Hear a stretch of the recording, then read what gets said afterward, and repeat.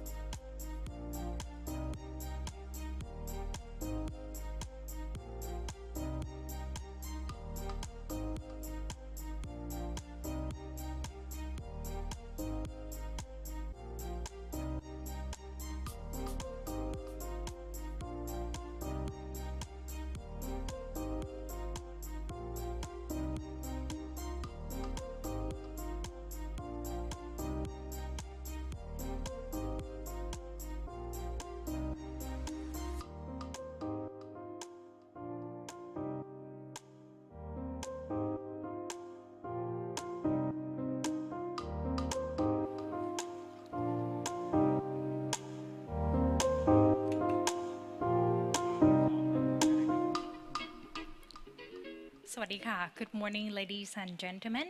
My name is Chanika Chabong. It is my pleasure to serve as your MC for today. And I would like to warmly welcome all of you to the celebrations of the 24th birthday of PHC SIAM program and exploring collaboration on science, technology, and innovation. Today's event is co-hosted by the Ministry of Higher Education, Science, Research and Innovation of Thailand, the Embassy of France in Thailand, and the Ministry of Higher Education and Research of France as a part of the celebrations marking 340 years of relations between Thailand and France and in preparations for the 170th anniversary of diplomatic relations in 2026. We have a full and exciting program ahead, which will begin with the opening remarks from the Minister of Higher Education, Science, Research and Innovation of Thailand and the French Ambassador, which will be followed by a plenary session featuring Thai and French institutions presenting future directions in science, technology, and innovation. And then a keynote session celebrating the achievements of the PHC SIAM program. In the afternoon, we will hear thematic research presentations followed by 2 panel discussions. One focused on how to write successful project proposals and another on scaling up PHC projects. 2 side events will also take place, one on nanoceutical technologies in cosmetics and herbal fragrances, hosted by the National Science and Technology Development Agency, and another on nuclear technology for decarbonization pathway, hosted by Thailand Institute of Nuclear Technology. So we would like to thank you, all the participants, for being here today, and we hope you find the program meaningful, engaging, and fruitful. So, ladies and gentlemen, we will now begin the opening ceremony.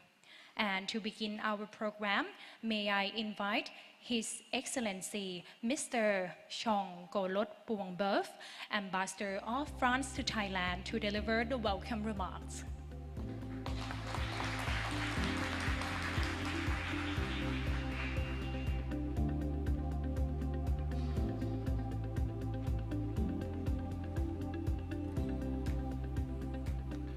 Excellency Mrs. Supamat Isarabagdi, Minister of Higher Education, Science, Research and Innovation of the Kingdom of Thailand, Professor Vichai Ruchakul, Chairman of the Franco-Thai Selection Committee of the PHC SIAM, Professor Christophe Delacour, Head of International Cooperation Program, French Ministry of Higher Education and Research, distinguished guests from Thai and French academic and research institutions and agencies, ladies and gentlemen, mesdames et messieurs, good morning, bonjour, sawadee krap.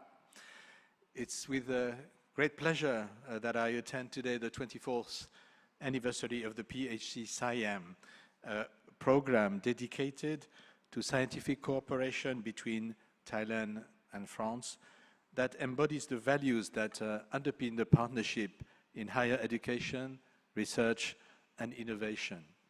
It is one of the strongest pillars of scientific and academic cooperation between our 2 countries. Allow me to recall that PHC SIAM, whose acronym stands for Partnership Hubert Curien, is named after a scientist and French minister for higher education and research who made his mark on the history of science by his contribution to the development of research in France. Before becoming minister in the 1980s and 1990s, he was for 9 years president of the French National Center for Scientific Research, CNRS, the most important research organization in Europe in terms of staff and scientific output. He then held the position of president of the French National Center for Space Studies for 8 years, and finally for 5 years, he was the president of the European Space Agency. Since the creation of our first bilateral PHC program is the fruit of his policy and his vision too, and I wanted to pay tribute to him today on the occasion of the 24th anniversary of the PHC SIAM. Ladies and gentlemen, for the past 24 years, the program has been promoting joint projects in fields as varied as biotechnology, renewable energy, social sciences, and many others. Over the years, PHC SIAM has supported nearly 200 joint projects, facilitating the mobility of researchers between our two countries and consolidating our scientific partnership. More than 2,000 mobility projects have taken place under this program, making it possible to establish long-term collaborations, in particular by training young researchers committed to meeting the challenges of the 21st century.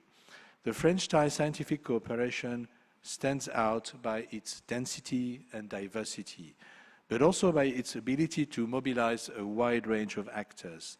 France has a research network in Thailand that is a real asset for the development of our collaborations, and we appreciate the presence today of our research operators present in the Kingdom, the CNRS, the Institute for Research and Development, IRD, the Agricultural Research and Cooperation Organization, CIRAD, the Research Institute on Contemporary Southeast Asia, IRASEC, and the French School of Asian Studies, EFEO, who actively participate in the animation and deepening of our scientific exchanges. Their commitment, as well as that of their Thai partners, is essential for our cooperation. Ladies and gentlemen, our scientific and academic cooperation is also based on a series of other programs that we carry out in close collaboration with MESI and its agencies. In addition to the PHC SIAM, we have the Franco-Thai Scholarship Program of Excellence, which allows young Thai talents to continue their studies in France each year at master and doctoral level in various disciplines. And this year, again, more than 100 applications have been received and about 15 scholarships have been awarded, many of them with the contribution of Thai partner universities, which I thank very much. The Young Talent Fellowship Program, co-funded since 2023, also supports the mobility of young Thai researchers in France and young French researchers in Thailand. And finally, the French government also contributes annually to the Thai Royal Golden Jubilee Program, allowing young doctoral thesis students several months into their research stay in France. Some researchers who are present today may have benefited from one of these programs. All these scientific and academic cooperations are part of a shared vision.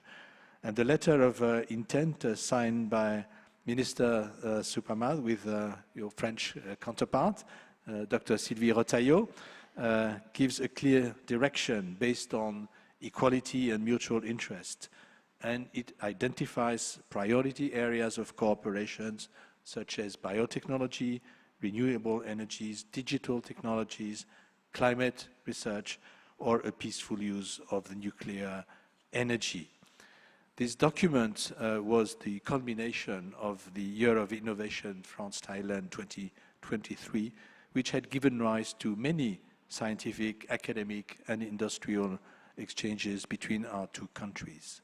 The next step will be the organization in 2026 of the first Franco-Thai Higher Education, Research and Innovation Conference. This event will be part of the commemorations in 2026 of the 170th anniversary of the establishment of our diplomatic relations in the modern era. And I recall that this year we are celebrating the 340th anniversary of the first French diplomatic mission sent by King Louis XIV to the Kingdom of Siam, a moment that had already given rise to the first scientific contacts between our two nations.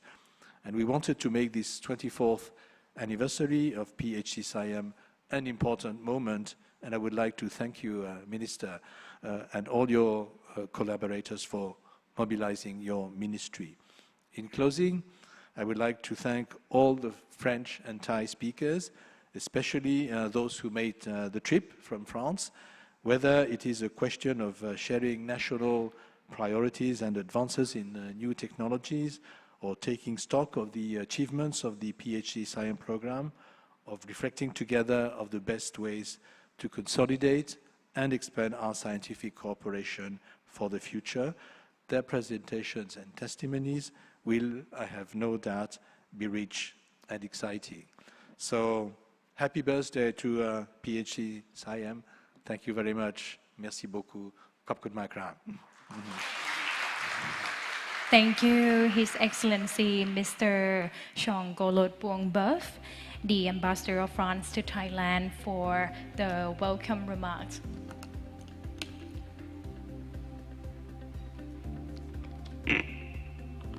Next, may I invite Her Excellency Ms. Supamat Isara Pakdi, Minister of Higher Education, Science, Research and Innovation of Thailand, to deliver the opening remarks.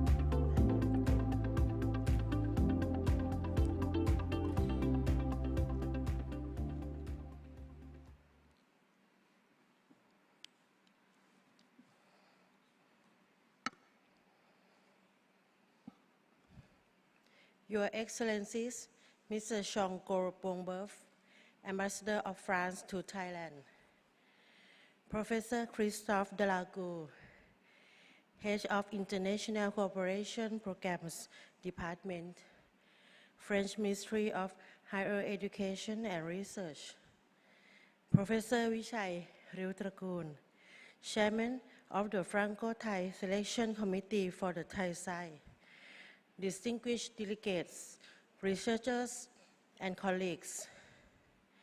It is my honor to join you in celebrating the 24th anniversary of the PHC SIAM program, a symbol of the enduring cooperation between Thailand and France in science, research, and innovation. On behalf of the Ministries of Higher Education, Science, Research and Innovation, I would like to extend a warm welcome to you all and express sincere appreciation to the French Embassy in Bangkok, the French Ministry of Higher Education and Research in Paris, and all researcher institutions and agencies that have supported this program over the years. Over the past 24 years, the PHC SIAM program has supported over 200 joint research projects in areas such as biology, health sciences, chemistry, agriculture, environment, and engineering, fostering strong Thai-French collaboration by strengthening institutional ties and nurturing the next generation of researchers in both countries. Today's event provides an opportunity to reflect on our achievement and reaffirm our commitment to collaborative science and innovation.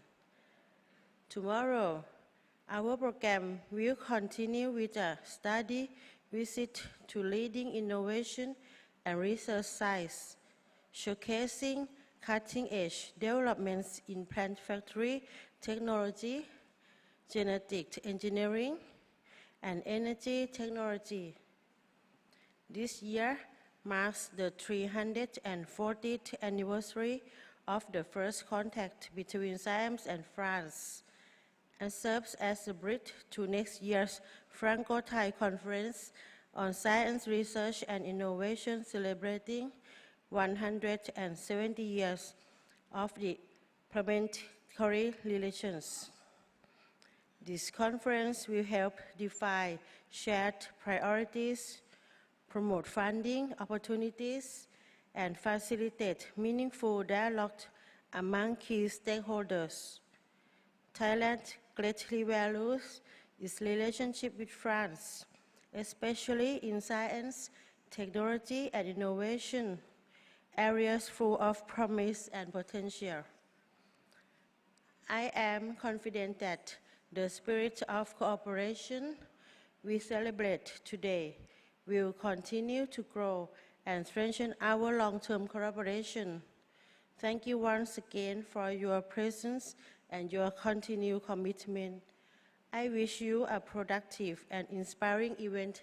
Thank you. ขอบคุณค่ะ Thank you, Madam Minister, for the inspiring opening remarks. And please remain on the stage for a group photo session.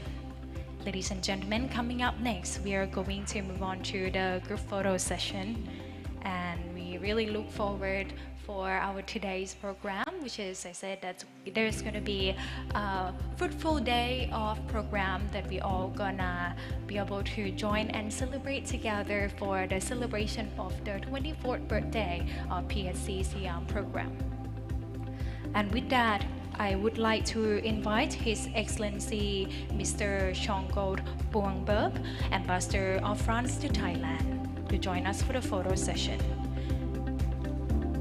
And please welcome Professor Christophe Delague, Head of International Cooperation Program, French Ministry of Higher Education and Research. Professor Vichai Riu-Takul, Chairman of the Franco-Thai Selection Committee, Thai side. And I would like to invite all the VIP of the front row to join us for the group photo session.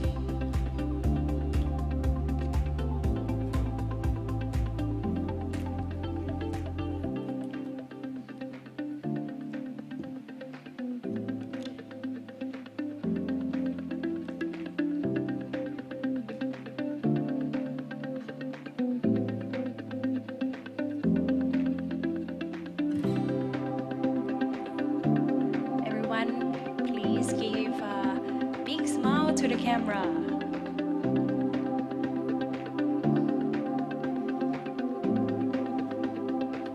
As we gather to celebrate the 24th birthday of the PHC SIAM program and exploring collaboration on science, technology, and innovation.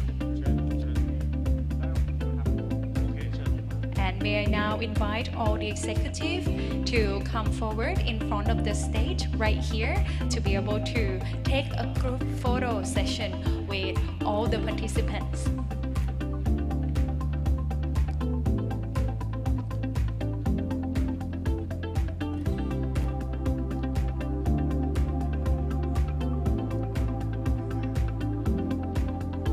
Ladies and gentlemen, today's event is hosted to celebrate as part of the marking for the 340 years of relation between Thailand and France, and it also the preparation for the 170th anniversary of diplomatic relation in 2026. A beautiful and strong partnership between Thailand and France. So I would like all the participants to please join us for the group photo session, and please smile to the camera.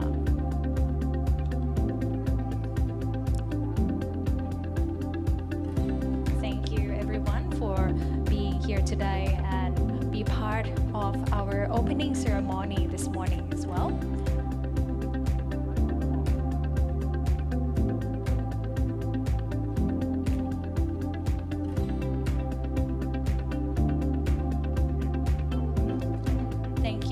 All the VIP, yes, and And now, ladies and gentlemen, it is the refreshment time. So we have prepared some refreshments outside at the designated area before we start our next session at 10:35.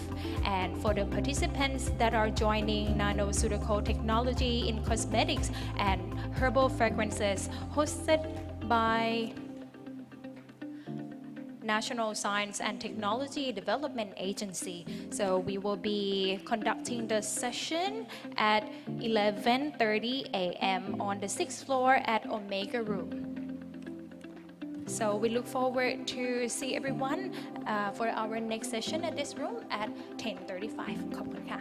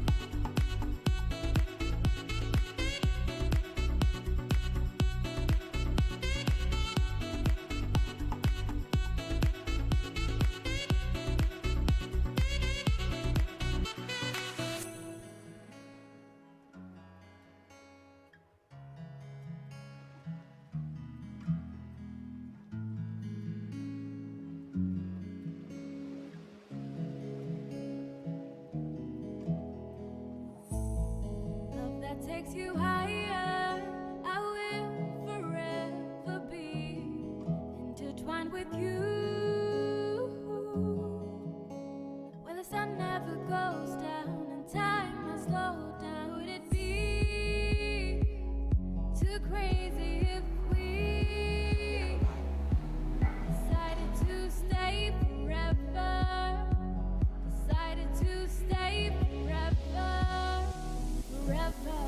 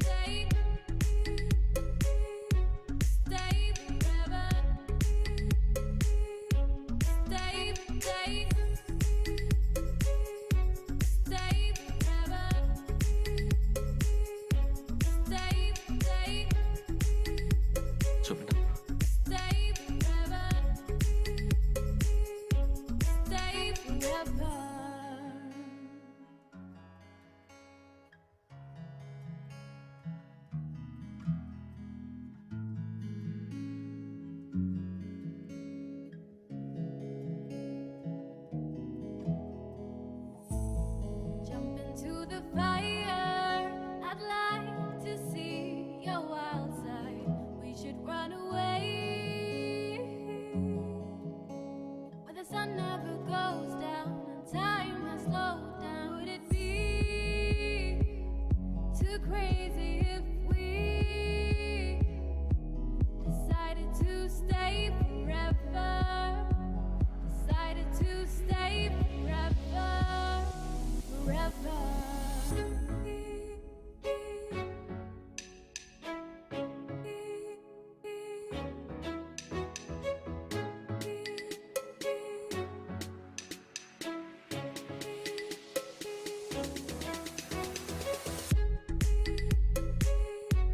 Stay forever. Stay, stay.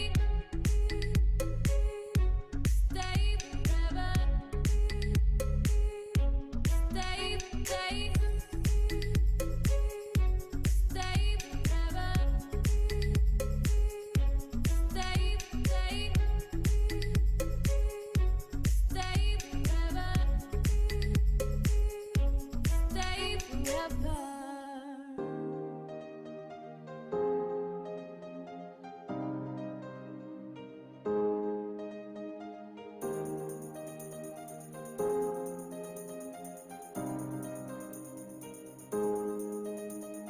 Baby, all I need one more chance. Oh, baby, let me show you.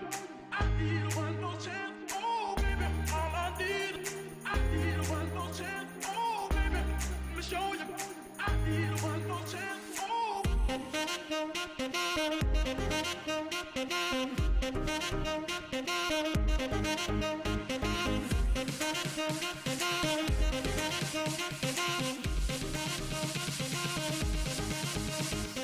All I need.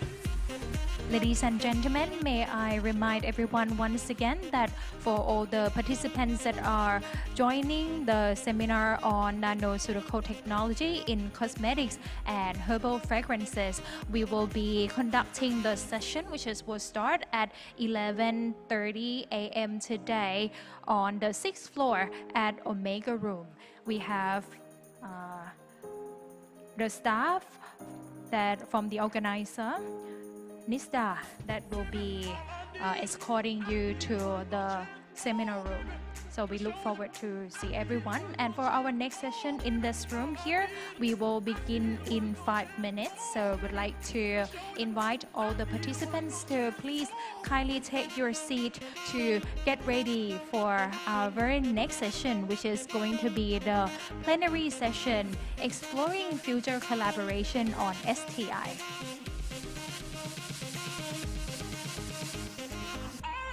All I need.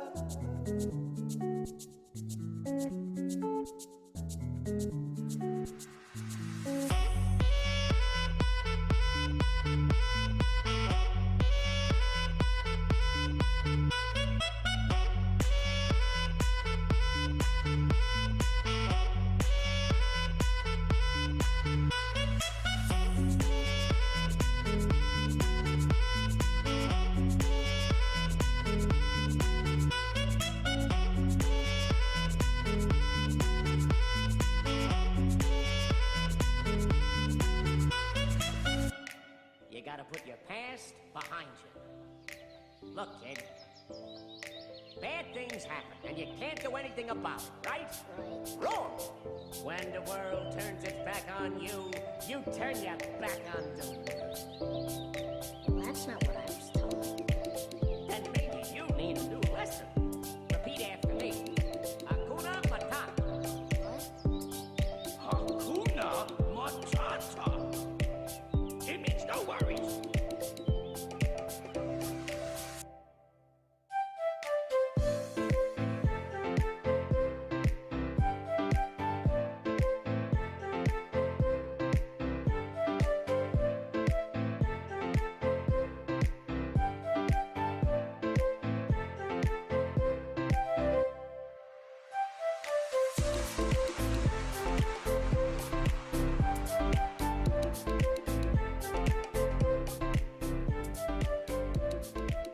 Welcome back, everyone, to our next session here in this ballroom. And before we begin our session on the stage right here, I would like to remind the participants again about the seminar on nanoceutical technology in cosmetics and herbal fragrances, which will take place at 11:30 on the 6th floor at Omega Room. We've got the staff team from NISTA that will escort you to the seminar room. And for our session here in this ballroom is going to start now. So I would like to invite all the participants to please kindly take your seat to get ready. Hakuna Matata. It means no worries.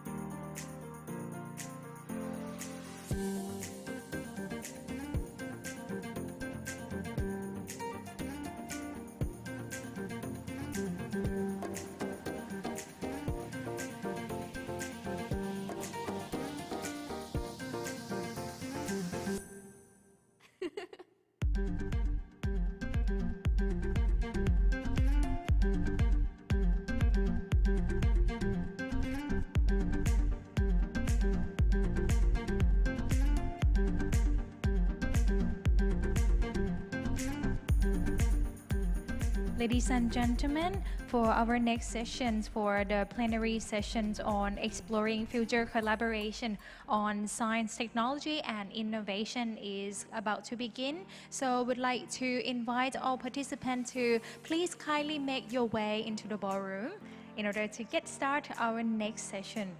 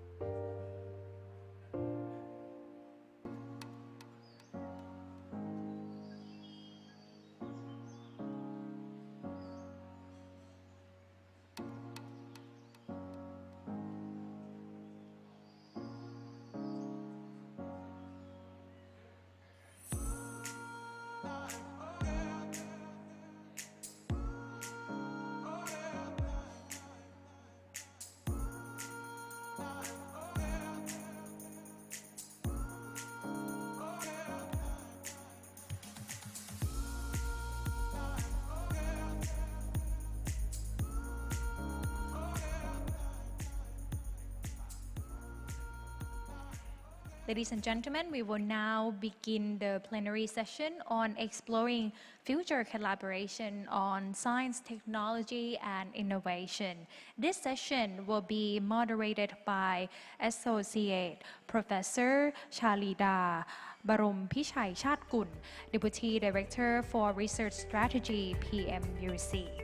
And may I now invite distinguished speakers and moderator on the stage, starting with Professor Christophe Delacour, Head of International Cooperation Program, French Ministry of Higher Education and Research.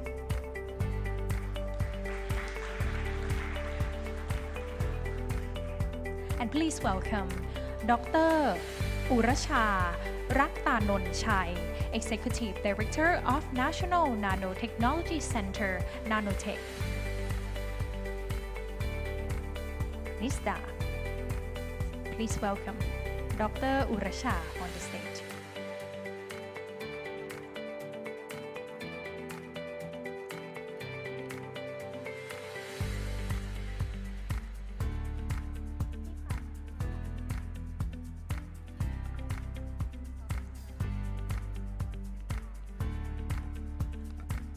And may I invite Dr. Pong Thanawat Kem Thong, Senior Researcher, Catalyst Research Team, Nanocatalysis Absorption and Simulation Research Group, Nanotech, Nista.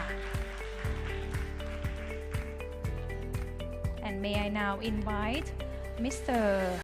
Sansin Si Piromrak, CEO, D-Star Fresh, on the stage.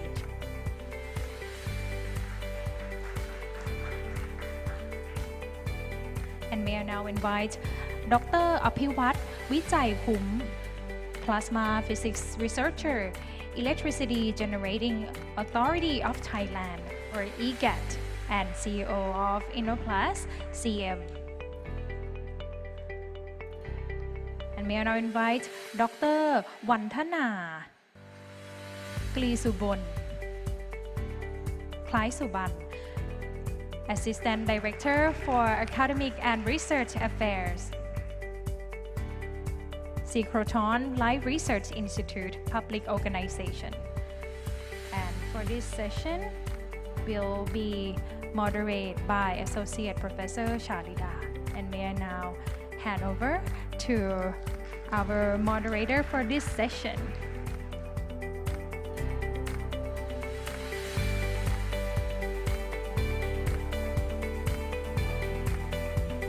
Swadika.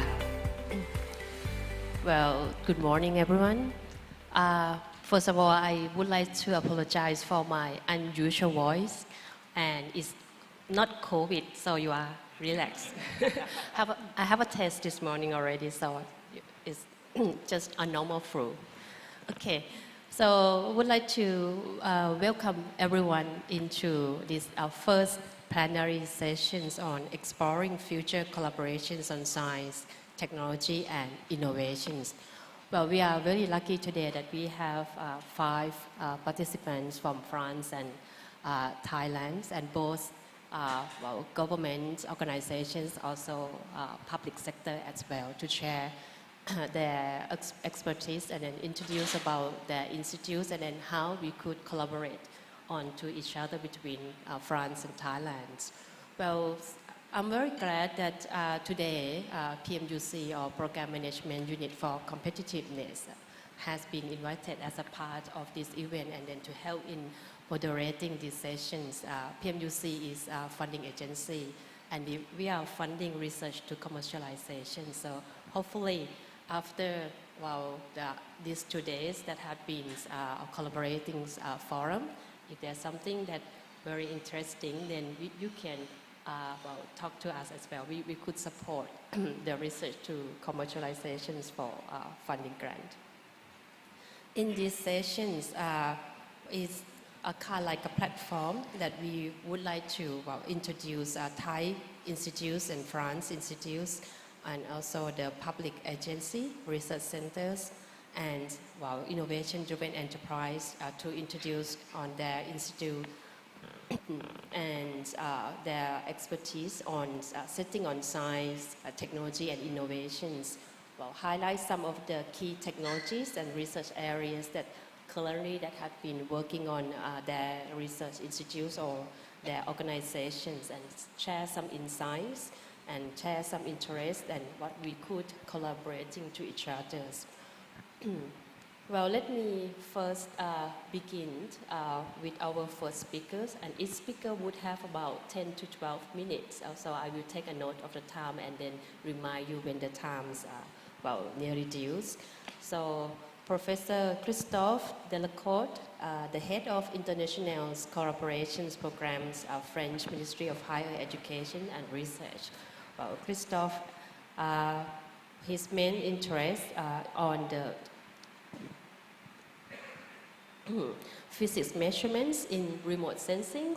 So he also obtained his PhD degree in geophysics from Paris. And he has been joined the French Ministry of Research in Paris as the head of International Expertise Departments. And he actually head of the mission in charge of the expertise and management of international cooperation programs. Well, Christophe, the floor is yours, so you have about 12 minutes to introduce about the French mission. Okay, thank you very much, Mrs. Chairman. And just few words. I'm sorry, but I'm not a specialist in innovation, but as I'm part of the French Ministry of Higher Education and Research and Innovation, I have some few slides to present you a general view of the main police support devices driven by French Minister of Higher Education and Research. Perhaps I have more than 10 minutes, but if you want to stop, I could stop when you want. It will be okay. Okay, so I will just give you some general view regarding the innovation for the French Ministry of Higher Education and Research. In fact, we have four main objectives. The first objective is to increase the private R&D capacity. Second is to increase the economic benefits of public research. Third is develop cooperation project. And fourth, promote the creation and development of innovation enterprise. And in the last few years, we have growing important financial support. Now we are more than 10 billion euro by year. And in fact, in the last 2 years, we have developed a new Research Programming Act, which is LPR in French, which includes a lot of different tools for innovation. And at the end, we have a policy mix marked by the weight of indirect aids. It's around 2/3 of public financing for innovation. Just to have a look of the last few years, and in what the innovation was very important in our ministry, because in 2009 there was a report which has been led by two former prime minister for France, was Juppé and Alain Juppé et Rocard, which has presented a report regarding the innovation in France. And as you can see, there are various different it's PEA in French, it's investment future program, and you can see from 2010 up to now, we have different type of program, and at the end, we are now in the last program, which is launching of France 2030 program, which has been launched by the President of the Republic, and the idea is to live better, understand better, and produce better. So what a huge program. So this is the example of the 10 objectives to meet major challenges and what to do to produce better. And you can see here we can develop small nuclear reactor, becoming the leader in green hydrogen in 2030, the decarbonization of our industry, and you can see for the produce better, for life better. I will not read everything, I don't think it's very useful, but you can see that for life, to live better, we have the investing in healthy, sustainable and traceable food, products at least 20 biomedical drugs against cancer, chronic diseases, and to understand better is taking our full share in the new space adventure and invested in the seabed research. So what is original perhaps for this innovation process is we have created an innovation council which is in the middle of different ministries. You have the Ministry of Higher Education and Research, the Ministry of Economy, of the Health, of the Defense and the Ecological Transition. And what we have organized, there is a General Secretariat for Investment who is in charge of declining all this innovation plan.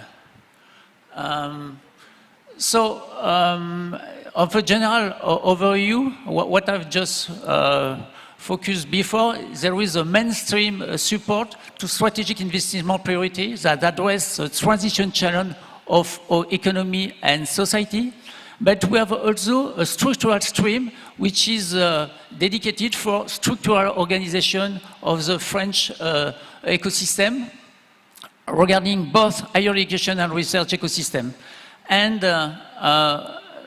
as you can see, the last plan is the France 2033 plans, which is complement all the effort which has been undertaken by the previous investment program. In fact, what we have, I would like to present you rapidly what are the different tools we can use. A first tool is CIR research, CIR for research tax credits.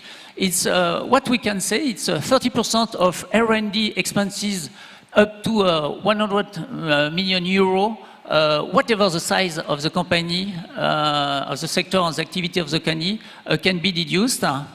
And we have another specific innovation tax credit, which is dedicated more for the small and medium company, because as we can see, this first year research is more dedicated to a huge company. And what we have seen, the key number, it's around 7 billion euro in 2019, dedicated to the research tax credit. And most of this money is given for CIE research, so for huge and large company. Now, if we are looking at the different steps in the innovation, there was one point which is very important for us in France, is the first step, which is the step between the labs, the research lab and the startup. And this is the acceleration of technology transfer company SAT, which have been created. We have 13 SAT all over the land, as you can see on this map. And these different SAT are dedicated for trying to make the connection between the different laboratory research units and toward startup and company. And there is 80% of public research in the laboratory, and the endowment is around 866 million euro, and there is 200 million to boost. So it's the first step in the innovation process. After that, we have incubator of public research. So at this point, we are at the second step, and this stage, in fact, is dedicated to support project leader in the setup of innovation company based on technological innovation issue in connection with the research laboratory. And in this 19 incubator, which are located on 35 sites all over the France, you have around 128 million which have been invested, and it's more than 6,000 projects which have been supported and 4,000 companies created. So the fundraise is about 5 billion euro. And finally, we have the innovation contest. The idea is try to help the young researchers toward entrepreneurship, which is PHC, which is launched each year. And we have iLab, which is dedicated to entrepreneurial researchers towards the creation of startup, and iNov, which is the emergence of leading startup in their field. So as you can see, you are going from the upstream phase to the downstream phase with this innovation contest. Another way to help the innovation is the industrial agreement on training through research. We call it a PhD CIFRE. A PhD CIFRE is, the aim is to foster the development of public-private partnership research, enhancing the employability of PhD students. In fact, if you want to obtain a PhD CIFRE, you can have a company that recruit a doctoral student for 36 months. The French ministry is giving an annual funding of 14 kilo euro. It's nearly half of the amount of the salary. And there is an academic research lab that supervises the works of the employee doctoral student.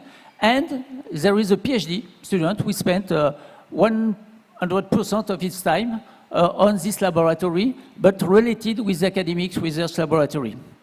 So just you have in 2022, it's around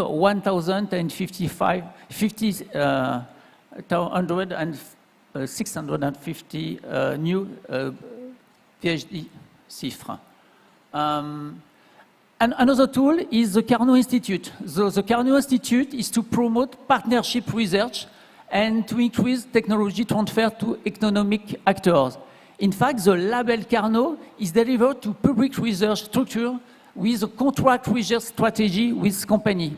And the idea is the funding is allocated on the basis turnover achieved with the company in the previous year. So depending on the result and the contract that has been with the other company, we have money which is given. And the budget is this time. Okay, so we have different other, I will say smaller tools with the industrial chair. The objective is to support ambitious innovation and industrial research program by a world-renowned researcher. So you have a very high-level researcher. We want to have a joint project with a company. So it's industrial chair, and we have LabCom. The LabCom is a create new structure and long-term bilateral partnership between a research organization and a small or medium company. And as you can see, there is some money which is given by the French Ministry of Higher Education to help to the creation and the functionment of this LabCom. And a few words regarding the Technological Research Institute and Energy Transition Institute. In fact, the idea is to strengthen competitiveness through industrial research in strategic technology sector. So the two strategical technology sector are ERT and Energy Transition Institute. And the modality is to make a public-private partnership located on the territory, structured around a roadmap for R&D activities, economic valorization and training, and co-investissement, platform equipment, and risk sharing. So we have 8 ERT, and the amount of money is 3 billion euro. So I can perhaps finish on this slide and to give you the current issues for the French Ministry of Higher Education and Research. The idea is transforming territorial innovation ecosystem to make their technology transfer more readable. It's one point which is very important for us because it's difficult in the French ecosystem to have a very clear view of this ecosystem and to streamline relation between public research and the socio-economic world. And we want to focus on disruptive innovation and to position national research organizations in the emergence of disruptive innovation. And we have finally a deep tech 2 plan, which aims to strengthen the flow of innovation projects from research laboratory to achieve the annual creation target of around 500 deep tech startups. Okay, perhaps. Okay, thank you. Sorry to be too long, perhaps. No, I'm very impressed. Wow, your presentations show us a lot of opportunities for Thais to collaborate with France in many areas, especially to push technology transfer from the research institutes, university to the private sectors. You have a lot of fundings that support industrial sectors on, well, receiving the technology transfer, R&Ds, and also providing for, well, postgrad students as well to work with the industry. And let me do like this. So I let all the speakers present about their area and their experts, introduce their institutes. Then I open the floor for Q&A at the end for all. So just to save the time, because sometimes when you ask the question in between, it's a little bit to control the time. So for the second speakers, now we're back to Thailand. Well, I'd like to introduce Dr. Pongthanawat Kem Thong, the senior researchers, catalyst research team, nano catalyst absorptions and simulation research group at Nanotech NASDA. NASDA, one of the important research institutes of Thailand that do the well, technology transfer and a lot of things that they work with the industrial sectors and private sector as well as the government. Dr. Pongthanawat actually has been involved a lot of collaborations with France so far. So he actually, well, partnership with the French begin from the Franco-Thai Junior Research Fellowship since 2014. And his interest on the carbon dioxide reductions, hydrothermal, carbonization of waste, biomass, valorizations, and sustainable aviation fuels. Okay, floor is yours, Dr. Pongthanawat. Thank you very much. Actually, my topic is innovating together Thai-French synergy and in energy and environment. Actually, this word have the meaning like, okay, maybe clarify first. Actually, my topic focus on how we collaborate between Thai and France and how can initiate the knowledge and sharing together. For my collaborative institute, I work with the institute about the catalyst in Lyon, and I have opportunity to work with the guy and several scientists in ESRF. But my background is like I work on the material science and how develop the advanced instruments to analyze the sample and apply for how we convert the waste into the value-added compound, and especially we convert biomass because in Thailand there are several of biomass. So what's going on if we left this biomass into the environment? So it makes a lot of pollutants. So that's why we try to valorize this biomass into value-added materials or products. And we also focus how to convert CO2. This is the big issue in the world right now. And then we try to develop the material. But in Thailand, we have several scientists, but we still have lack of knowledge how to initiate the deep tech, the knowledge about the atomic structure of the material. So that's why we collaborate with the research institute who study how can we develop the materials. And the material that I focus is here in Lyon and Grenoble. It's very beautiful city, a lot of the mountains and snow. But for Thai people, really like snow. Okay.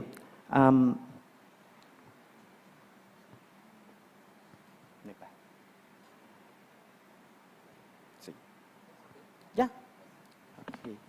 Okay. Before I move, how can I involve with the guy in France? First, I got the grant from French embassy, like France Thai in 2014.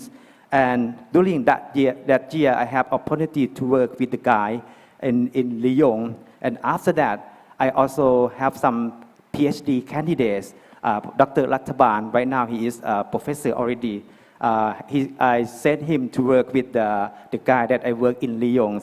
And after that, I got the grant from Nanotech to work again with the guy in Lyon.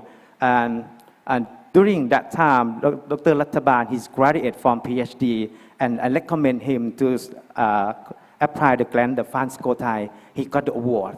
And after that, I suggest another successor is Dr. Banvitu, and she also get the awards. And after that, what's going on if we stop and we still apply for France Thai? So we need to think about, we need to make a big projects And so that's why we applied for PHC SIAM in the first round. And then we got the first, we worked with Professor Christoph. He worked in Lyon. And then he suggests us to work in synchrotron at ESIF. And like the last year, we just finished for the first, and then we extend for the PhCs in second phase. And then we thank you that we got the grant again. And then after that, we have another successor with Professor Kittilos. And then, but Dr. Lataban, he also worked with us. And I hope in the next phase, the PHC will provide opportunity, our grant again. Thank you. Okay, for my research focus, first I focus on how valorize the biomass into the value-added fields, and then we also try to focus how to initiate the deep techs. Because in Thailand, we have several institutes, but we still lack of the advanced instruments. If we have this instrument, we can boost up our scientific in Thailand. And what the going on that we are focused is, we focus on how to characterize by using the synchrotron-based technique. Because in Thailand, we have only one in Asian, we have like a synchrotron, but no more, not smart people who understand well, so we try to boost this. And also we try to focus how to initiate the young researcher with our team.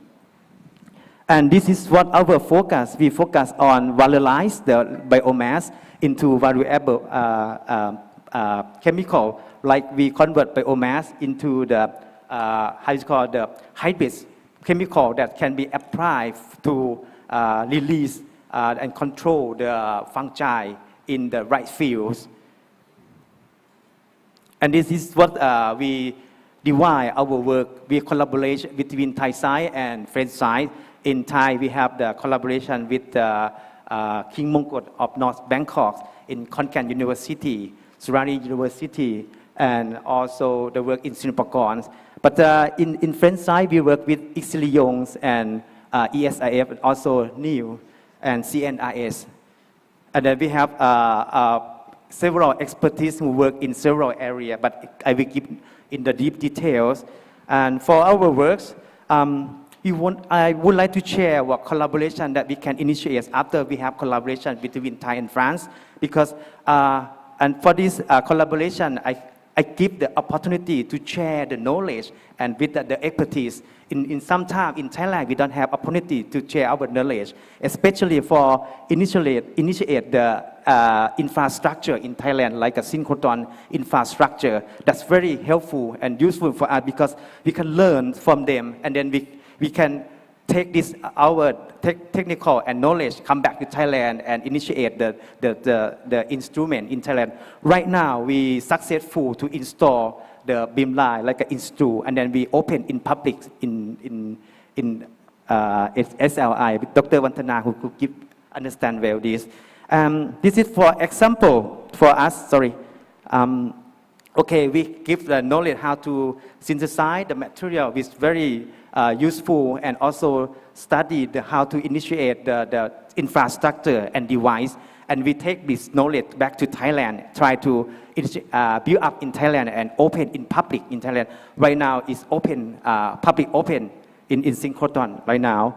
And we have opportunity to visit the synchrotron in France, and then we have like share knowledge together. This is what the success story that we really success. Like during we work at Ixilion, we found that we can valorize the biomass into the active ingredients. But in Thailand, who know is agriculture country, so we found that in each year we have the problem how the rice is destroyed by fungi, and then we use the knowledge with them and develop the active ingredients. Now we are already applied in the field tests in Thailand, especially in Northeastern. And this is what our product. And what we get opportunity from this collaboration, we got like we can train. Sorry. We can train for young researcher, like the boost up them how to think about the scientifics. And also, this is what the success we can initiate in academics, where we can publish in top tier journals, and then we can share, we can test our students together. And what next? After we have the collaboration with the French side, so we get the successful on trainings, especially we invite them and teach our students and train our staff in research institutes. And in this reason, we just organize the conference in Thailand, how the industrial can get the opportunity when using the synchrotron base. And from these collaborations, I can summarize this. Okay, and here, what is successful, we can develop the materials and make a collaborations, and we can train our staff, especially the important that we got from the French and Thai program is we can upskill and reskill our staff. That's very important because if we want to improve, if our staff have the high skill, the improvement is quite fast. So what next? If I have opportunity again, we try to make a collaboration. And recently we just succeeded to submit the grant JFS. I have a collaboration not only for French. We have a collaboration with the guy who work in Germany, in Austria, and recently in Indonesia, because the institute that we work, we call Ixiliyong is National Research Center. It means in each year, in several researchers are exchanged in these institutes. So we have opportunity to exchange the idea and know each other. And after that, in every call of the grant, we can make a collaboration, not only in Thailand, but also in the worldwide. And mostly, I also try to apply with the staff from France, like a MASCA program. So finally, I would like to thank all the staff and all the sponsors, especially for French Embassy, CNIS, SIAM, and Ixiliyong, and Synchrotron, and Mahesi. Thank you. Thank you very much, Dr. Pongthanawat. Well, Dr. Pongthanawat is one of the successful model researchers that come up on the stage and then presents on his first start from collaboration between Thailand and France. Now step to the co-creation and strengthen the network, and also help building the young talent for their future opportunities as well. And I'm sure in this floor there are many more like Dr. Pongthanawat, and then I hope that the top forum today would help to make more strong collaborations and co-creations platform between Thailand and France. One of the works that Dr. Pongthanawat worked is from energies, valorizations of the biomass, and then he also applied on the real fields on the agricultural. As Thailand is, I think France and Thailand are similar, that we are also agricultural countries, that we grow a lot of things that feed the world. So come to the third speakers. Kun Sansin Si Piromlak, also the co-founders of the Daistar Fresh, Thailand's largest vertical farm, as the first Thai representative to the Young Farmers Forum at the Global Forum for the Food and Agriculture. Sansin focus on delivering premium, pesticide-free produce to a subscription model that called Daistar Fresh. Also serve as the academic hub, advancing sustainable agriculture to partnership with educational institutes. So I let Sansin explain more about his expertise and Daistar Fresh. Floor is yours, Sansin, for 10 to 12 minutes. Okay, thank you. So such an honor to be sitting alongside such amazing panelists. So I'd like to share our story about how we have successfully adopted an innovation, made it practical in a country like Thailand. Vertical farming might not seem like a good fit, but yeah, we made it work. So a little bit about our journey today. So I'd like to introduce the farmers. So there's Mr. Krisana Tamwimon, the co-founder and the CTO. He worked a lot with NIA. And I myself am the CEO, and I execute a lot of the business side of things. So yes, we have a commitment to elevating the knowledge gap in the agricultural sector. For the past 26 months, we have hosted over 300 groups, visits at our farm, and also have given speeches outside. And one of our most distinguished guests would be the princess herself. She has visited the farm as well. So yeah, I'd really like to go over the problem in Thailand first before we go to the innovation, because that's where we can actually find how the innovation would have a fit in the market. So a bit about the problem in Thailand. So Thailand does not have a land problem. You know, we have a lot of land. Our environment is also very, I would say it's good for crops, you know, many kinds of crops to be grown. But our main problem that I would like to focus on is food safety. So a little bit about the amount of poison and toxic contamination in the country. For the past decade, Thailand has imported 1.5 million tons of pesticide and herbicide. So that's a lot. I'm not even going 2-3 decades ago. That would be more accumulation. The main issue is, you know, carcinogenic heavy metals. Arsenic, mercury, lead, cadmium, these are accumulated in the environment. So anything from soil, rivers, even our air now is also polluted. One major thing that's happening now is in Chiang Mai, Chiang Rai, there is river Kok, right? Heavy arsenic levels in the river as well. So that's very dangerous. And one sad thing is 75% of our produce in retail are found to have dangerous levels of, you know, pesticide in them. So a little bit about the imports into the country. So it's a huge industry, 50 to 60 billion baht a year, agrochemical industry. Yep.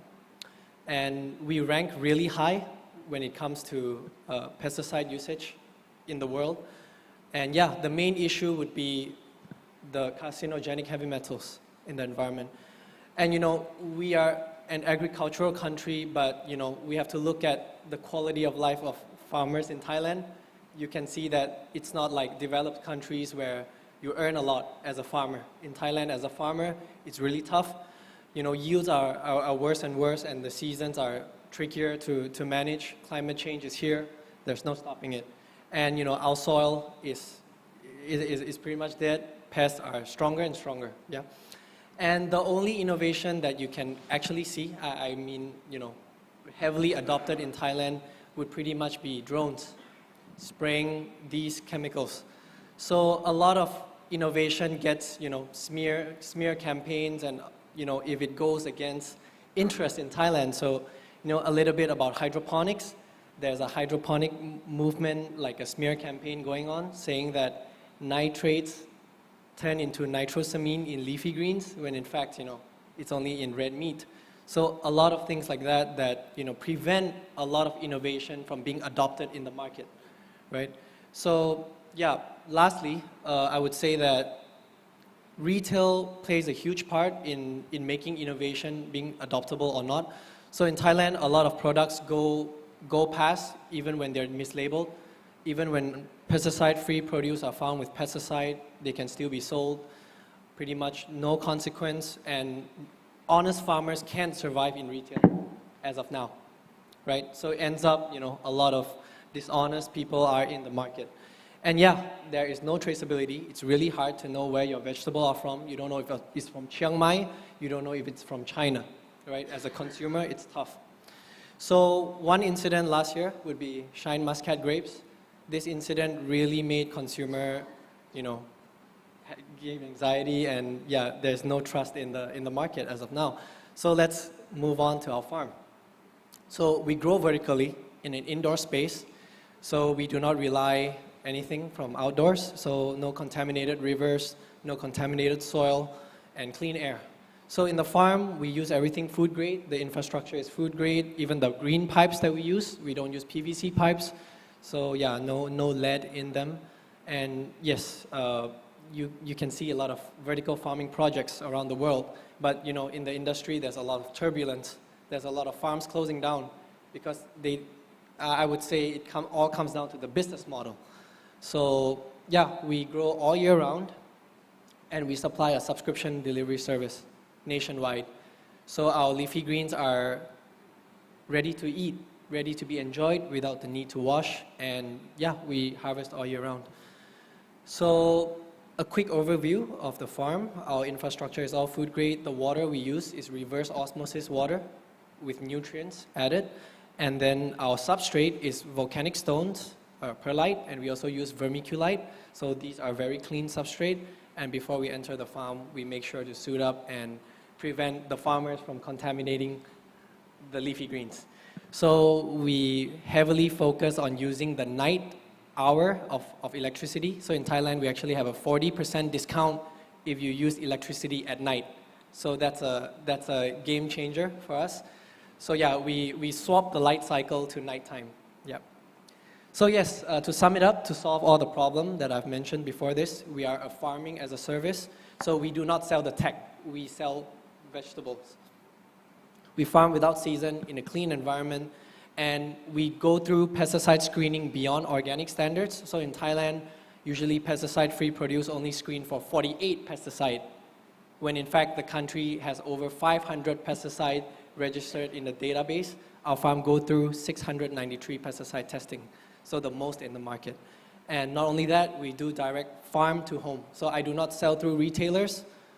At the moment, I only do direct to consumer, and our price point is pretty much the same as retail.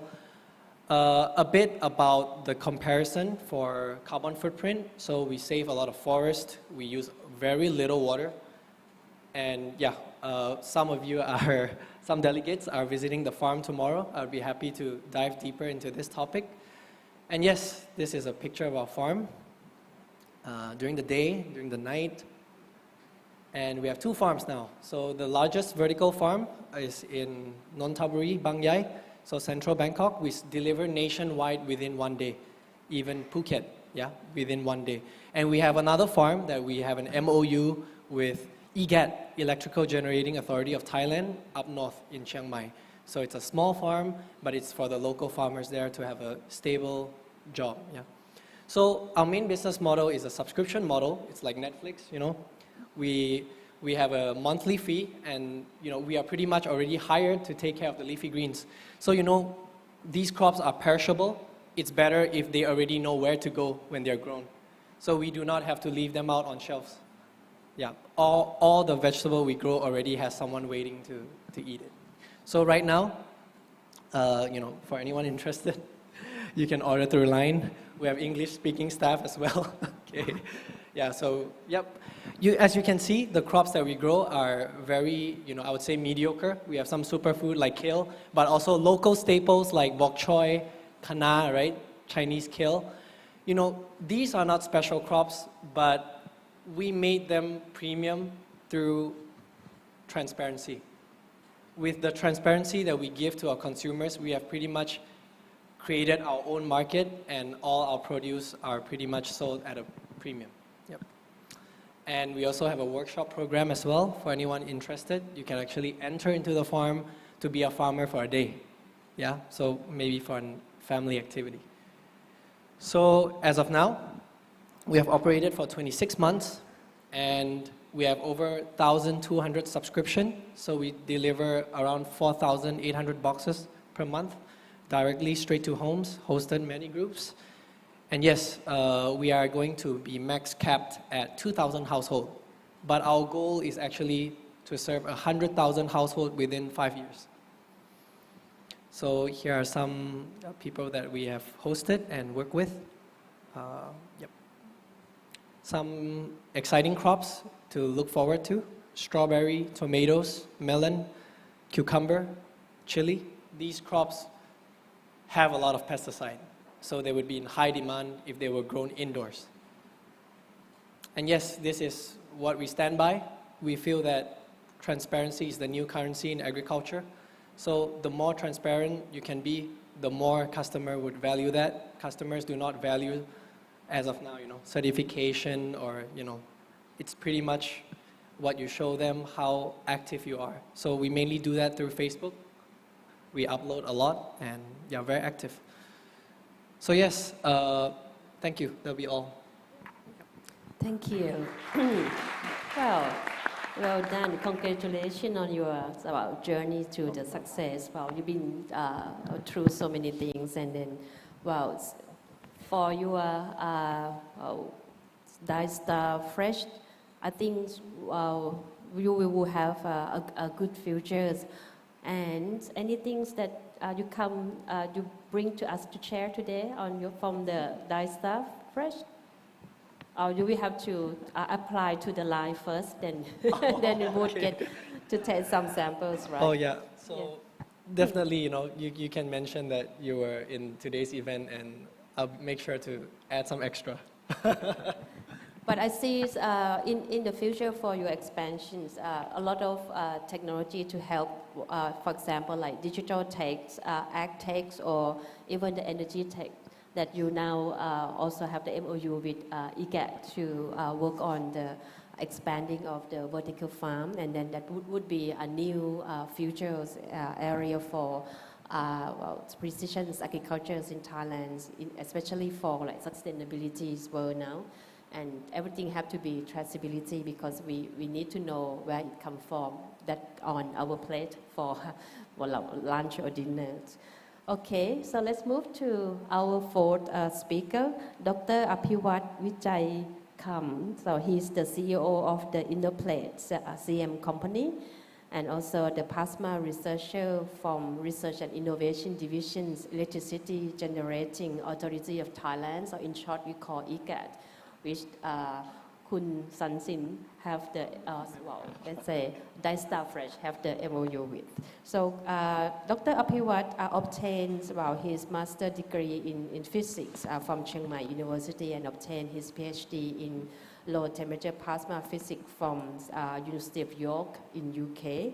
And now he's been the CEO of the startups, I guess, and also working at the IGAT. And actually in his career development, he has a lot of publications, joins to many conferences, and obtains many funding and awards. I don't want to spoil the audience. I'll let you introduce yourselves and your expertise, and then what would you are hoping for to collaborating with France. France, you. Okay, thank you for the very nice introductions, and bonjour. Sawadee krap. Okay, Aphiwat. Okay, today I would like to, give you some idea of how plasma-based technology can be developed based on our research team. There are many fields of applications, but for my role now, I would like to focus and give you an example of healthcare and fusion energy, okay, which is the future energy for us. Okay, for Innoplast CM itself, it is like a spin-off company from Plasma and Beam Physics Research Facility in Chiang Mai University. Okay, we focus on deep tech, plasma healthcare devices since 2017. Now it's already 7 years. Of course, our aim is to commercialize plasma healthcare technology. Okay, during that time, we have like an international partnership like York Plasma Institute in UK, EPEM, which is the medical device manufacturer in Italy, and we have Eisen from France as well, which they send some students for like an internship program with us. Okay, and then for IGAT itself, it's like a, government state enterprise to focus on electricity generation with carbon neutrality policy. Okay, but here today I am in role of a researcher team. Okay, of course, we focus on doing a research and follow up the plasma nuclear fusion technology for future power plant. Okay, and of course, we have like an indirect international partnership via TINT, because TINT is Thailand authority in this field, right? Okay, our partnership like ASIPP in China, ITER and also CEA. Okay. Let's start from our product from startup company. It starts from scratch, I mean from PhD research project. Okay. Here, it's called Nightingale. Okay. This is the plasma medical device certificate. It is a compact air plasma jet for chronic wound healing. Okay. And you can see here, we have like the key bodies to develop in this field.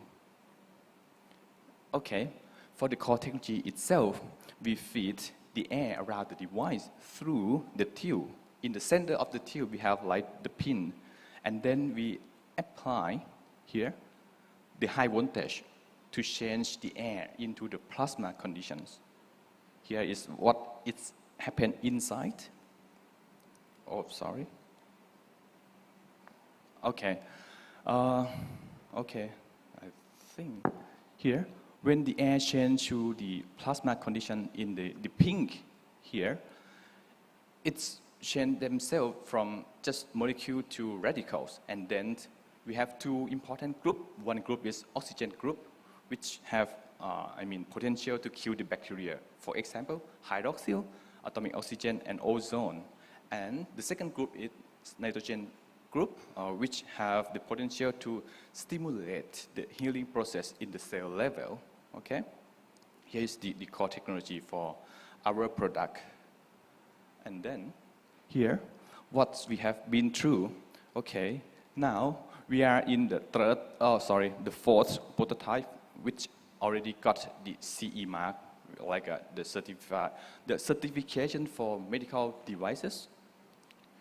And over the last 7 years, from 2017, we got something like, but the budget around 20 million baht from 8 Thai funding agencies and 1 UK funding agencies. Okay, our team, we work with at least 5 PhD and some master degree students. We published like up to 5 publications already, and lately we just got 5 international awards from Korea and Geneva, something like this here. And you can see here, this year we just got another funding to develop we call Nightingale Plus, which is the mobile applications. And after that, we plan to do the clinical trial, which we are looking for another funding up to 14 million baht for clinical trial. And after that, if we finish our task, we can do something like Thai FDA registrations. Hopefully, we can reach that point. Okay, here is the key activity that we have been through. For example, we check our device is good to kill the bacteria or not. Yes, it can kill the bacteria, whatever type of bacteria it can kill. If it kills the bacteria, what about the normal human skin cell? We already check, okay, it's safe for your human, for the human normal skin cell, okay? And then we move on to another one, cell migrations, to check our device is good to stimulate the healing process in the cell level. And we check, yes, it's good for that. And after that, we have some kind of 2D simulations. The team used like the plasma chemistry model to see how the radical propagate over the surface. We have the team to do that as well. And then we talked to EPEM in Italy to do some kind of laboratory testing, whatever testing to get the CE mark. Finally, we got it. And after we got the certificate, we distribute our device to many hospitals in country. And here is one of the nice results over here. Okay, the good result show that the average days to closure of the wound is 71 days compared to 182 days of the previous informations, which is very nice. And the sample group is 42. Okay, that's all kind of key activity we have been to over the last 7 years. Here, for the way of business and award, okay, we do analyze like, okay, what's the unique of our device compared to the international product like a device from Germany, okay? And we find, the market for the device as well. And then here is just the award from South Korea and Geneva. Okay, that's all for the product from our startup company and the spin-off as well.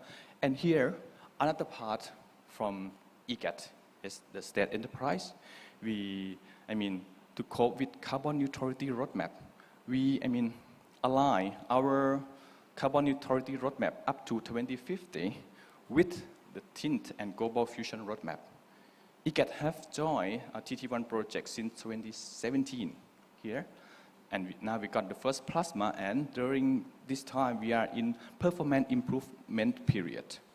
Okay, and hope EGAT will join the Thailand fusion team for TT1 and TT2, and also to join the experiment, for example, in ITER or INVEST in France or CFETR in China. Okay, and hopefully later we can get ourselves ready for here, for fusion power plant. Okay, and here what we have joined. For sub-project, EGAT kind of partly support the funding up to maybe 200 million baht in TT1 project. And then we also have like the team from EGAT. Most of us are engineers to join like ITER internship program. And here is kind of the topic that we have joined, and we get a lot of experience in fusion technology development. And for, most of this, I will give another talk tomorrow and hope we can share more experience about this project. Okay, to summarize, from point of SIAM, a startup company. And you can see here, we have been through from TIL 0 up to now, we are in TIL 7, got the CE mark, doing more applications to be a TIL 7 plus, something like that. And we have in two last final step before launching the product to the market. Here is the clinical trial and FDA approval. And what are the opportunity for another future collaborations here? We are kind of looking for 50-50 funding agency for clinical trial. It could be part 50 from France or maybe Thai together, hopefully. And then we still looking for very serious business partnership or venture for FDA approval, and hopefully we can launch the Nightingale to the market soon, maybe in the next 1 or 2 years after this. And for the part of EGAT, as the state enterprise, we also act like a kind of funding body as well. Okay, we also support like here engineer and the power plant team, because we have numbers of many thousands engineers there. So we would like to participate and join in the fusion technology for future energy and power plant.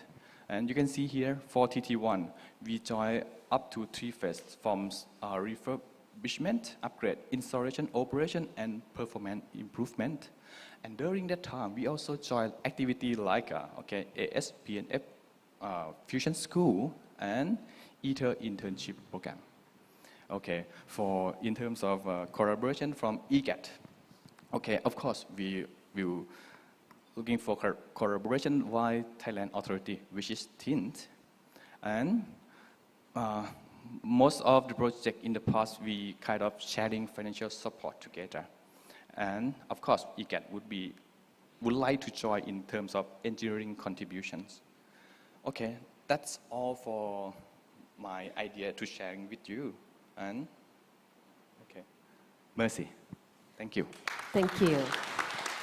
So, Dr. Apivat, how many hours do you sleep a day? You have just 2 normal. roles, one of the private sector, another one working with the EGAT, which is completely different stream.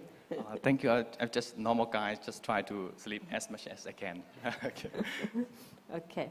Well, to working on the plasma healthcare, especially on the medical device, actually it's not easy. It's quite a tough job, and then you obtain the CE mark. Well done. And now looking for any investor or VC to be a part of one of the successful Nightingale, right? That Yes, name. right. And actually, PHC can support. We can talk about that later on when you so want much. to go a little bit above on the clinical trials and the FA approval, where you have already, some CE mark. And well, I saved the sweet for the last. Well, the only lady speaker in our panels, Dr. Wantana Kaisuban. Well, is the distinguished scientist in synchrotron radiation research. Well, she earned her PhD in physics from Virginia Polytechnic Institute and State University in USA. And then she became the scientist in Synchrotron Light Research Institute in Thailand, and now currently serves as the assistant director for the academic and research affairs. And her interest, is on the clinical development of several critical beams lines, including beam lines, different numbers. I think you will explain to me later on, and also these X-rays and X-ray fluorescence spectrometries. But the most important of that, her outstanding contributions lead her to receive the National L'Oreal UNESCO for Women in Science and Award in 2010. And that will make her have a high-ranked impact as the pioneers woman in STEM. Floor is yours, Dr. Wantana. Is it on? Okay. So I will be standing over there.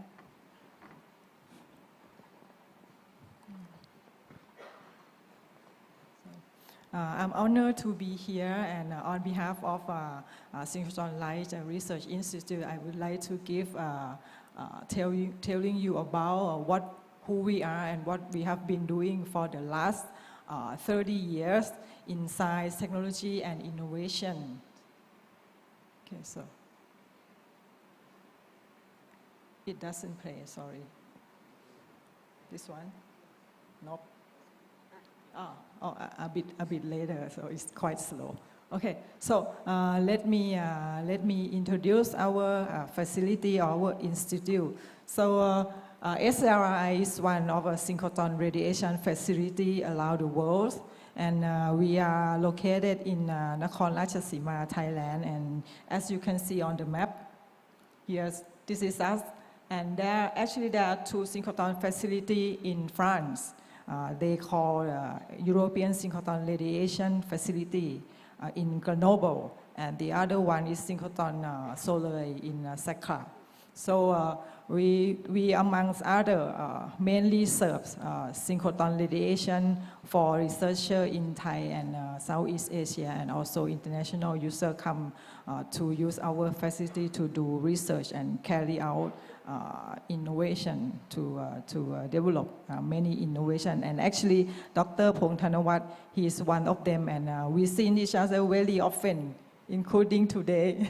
So, okay. And our history starts back about 30 years ago when Thai government accepted the donation of a synchrotron machine, smaller one, from Sortec Corporation in Japan, and established a National Synchrotron Research Center. This is our former name to deliver synchrotron radiation for researchers in Thailand.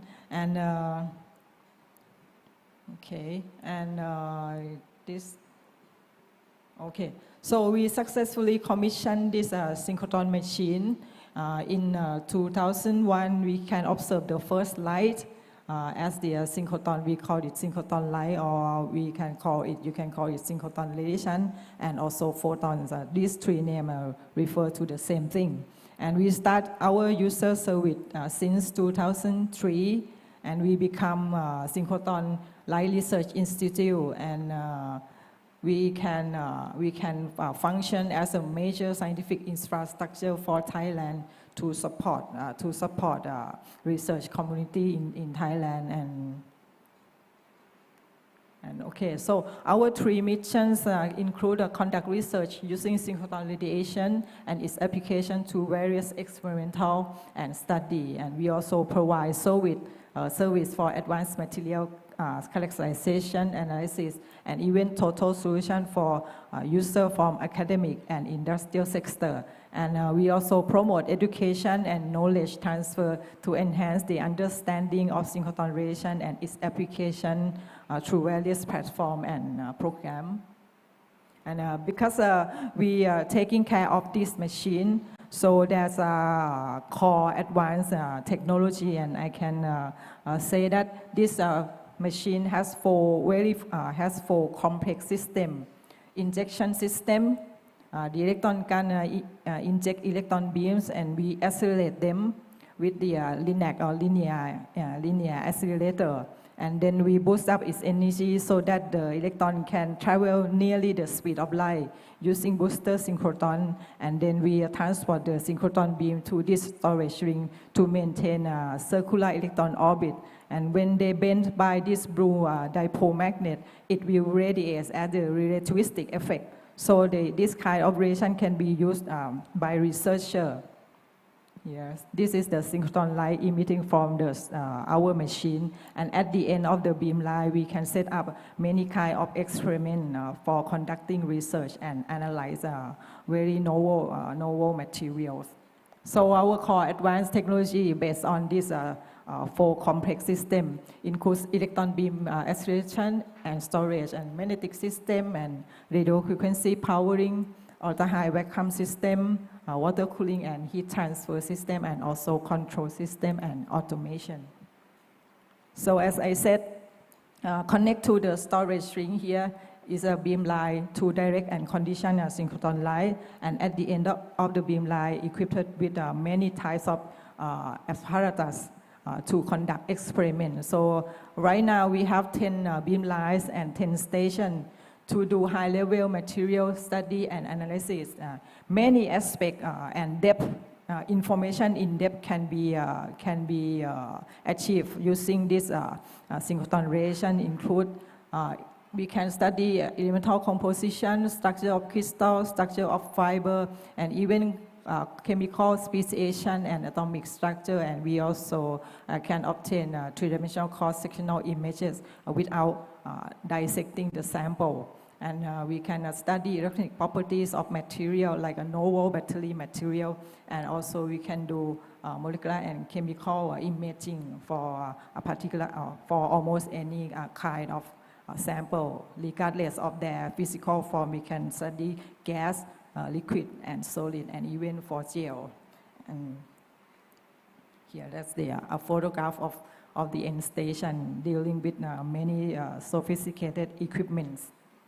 And because the powerfulness of synchrotron radiation that can give much deeper information on the sample. So our user include Dr. Pongthanawat. He can publish, how many you publish per year using synchrotron? More than 2, I think. 20, you see. That is how productive of synchrotron application, right? So for the last 5 years, our user can publish altogether more than 200 papers per year, and majority in the research field include the material science, like Dr. Pongthanawat. He's in chemistry field, and there's also surface science and medical application and polymer. As I said, almost anything can be studied and understand by synchrotron radiation. So and we SLRI has empowered many Thai researchers succeed in very high impact journal like JUICE. That's a very huge impact factor. You can be, I think you can easily be a professor if you publish in that paper, in that journal, and ranging from material science to water research. And we can also study contaminants and pollution as our third speaker mentioned, we can trace it. It's not untraceable, it's traceable by synchrotron radiation. Okay, and we also support food and consumer industry. Okay, and here's the product that's been studied and analyzed by synchrotron radiation. And recently, our young scientists win this award by inventing this herbal toothpaste. He added raspberry peptide in this product to boost up its function for sensitive gum. And we also do many things like from the laboratory, make it ways to the innovation. And this one is the diamond-like carbon film manufacture or processing, and which is desirable for food and petroleum industry because the film is very tough. It prevent corrosion and very less friction. And the next one is graphene production. Like he interested in changing waste to something else, like chemicals. But our scientists, on the other hand, changing from waste, biomass waste, to high-value material that is graphene. And he invented this device, and we can be partner in a business partnership next year with the Midpon Sugar, because they have lots of sugarcane waste from this company. And the next one is a novel type of battery. So we made also the state battery from glass and ceramic composite. And here it can really charge up your mobile phone effectively. And they reach out to have partnership in a network, global network like this. Okay. And we also interested in cultural heritage because Thailand very rich in culture. So this is actually my personal interest. We study ancient glass and be able to produce one as a substitute, this one. Okay, so we help the museum, the museum of the National Museum in Bangkok to restore this royal vehicle. And that is the restoring at the Wat Phra Chetupon Vimol Mangkhalam, very famous for the inclined Buddha. That is restored by our glass. And I should go to the next really quickly. So for the next decade, we are entering a new level of neuroscience. So because we can contribute very high resolution image. So to map the entire brain at the subcellular resolution using synchrotron radiation. So we will be the part of this enterprise, and we upgrade our beamline and station. And this is our first test. This is an image brain inside fruit flies, very tiny fruit flies, so we can see the synapse inside this small sample. And because our synchrotron is aging, so we are moving forward to build the second synchrotron in Thailand. It will be in EECI region in Rayong. And the project has approved by National Economic Society Development Council already in September last year, and final cabinet approval in this year. And then the construction of this project will start in 2028, and we aim to open for user 10 years, maybe faster than 10 years, I hope. Okay, and here the component is very huge.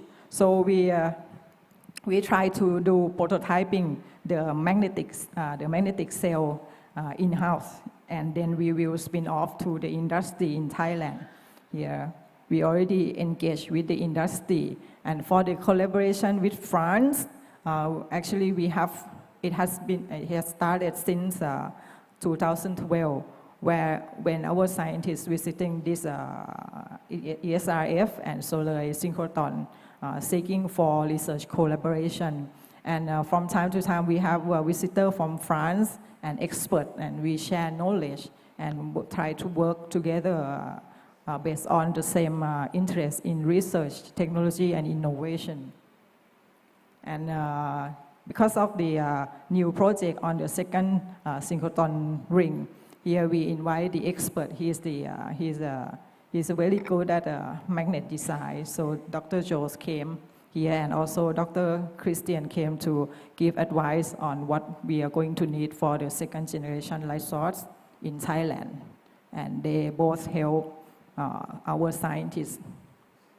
And we are really looking forward to future development with French counterpart, both ESRF and solar. And so because we are working on magnetic field measurement system, all the prototypes have been made. We need to measure whether we get the desired magnetic field or not. And then the insertion device is another field that we need to explore and needs collaboration, and also beamline optic and expert station design.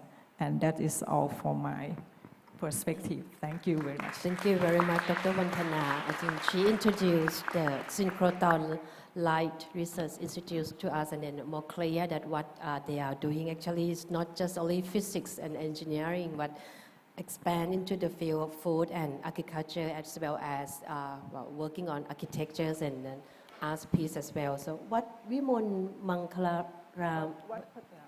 Sorry. Wat Pachetupon Vimon Mankalam. In short, it's called Wat Po. Oh, Wat Po. Very famous for tourists. Right. So if you have a chance, visit Wat Po and then see the declining Buddha and also observe. My class are there. Okay. Some of them. Right. Very interesting. So well done to all our speakers. I think today you will see, this is just examples like how what we have in Thailand, and then what the France offers to us to bring our relationship get closer and then more mutual in working together in the win-win situations. So because of the time is limited now, and then I see very beautiful ladies stand up at the podium to warn me for time's up. I'd like to end the sessions exploring future collaboration on science, technology, and innovation. Thank you everyone for joining us, and then thank you for the audience to carefully listen to us. And I don't want the session end, but the exploring still continues. So let exploring your interest with all the speakers, and then talk to each other during your lunch. And now I give the floor back to the MC. Thank you. A big round of applause for our distinguished speakers and our moderator. And I would like to grab this opportunity to have a quick picture of our distinguished speaker and moderator for this session. Please kindly stand up in front of the seat, please. Thank you. So for this session, that's a wrap up for plenary session exploring future collaboration on science, technology, and innovation. I would like to thank Professor Christophe Delacour, Head of International Cooperation Program, French Ministry of Higher Education and Research. Thank you, Dr. Pong Thanapat Khemthong, Senior Researcher, Catalyst Research Team, Nano Catalyst Absorptions and Simulation Research Group, Nanotech, NASDAQ. And thank you, Mr. Sansin Sipiromrak, CEO of D-Stock Fresh. Thank you, Dr. Aphiwat Wichaykham, Plasma Physics Researcher, Electricity Generating Authority of Thailand, EGAT, and CEO of Indoplast. Thank you, Dr. Vantana Klai Suban, Assistant Director for Academic and Research Affairs, Synchrotron Light Research Institute, Public Organization. And thank you, our moderator, Associate Professor Shalida Barom Pichai Chatkun, Deputy Director for Research Strategy, PMUC. A big round of applause for all the distinguished speaker and moderator once again, ladies and gentlemen. Coming up shortly, we are going to have the keynote speech, celebration of the 24th birthday of the PHC SIAM program. We'll start with the presentation of PHC SIAM by Professor Vichai Riu Trakul, Chairman of the Franco-Thai Selection Committee, Thai side, and then followed by the presentation of the scientific impact analysis by Professor Christophe Delacour, French Ministry of Higher Education and Research. And in the afternoon, we will hear thematic research presentations followed by 2 panel discussions, one focused on how to write successful project proposals and another on scaling up PHC projects. With that, ladies and gentlemen, please give a warm welcome to Professor Vichai Riu Trakul, Chairman of the France-Thai Selection Committee, on the stage. A big round of applause.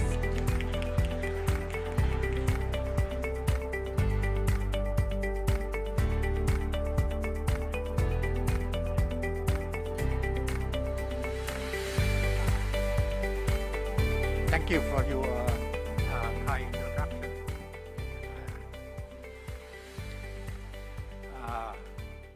My secretary sent you several pictures. I didn't know which one to appear. So this one is on my neck. It's the commander เครื่องราชอิสริยาภรณ์ของฝรั่งเศส Palmer the Academy. Yeah, we are running late on time, I noticed. I don't want to prolong the session too much, but I try to be very brief on my presentation. Can you hear me clearly? Okay, good. Now, we have been running the PHC SIAM program with France for the last 24 years, and a lot of things had happened. When we started out, our tertiary education is not what it is today. And France also, the French university have undergone evolving a lot of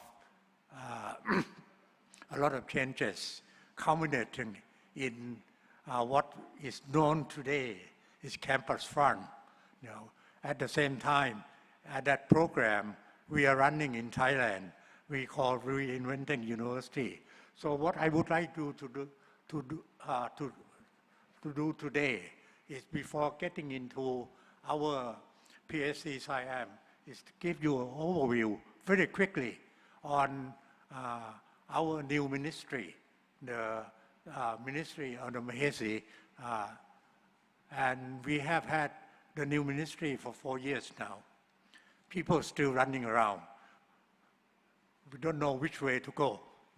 But now I would like to really briefly tell you the structure and the philosophy of setting up the new ministry. What we really envisioned at that time is to look at what tertiary education can serve the country. And we came to the conclusion that, like any other developed Western country, that we have to use higher education to support our economic development. I stress economic development, not just the human capital. It has to transform into something useful, something that people can live on. And this is, I do not want to go through all of it. At the time, when this slide was made up, the digital age just emerging. And we feel that like today, that the digital technology will lead the way in terms of development. So let me briefly tell you what the Ministry of the new Ministry of Higher Education, Science, Research and Innovation is all about. The name is very long. You know why? Because at the time that we formed this new ministry, we absorbed a number of big organizations. You know, in France, when you absorb a big organization, you're in for political trouble. So it's a compromise. It is a compromise that we absorb the Ministry of Science and Technology. The whole ministry is absorbed into our new ministry. And then rightfully, the acronym for the new ministry is PHC. You know what the Thai name for PHC is? It's a queen.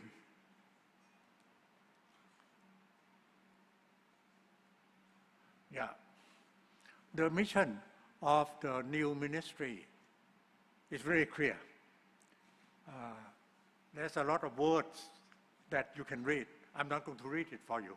But in essence, is that we envisage that this new ministry will serve the development, economic development of the country and advance the social enterprise of the country.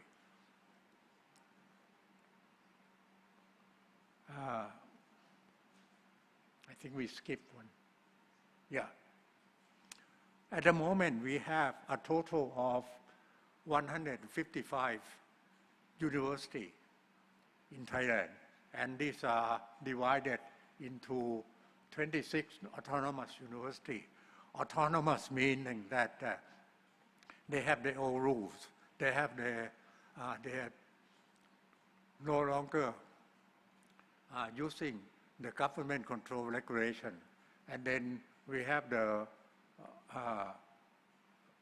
this category, Rajapat University is area-based university, and Rajamankara is technology, and limited admission is those university as the high end, where competition getting to it very high.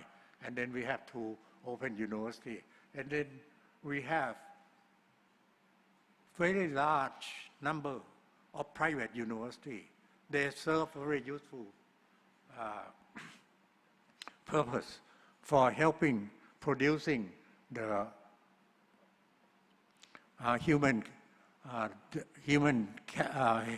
human resource for our country. This is the breakdown of our whole university system. We have something like about 70,000 people on the staff and about 1.3% of professors. This is something that we have to rectify quickly. We don't have enough professors. Yeah. We have associate professor, we have assistant professor and lecturer. You can see that mainly our academic staff is at the lecturer level.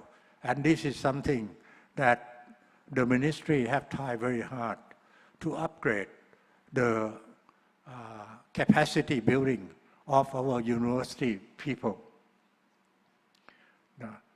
The policy of the university, higher education strategy, I will go through very quickly now, that the objective, as I said it again, is to produce highly competent and skilled workforce.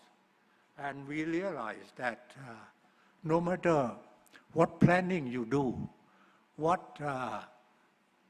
how many people you have in the system, what counts is those who has a very high skill and high capability, and then our society as a whole will benefit from it. We have a number of planning. You can do a lot of planning, but at the end of the day, you have to find out which one works. For manpower, what we have developed, you see, our ministry had come into being this is the 5th year now, and then there's a lot of planning and very dynamic, meaning change all the time. So the planning is difficult, even though we have 20 years planning, it's always divided up into 5-year section. So the current planning that we are using is the 5 years, ending 2027.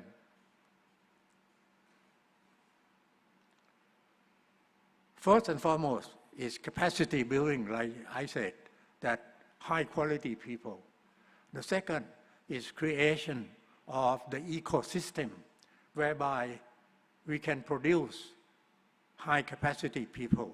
The ecosystem is something that we have fought with the government for so long. What it means is that when you want to create a suitable ecosystem, money talk. You have to have money to be able to create proper ecosystem. And then we have the efficient management of the resource. And first and foremost is we are looking, since we are the Ministry of Higher Education, what we are looking for is excellence in our university system. That's something is very, very difficult to do. So you have to have budget and people who are dedicated to the mission. What you see there is the pyramid, is the whole program of our HRD, that is starting from manpower at the university level, and we go up to the national strategy.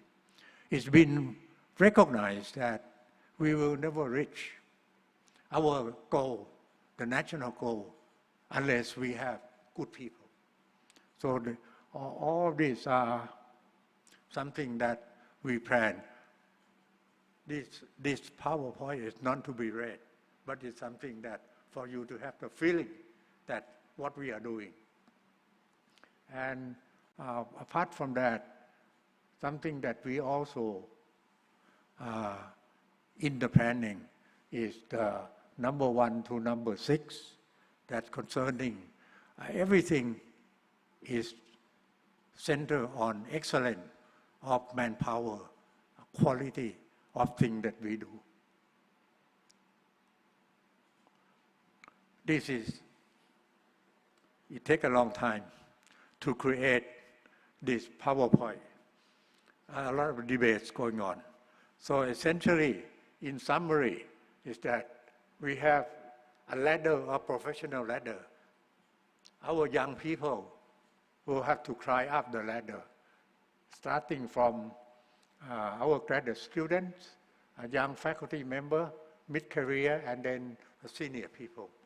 Now, you mentioned, Mr. Ambassador said in the beginning that France have contributed tremendously on our young, junior people development. In particular, the Royal Golden Jubilee PhD program. That's, I think France ranked about 3rd in the world concerning receiving our short-term training graduate students. Number 1 is the US. Number 2 is Japan. Yeah. And France comes 3rd. That is, at the moment, we still have a lot of our RGJ students in France, but the number have decreased drastically for many reasons. One is, the main reason is that our fellowship for RGJ have drastically decreased. It has gone into the young faculty grant and graduate student in various forms. As I said, our graduate education, our tertiary education, the landscape have changed tremendously from 24 years ago. And things have developed in such a way that we are really centering on these 4 categories for our professional ladder. And again, this slide is not to be read.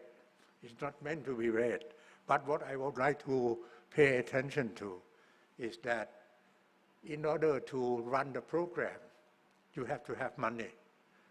In order to use the money effectively, you have to have good people to manage the money. Yeah. So we have the so-called program. This is the key. Program Implementation Unit. Those are the key managers of the budget allocated. And then we still have our National Research Council. And you have heard our panel talking about innovation. We have innovation agency to look at the innovation of the research results. And the money go to research institute, to university.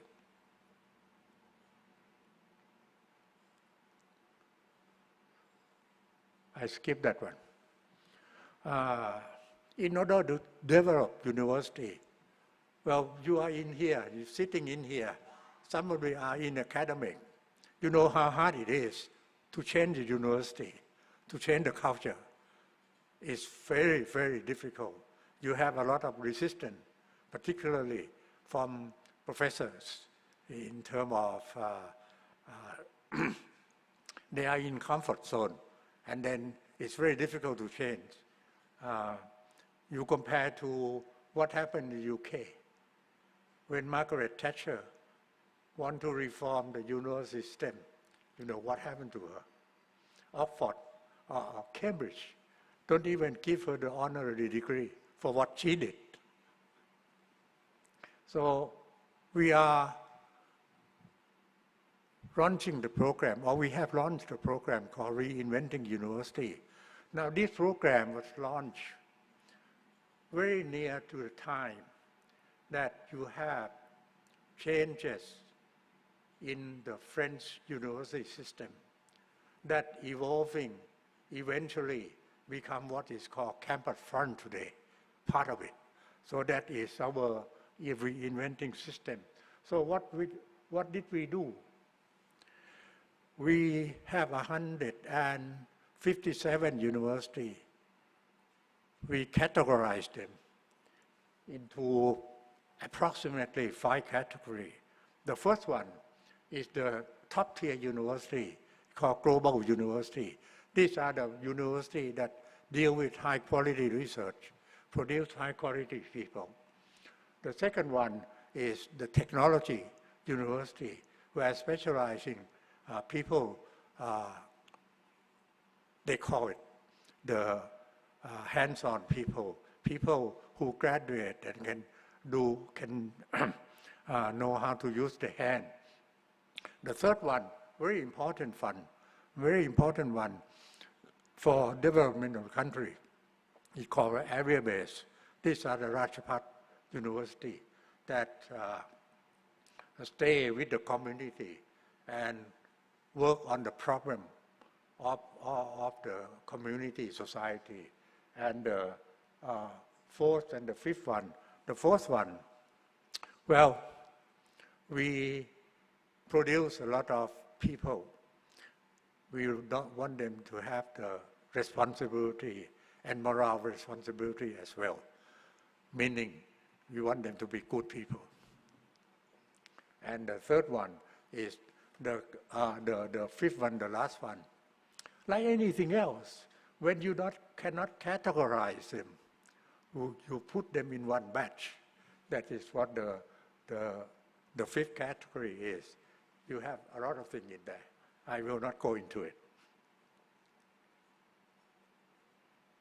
Yeah, this is something pretty much summarize what I said. The platform for reinventing university, essentially all these 5 categories, really meaning that we want to develop high quality HRD for the country. And this is something that we're aiming for, and we are struggling to do that. And we need a lot of collaboration from the university. I come to the last part of our ministry program, that this is a new program. It's going to be come into being in the next fiscal year. It's called the Higher Education Development Fund. What it is the money, like the injection in the arm to university for access to resource, the government fund. And we're hoping that when we launch it in 2006, this is next year, that this fund will be something like about 1.5 billion baht. And this is something that we're hoping that it can be used effectively for develop our university system. At the moment, the status of that is that we still, the budget has been approved and also the charter has been approved, and then the administrative running is still forming at the moment. We are really working very hard to formalize this particular program in such a way that it's in time for the new budget next year. That is the same. Well, that's pretty much overview of our ministry. And as I said, our ministry is a collection of different units that try to work together. You know how hard that is? It's very difficult. Let me go on with the second part.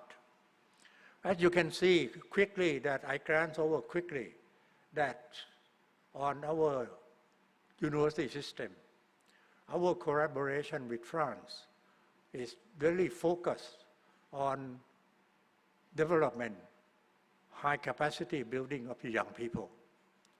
That is our key. And then this is going to be our focus for a number of years. When we started out with you some 24 years ago, we didn't envisage that this program will last that long. But it did. This is because of determination on the French side and also the determination of the Thai side to see the opportunity to develop our young people, not only in terms of their knowledge, but also their international outlook. So that's something that we do that. And then I have been involved with this program. Christophe asked me how many years. My answer was too long. Yeah, the background, as this is something that Christophe will tell you again. It's something that the ministry of our ministry and the French Ministry for Europe and Foreign Affairs for Higher Education, and also the Higher Education and Research Ministry in France as well. Yeah. You have a shorter name than us. I think because of you formed in the early on where a lot of organizations not so entrenched, so you don't have to accommodate too many people. The objective, again, is promoting mobility, develop joint research projects, and establish collaboration. This is something that we look for. And you just came along at the right time, that we grab you and never let you go. So that now you know why we collaborate with you. In essence, the program is in the 10 areas: science, technology, and also social science and humanity. It's a 2-year project and focus on research activity. And the work plan, really, the competition is very high on this program. Yeah. I'm pleased to see that one of our panel, the people from the product of our PHC program. Yeah. I remember his project. I sit there and look at it and wondering what he's doing. So now I know what he's doing. And I'm very pleased that he's very successful. Financial support from our ministry, it's 150,000 baht, mainly for international traveling and transportation. And the Friend Ministry, apart from this ministry, is also the Ministry of Higher Education and Research that contributing the money. And the Thai institution take care of accommodation, living allowance, and water free. The Friend institution facilitate conduct research for Thai researchers.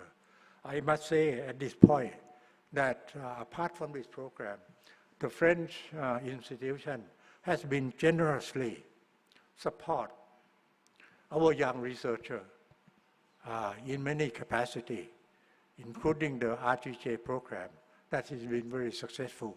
For that, I think I like to express our appreciation to Friend University. I sit on the RTJ program for 20 years, and then I see that lots of contribution from France. And your professor has been working very hard for us. And that's what our desire is, to have your professor working for us. Total contribution, as our minister have said, that the total project that we have funded since 2001 is 227 projects, and our ministry contributes something like about 80 million baht, and from the French side is about 230 million baht.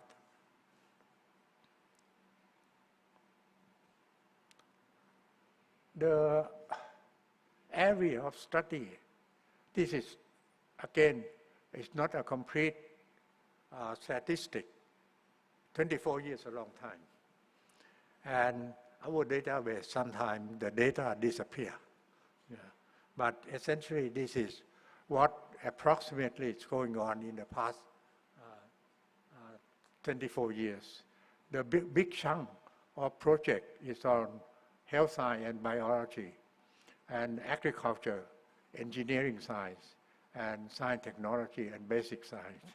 I'd like to make a note that even currently, we are working very hard to boost this section 1 and 2% in terms of social science and humanity. We know that our culture will be benefit by collaborating with you. But the project, you have to face the quality of the project is very hard to come by. And we essentially bend over backward to find suitable project for this collaboration. Now, in terms of mobility, the people, this is an approximate number now. That's, Christophe, you can look at this, and then I think the figure doesn't match with you. But roughly the same order of magnitude, that the French side is about 300 people. The Thai side is about 450 people. That's something, people that travel between. And the university that's participating on the Thai side is spread pretty well in the country, in the north, in the central part, and in the south and eastern part in the northeast. In the north, the backbone of university, the Chiang Mai University, and becoming more important now is Naresuan University. In the northeastern part, of course, the bedrock of university that been collaborating for a long time is Khon Kaen University, and then it's becoming fast is Suranari, where the synchrotron is. Yeah. And then the central part, you have too many well-established universities. Mahidol University, Chulalongkorn, Kasetsat, and the rest are the University of Technology. And the south is the main one is Prince of Songkla University. Like any program, you're running for a while. You have to have evaluation. Yeah. And then the evaluation that we do, essentially we deliberately pick the last 5 years as to what happened. You know why we did that? Because we don't have the data in the previous years. They all, it's not complete. But look at it. In terms of the survey, the program essentially look at different aspects of the outcome and the success of the project. Now the survey, we look at it that people who respond to the survey. The next one is the project that we have picked. Again, mainly the big chunk is in biology and health science. Followed by engineering, chemistry, and food science, agriculture. This is something that the management would like to see, that the result is that they are very much happy what we're doing to respond to their need. Yeah, that's all I can say for this statistic. And then in terms of joint publication, research collaboration, and also the contact that we made, it all come up with a very satisfactory number.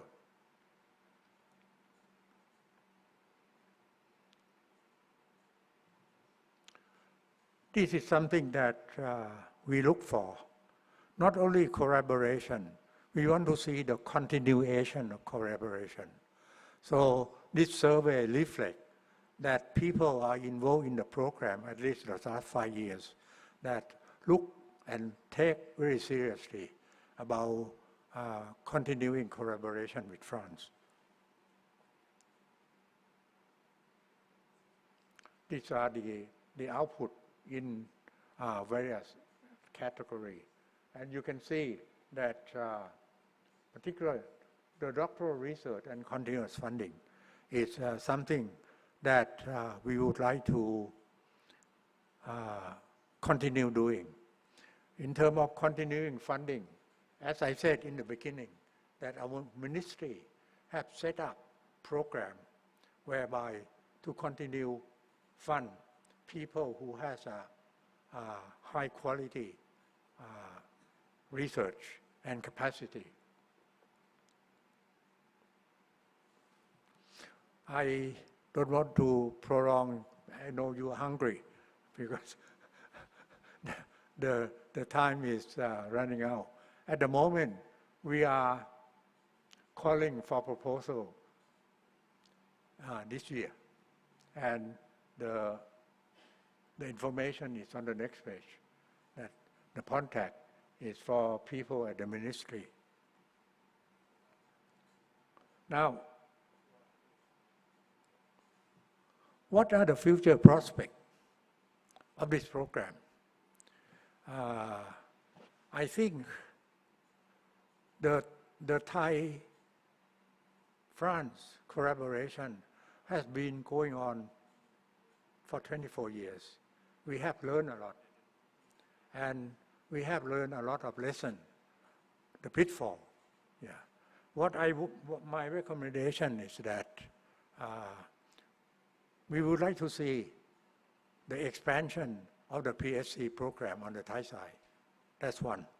The second one, very important, is the Franco-Thai scholarship program.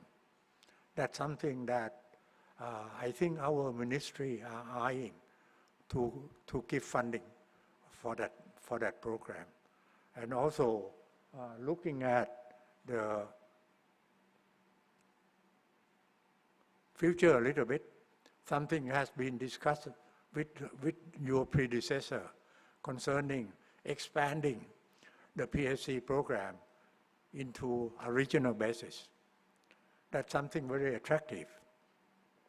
At the moment, I think geopolitical picture is required that you probably have the ASEAN-France collaborative project, which is very, very attractive. Or at least not ASEAN, is the CLMV country. That's something that it could be considered. So I think in terms of if you want to expand the project, the program, that's the way to go in terms of the current geopolitical climate. Yeah, with that, I would like to thank you for bearing with me on this program. Thank you.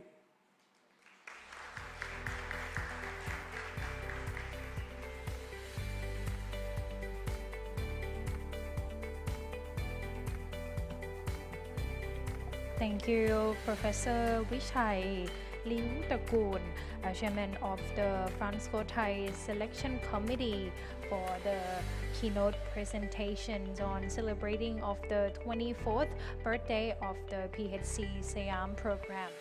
Coming up next, we got the presentations of the scientific impact analysis by Professor Christophe Delacroix, French Ministry of Higher Education and Research. With that, ladies and gentlemen, please give it up to welcome Professor Christophe on the stage.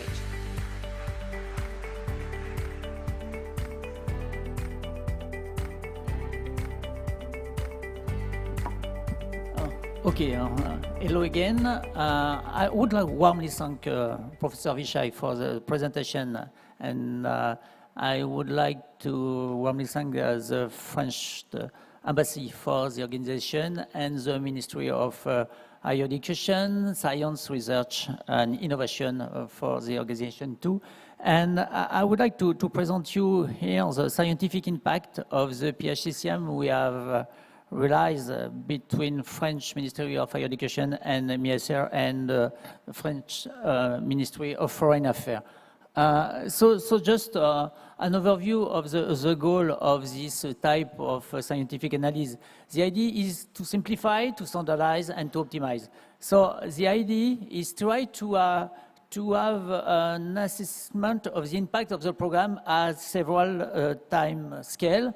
At the short term, we would like to have information regarding publication, mobilities, but we are also interested in the midterm of this cooperation and what's after cooperation PHC SIAM. And finally, we would like to know what is the long-term impact of the PHC SIAM in terms of structuring collaboration, cooperation, and so on. So the idea is to have a reliable indicator in order to recommend improvement in the program efficiency, and we will have the quite similar recommendations that Professor Vichai has proposed, and we would like to suggest financial decision, and we would like to implement a roadmap for research, innovation, and higher education. So in fact, how we proceed? We proceed, in fact, in two steps. First step is based on Campus France database, because we have a lot of history, archive of all the projects that have been submitted. And after that, we make a survey. And this survey has been carried about the French PI, so it's totally complementary of the analysis that has been carried by the Thai part. And in this survey, we ask some general information, scientific, as you can see, mobility, further cooperation. And what we have done this type of analysis for all the partenariats Mercuriens we have in the world, because PHC SIAM is one of the nearly 70 projects we have. So the idea is to compare these different type of project, and what we expect to obtain is a minimum response rate of around 40%. So when you're working in a ministry, when you have a response rate above 10%, you are very proud. So you can expect with 40%, we are very, very proud. And it's a very important point that shows that this project, this program is very important for the researcher. So I will not come back in detail because it's already been presented before. So just we can focus on the time scale because we are working now between 2007 and 2024. And during this period, you can see that there is more than 600 projects that have been submitted for 187 projects that have been funded. And what is interesting in this program, it's in fact for the French part, the amount of money is given both by French Ministry of Foreign Affairs and by MESR, but most of the money is given by the French Ministry of Foreign Affairs. So thank you for the French Ministry of Foreign Affairs for this point. So what I said before, so the first part of the impact, scientific impact has been carried about Campus France database and a survey which has been leaded to a French principal investigator. And in fact, we have done two different surveys. One survey has been done 5 years ago. It was limited to 2018. And after that, this year, we make another survey up to 2022. So we stop between 2022 because we make an analysis of the scientific production. And so the project have to be finished in order to be evaluated. So just an overview of the average response rate to the survey. What I say, it's around 57%.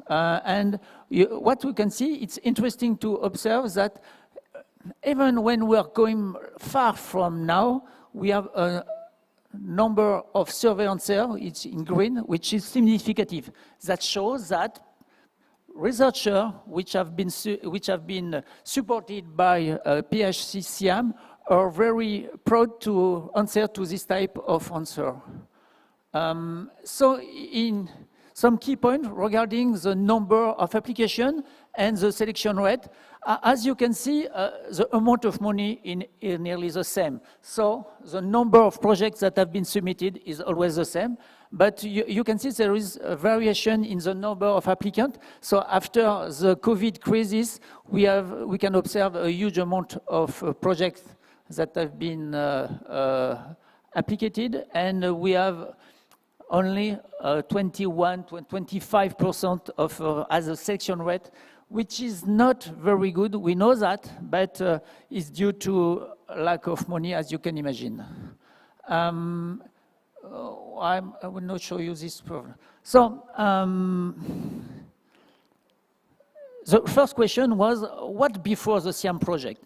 And it's a very important question for us, because what we would like is that the PHC SIAM will support some new project, new collaboration, and in fact, as we can see, more than 60% of the laureates have already previously cooperated with Thailand, and from this previous cooperation was with the same partner for 72 of the laureates, and what was not very agree with that, it's 24% of the project SIAM have already been supported by another SIAM project. So we will have to discuss later of this point. So I will not go in detail on this slide because Professor Vishai has presented. It's just to show you what are the different scientific domains which are concerned in the number of applicants and in the number of funding projects. As you can see, there is no significant basis between the thematic domain and the selection domain. Regarding the regional distribution of selected projects, it's quite interesting to observe that the region Occitanie in this part of France is the main contributor both for applicants and for the selection, followed by Île-de-France and by Auvergne-Rhône-Alpes. It's quite strange because most of the scientific activity in France is in this area, but there is some strong connection between this area and Thailand. Okay, so this slide shows what are the French participant institutions. As you know, in France, it's not very easy to understand how we work because when we are one lab, the lab is depending of university, is depending from other organisms. We speak about unité mixte de recherche. It's a mixed unity of research. So as you can see, university and CNRS are leader, but there is a lot of other different institutions who are involved in the PHC SIAM project. One point which is very important for us is the age of the French principal investigator. To understand this slide, as I said before, we have realized this type of analysis for all the PHC we have in the world. So each blue point is corresponding to another country. So you can have an idea of how this PHC SIAM is positioning depending on the other country. So in this axis, we have the percentage of principal investigators we are under 40 years, and in this way, its percentage of principal investigators were over 50 years old. So what we would like to have more younger PI we can obtain, and for the average, it's under 25%. As you can see, for PHC SIAM, for the first analysis and for the second analysis, in fact, the age of the PI is higher than for the other country. So it's a point we have to discuss perhaps later. And if now we are looking at the implication of women, it's always the same thing. We are speaking about the French PI. So regarding the French PI, we can see that in the PHC SIAM survey 2025, the percentage of women implicated in the application is higher than for the other program. It's the same thing for the percentage of women PI which are financed by PHC SIAM. So it's a good thing for us. Another point is the participation of French young researchers. So as you can see here, you have the number of PhD which are involved, and on a global way, I will not go in detail, but there is some project with 4 or more PhD students, and on the right part is the same things, but with a PhD, with a postdoctoral researcher, sorry. So on overall, we have 58% of projects that involve at least one French young researcher, so it's important for us. After that, we have tried to evaluate the implication of French young researchers in the publication, because in the survey, we ask all the co-production, co-scientific productions that has been done thanks to the PHC project. And from this all publication, we make a filter in order to extract only international scientific co-production in each domain. So what I show you here, it's only very high impact co-scientific production. I speak of co-scientific production and not only co-publication, because in some domains, like in humanities and so on, is not the same criteria for the selection of high quality co-production. So in this plot, we can observe the implication of French young research on the publication, and at this point is not very high.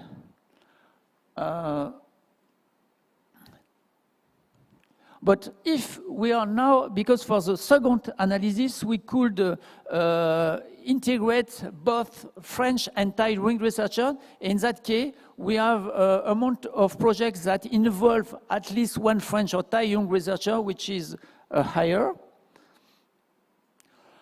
I will not go in detail regarding the mobility because Professor Vishai has presented some interesting slide. And so perhaps I can just show you the one project with more than 30 mobilities during the project. So I don't know exactly what is this project, but it seems to be very interesting. I have shown this type of slide. It's concerning the duration of the mobility. So most of the time, the mobility from France to Thailand is short. It's less than 15 days. But it's due to the fact of the amount of money which can be used.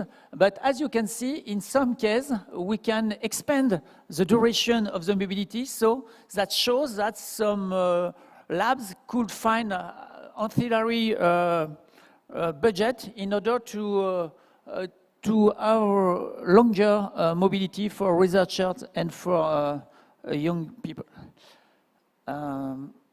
Okay, well, is a distribution gender regarding as mobility. As you can see, from France to Thailand, it's mostly men who are going, and it's the opposite from Thailand to France.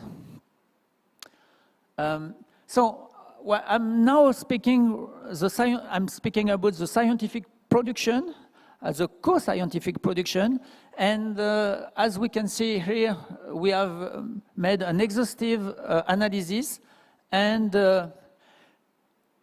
well, be careful regarding the different scientific domain, because the number of projects are not significant to make statistical analysis. But what we can see in the first analysis we have done, the average annual number of scientific cooperation per project in 2022 was around 0.7. So what we say, it's that the meaning was around 0. Or nearly 1. What I can say, for all the PHC, we can expect to obtain 1 co-scientific production by year and by project. And when we make the new analysis with a more recent project, we obtain this value that shows that there is an increase in this co-production level, and it's very interesting. It's a very good point for us. So the question, what happened after a SIAM project? And what is very interesting is we can observe that in more than 80% of the case, there is a continuation of the cooperation. So it's very important to observe that even if it's difficult to find some money, I will show you later, a cooperation that has begun with PHC SIAM will continue after the end of the project, and it's very important for us. So the question is regarding the continuation of the cooperation, is the funding of this next cooperation. It's, as we can see here, there is a majority of projects that have been accepted, and unfortunately, part of this project are PHC SIAM. But the other question we ask is, has the French-Thai cooperation involved new partners? In fact, we know that the PHC SIAM is the first step of a cooperation, but it's a first bilateral cooperation step. And if we want to go further to more ambitious project, we have to find other partners in order to go to multilateral project. And so the question is very important to know if there is new partner that have been involved in this next cooperation. And in fact, we found this list, and I can give you, if you're interested, that in the French-Thai cooperation involve new partner. The list by country is noticed here. So it's important in terms of multilateral next cooperation. So I think it's quite the same order of magnitude. 91 of French principal investigators are satisfied of the project. It's a good point. and we have the same opinion regarding the administrative management. And so just the two last slide. So as a preliminary conclusion, there is some very good point. The preliminary conclusion suggests that the funding scheme has efficiently contributed to create or to maintain, in some cases, fruitful and long-term cooperation. The implication of women laureates is better than the general mean. The average annual scientific co-production per project is close to the average for the other program. So we are close to one co-production by project and by year. And the continuation of the cooperation is very good, 89%, better than the general mean, and with 51% with new fundings versus 34% for the general mean. But there is some point which has to be improved. Only 33% of new cooperation, so it's a critical point. The implication of young researcher, and I think I've made a summary of everything. And so what are the preliminary recommendations? We have to discuss later with our colleague. So we would like to encourage new cooperation. It's a very important point for us. We would like to encourage young researcher applications, and we would like to enhance scientific co-production. In fact, from our survey, 43% of projects have no scientific co-production. When I say no scientific co-production, I say no international level scientific co-production. We'd like to increase the participation of young researchers to projects and in the scientific co-production, and we would like to promote both ongoing and incoming mobility of young researchers. In some cases, the PHC SIAM is concerning only the senior researcher and not the young researcher who are involved on it. So thank you very much for your attention, and I'm ready to answer to your question, perhaps not, but during the lunch if you're interested. Thank you very much. A big round of applause for Professor Christophe Delague, Head of International Cooperation Program, French Ministry of Higher Education and Research. Ladies and gentlemen, now it is time for lunch. So we would like to invite all of you to enjoy a networking lunch at Cuisine Unplugged, Level G lobby. So please collect the lunch coupon at the registration. And we will return for our next session in the afternoon at 2 p.m. sharp for the thematic sessions under PHC SIAM program. Thank you and enjoy your lunch.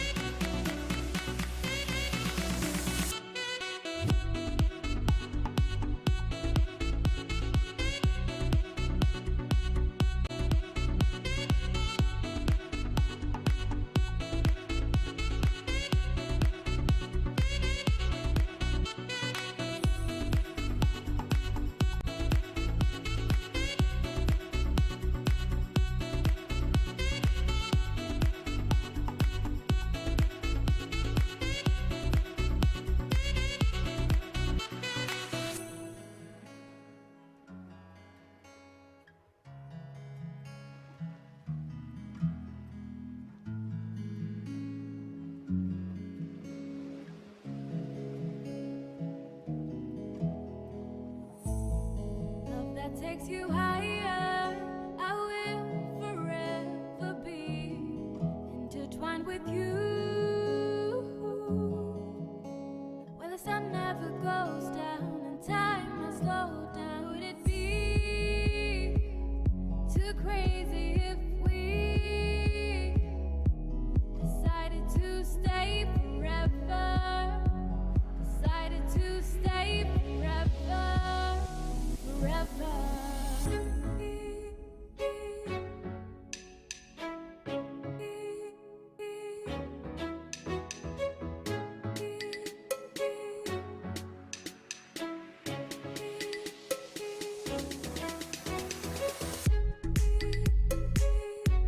Stay forever.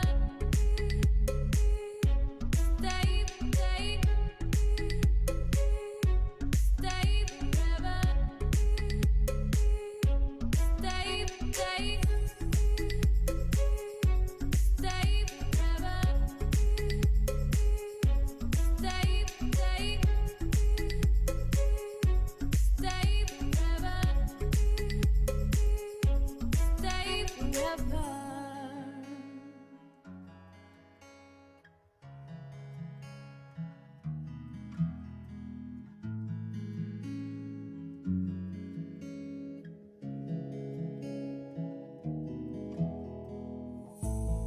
Jump into the fire.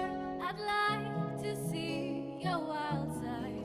We should run away where the sun never goes down and time has slowed down. Would it be too crazy if we decided to stay forever? Decided to stay forever, forever.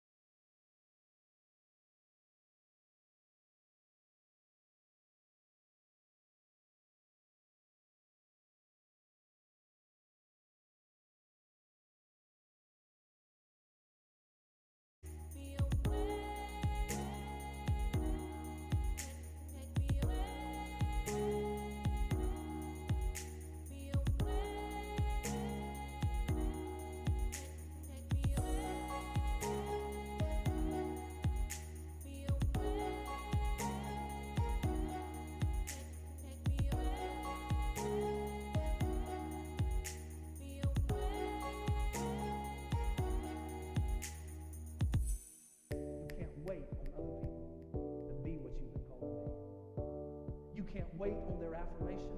You can't wait on their approval. You can't wait on their support.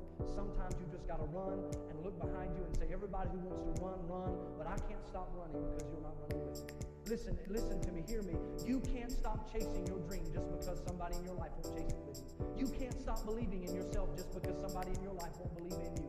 You can't stop chasing the dreams of your life just because when you know when you do it, you're going to have to do it all by yourself.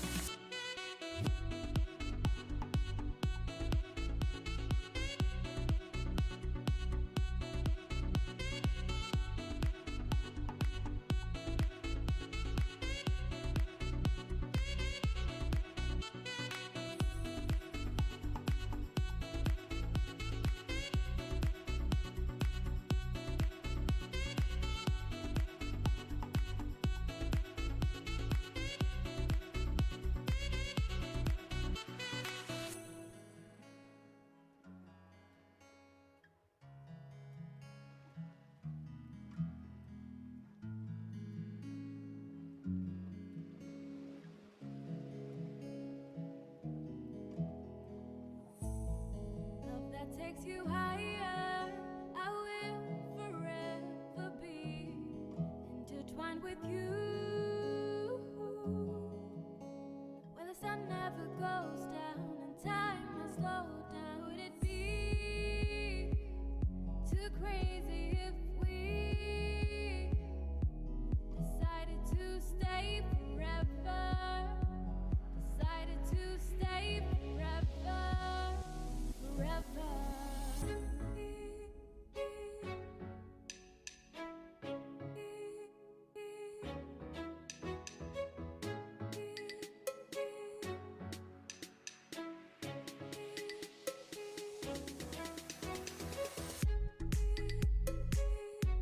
Stay forever.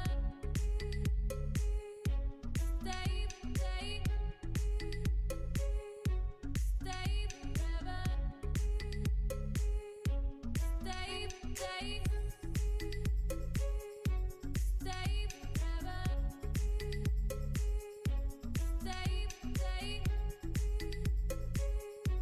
Stay forever. Stay forever.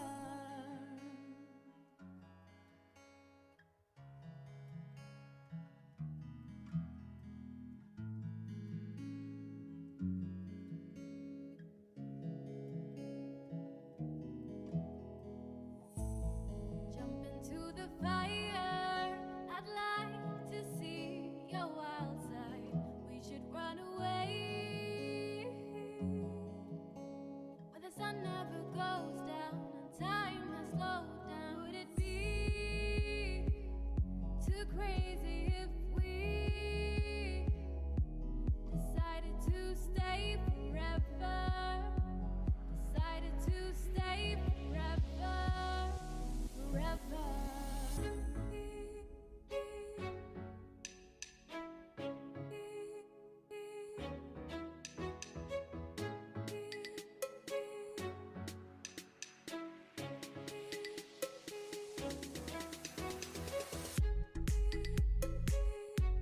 Stay forever. Stay, stay. Stay forever.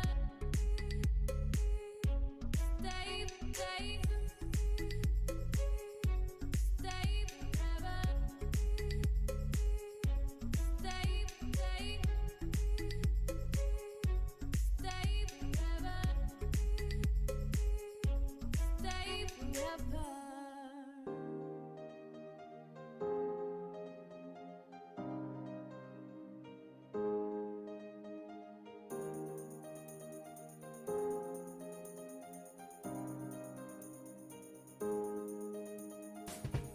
All I need one more chance. Oh, baby, let me show you. I need one more chance. Oh, baby, all I need one more chance. Oh, baby, let me show you. I need one more chance. Oh.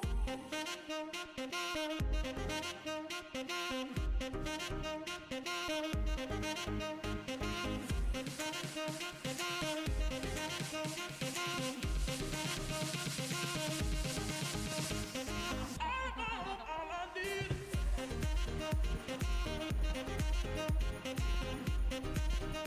Good afternoon, ladies and gentlemen.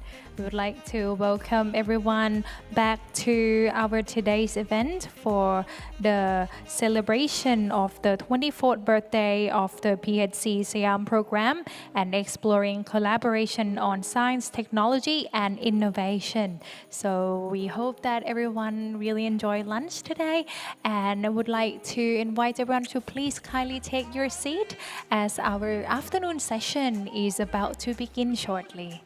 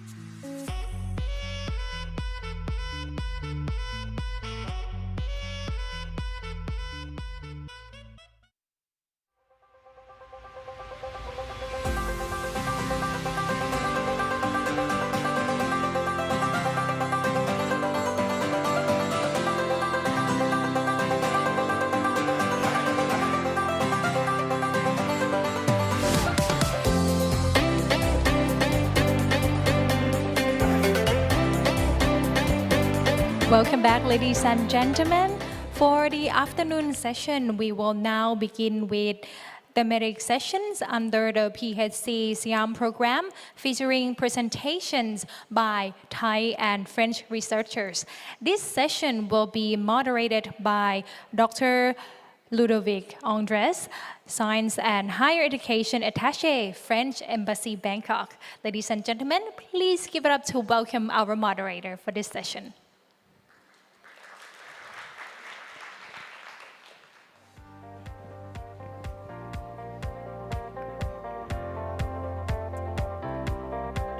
Thank you very much.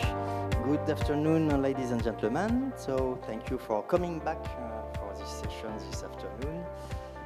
So we'll have the opportunity to have the chance to have Thai and French researchers, which will present their experience on PHC projects they have been selected a few years ago for, and which will be very interesting that they will present not only the implementation, the practical implementation of the PHC, but also how did they came to make the research, how did they meet together, how did they construct the project together, and also the outcome of the project, and then beyond that also the intercultural relationship they could develop for that, and the human links.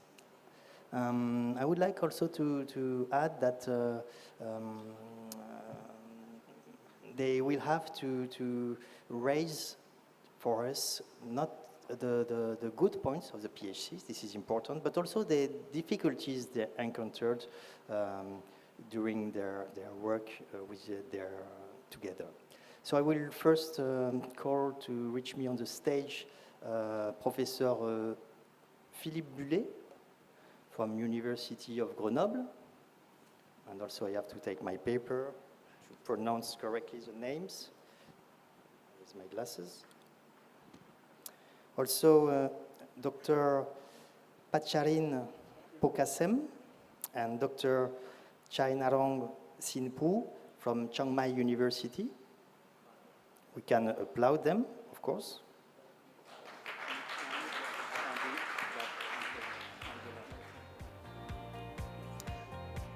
So you will have about 20 minutes in total, and then we'll keep some minutes for question and answer round.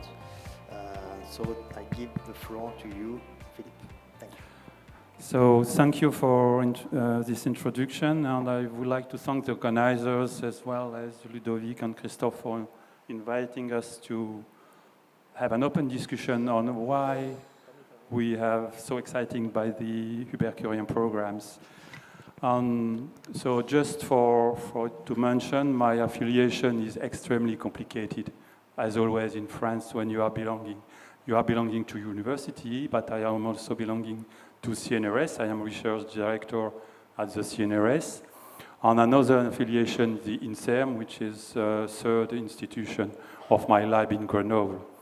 And to be more complicated, I am not working in Grenoble. I am working close to Switzerland, the French part of Geneva area, where I am managing a platform, Biopark, which is devoted to private and public research. So we are hosting some private companies, and we are also developing our own public programs.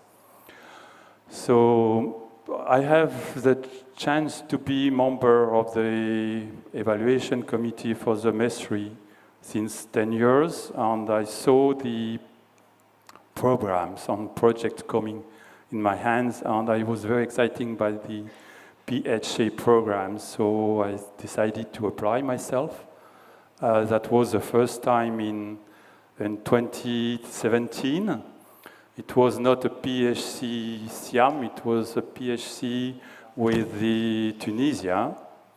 And the project was working on the bioactive molecules coming from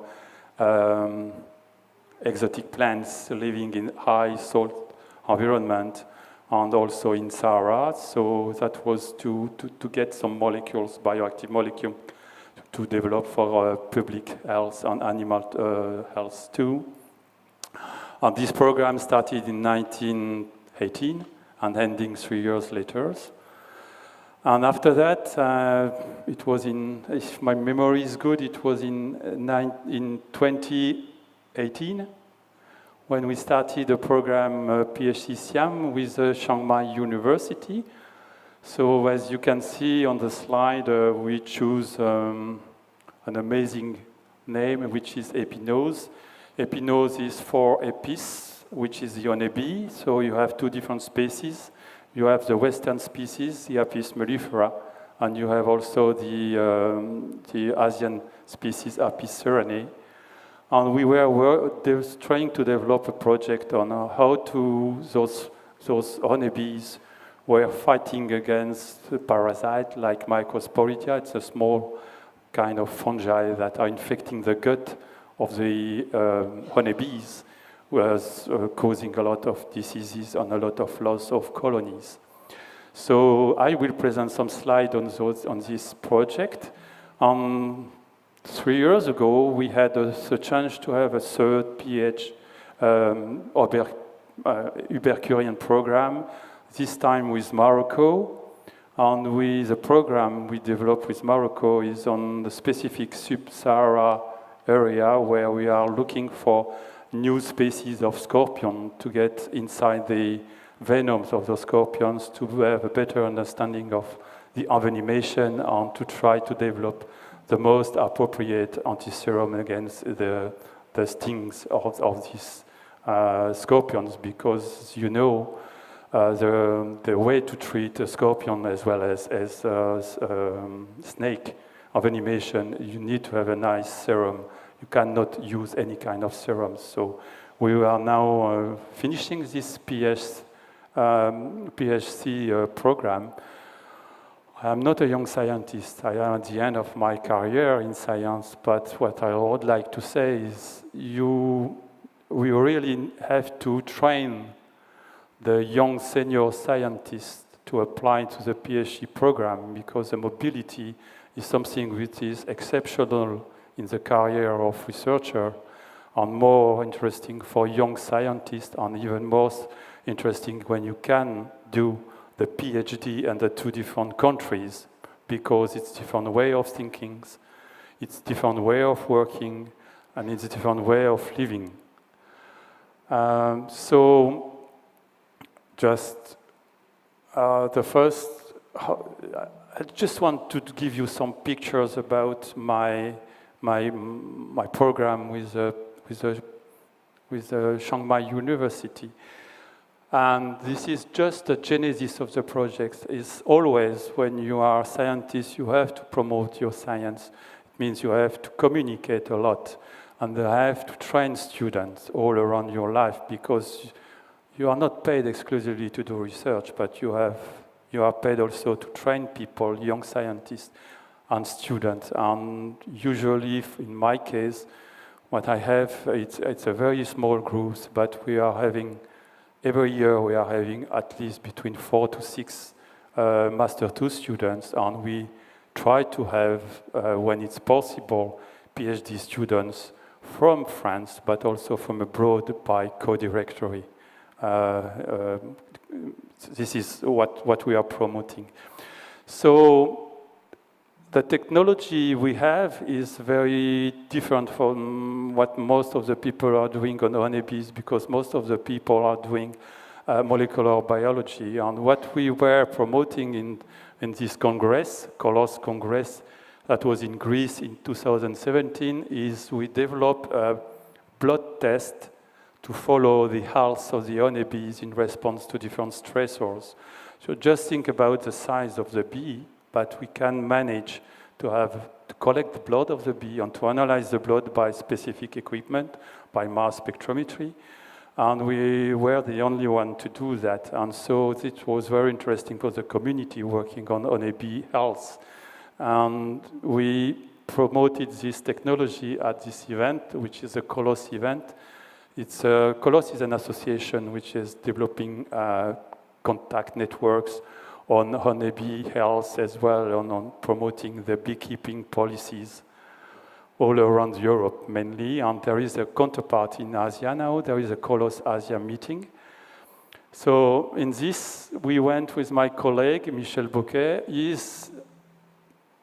He's not really a scientist like we are. He's not professor, he has no PhD, but he's agronomist, and he's specialized in beekeeping. So it's a kind of consultant for us, and it was the person who chose to come with me because he's the only one who can talk easily to the beekeepers. I am scientist, it's always difficult. We don't have the same way of talking. It's like if you are a basic biologist, it's difficult to talk to physician, medical doctors. So you have to have a person with you to help you to communicate properly. So we presented our strategy, and he was with me, and then we met at that time the Thai partner for our, promoting our PhD program, PHC program, and it was Panwan here. So she is not here with us because she passed away a few years ago, and so but she is here with us, with her spirit. So we met her at this meeting, and we decided to talk a lot. And you know, when you talk a lot, you are not talking a lot when you are in a congress or just listening the slides or the presentation, but also when you are eating, when you have lunch, dinner. This is also a way to have open discussion easily. So we decided to take this opportunity to build something together with the Chiang Mai University. And it took a year to write the application, and we were really pushed at that time by my PhD student, because she said, well, they have different bees, they have different pathogens, so why not comparing all bees, all pathogens, and their bees and their pathogens? Say, okay, yes, let's try what I heard about the PHC program, the SIAM program. And we built the program, and we applied, and we were elected. That was a very exciting moment when you received the answer, and everybody was ready to work hard to promote the program. And so there was the person that were involved at that time, Pat. It's easier for me to say the European style surname. So, and she was preparing a PhD.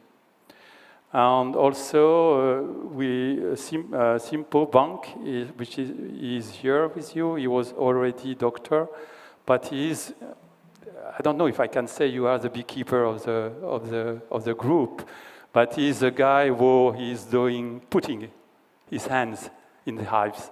And you need to have someone like that, because it's not so easy for when you are not using it. And the third person was Jane, and she got her PhD 2 years ago. Yeah, and she was also involved in this work. She was trained also in Germany, in Switzerland, sorry.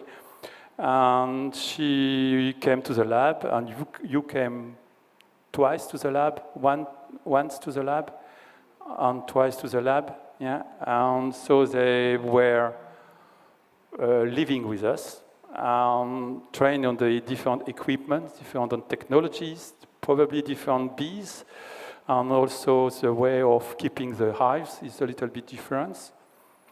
And my team at that time is here. So Michel, you saw his picture before. Karim was also involved. He was a chief manager in the lab, specialized in some specific technology in mass spectrometry. And Camille, my PhD, she's now a doctor, and she's now working in a private company. And Sébastien, he left the lab 3 years ago, and myself here. So this is right close to the lab. And this is in the lab in Chiang Mai with Panwan here. And so Panwan was the leader for the Thai group, and I was the leader for the French group. And this is close to the Alps. So the project, just to summarize, I don't want to talk about science. It's not the purpose here, but this is a scheme of what we did. We compare, in fact, the two different species of bees on the different isolates of parasite to see if one type of bee is more adapted to the pathogen or not. So what brought us together is the team from Chiang Mai is really a high-level team in honeybees. It is well recognized at the international level, at the European level. They were collaborating with people already from Germany, from Switzerland, and you have also different collaborators in France, and you had a new collaborator with my group at the Biopark. And your skills are more in genetics, in biotic and abiotic stressors around affecting your bee species. And you have a strong connection with local beekeepers because we need to work also with local beekeepers. This is very important. On the French partner, we were involved in the EU project from several years. We got one FEAGA project with financed by France Agrimaire, and we had also a H2020 Poche-Bee project, which was a 5 years project on honeybees and bumblebee, stressors and pathogens. And we have no skills in genomics. So what is interesting in the kind of project is you can merge person with different skills. And we brought the skills of in peptidomics and proteomics. That's a large part of my scientific life. And we, as I mentioned previously, we developed the blood test to monitor pollinator health. It's a very simple test. It's when you are going to the doctor, if the doctor wants to see if you are facing problems or if you have an infection, they will take a blood. They ask for a blood test with different parameters. And now we know that we can follow the health of the bee simply by a blood test because we have specific fingerprints of what is going on, and there are specific molecules that are produced in response to different infections or different stressors. So you know the name. This is the bee. This is the Western bee. Sorry, I didn't put the Asian bee. And this is the different pathogens we are working on, this Mycosporidae, but we are also working with this mite, which is typical for Western mite, which is Varroa, and this one, Tropilelaps, is really, for the moment, only in Asia. It's not present in Europe. So just to come back to the real life, so if I didn't mention, but we were, the PHC was during the pandemic, so the problem of mobility was something inexistent, except for one thing. For human mobility, it was zero. The only mobility was for the computer, so you can bring the computer at home, organize a link with the lab, and then you can treat the data you acquired in the lab. So that was something we could manage, but the mobility was stopped. And you know, when you work with bees, you have to have a mobility within the countries, but also within the different areas where your beekeepers are. So we stopped everything and we had to start again the mobility only a year after in 2020. So that was a picture of my last trip just after the COVID in Chiang Mai airport. Just some slides to show you that PHC is a way to bring young scientists with older scientists, with senior scientists in different working lab conditions, so with different equipments, different facilities. And I think the Pat on Bank, you can communicate on that the labs are different, but the technology were different, and you learn a lot about the complementarity of working in with different equipments.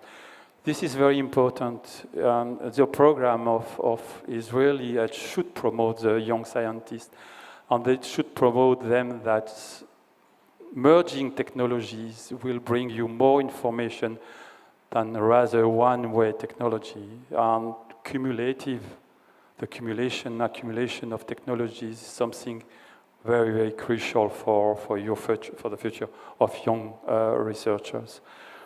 So this is the lab in my lab in France with Camille, the student on Pan 1. This is my student because she went 3 times in Thailand, and she stayed more than 7 days in the lab in Thailand. And this is Bank working on the bees. Also, the way they are managing bees in the lab are a little bit different from the one we have. So we both learned, it was a kind of win-to-win strategy, and this is the force of the PHC program. You always learn something. But also, sometimes you cannot go outside, so you have, for the older senior scientists, it's always a lot of work on the computer. And I also want to share with you some other pictures that, as scientists, you need to communicate at the international level. You need to communicate by presenting work in different congresses. This is what we did during that period, slightly after the COVID situation.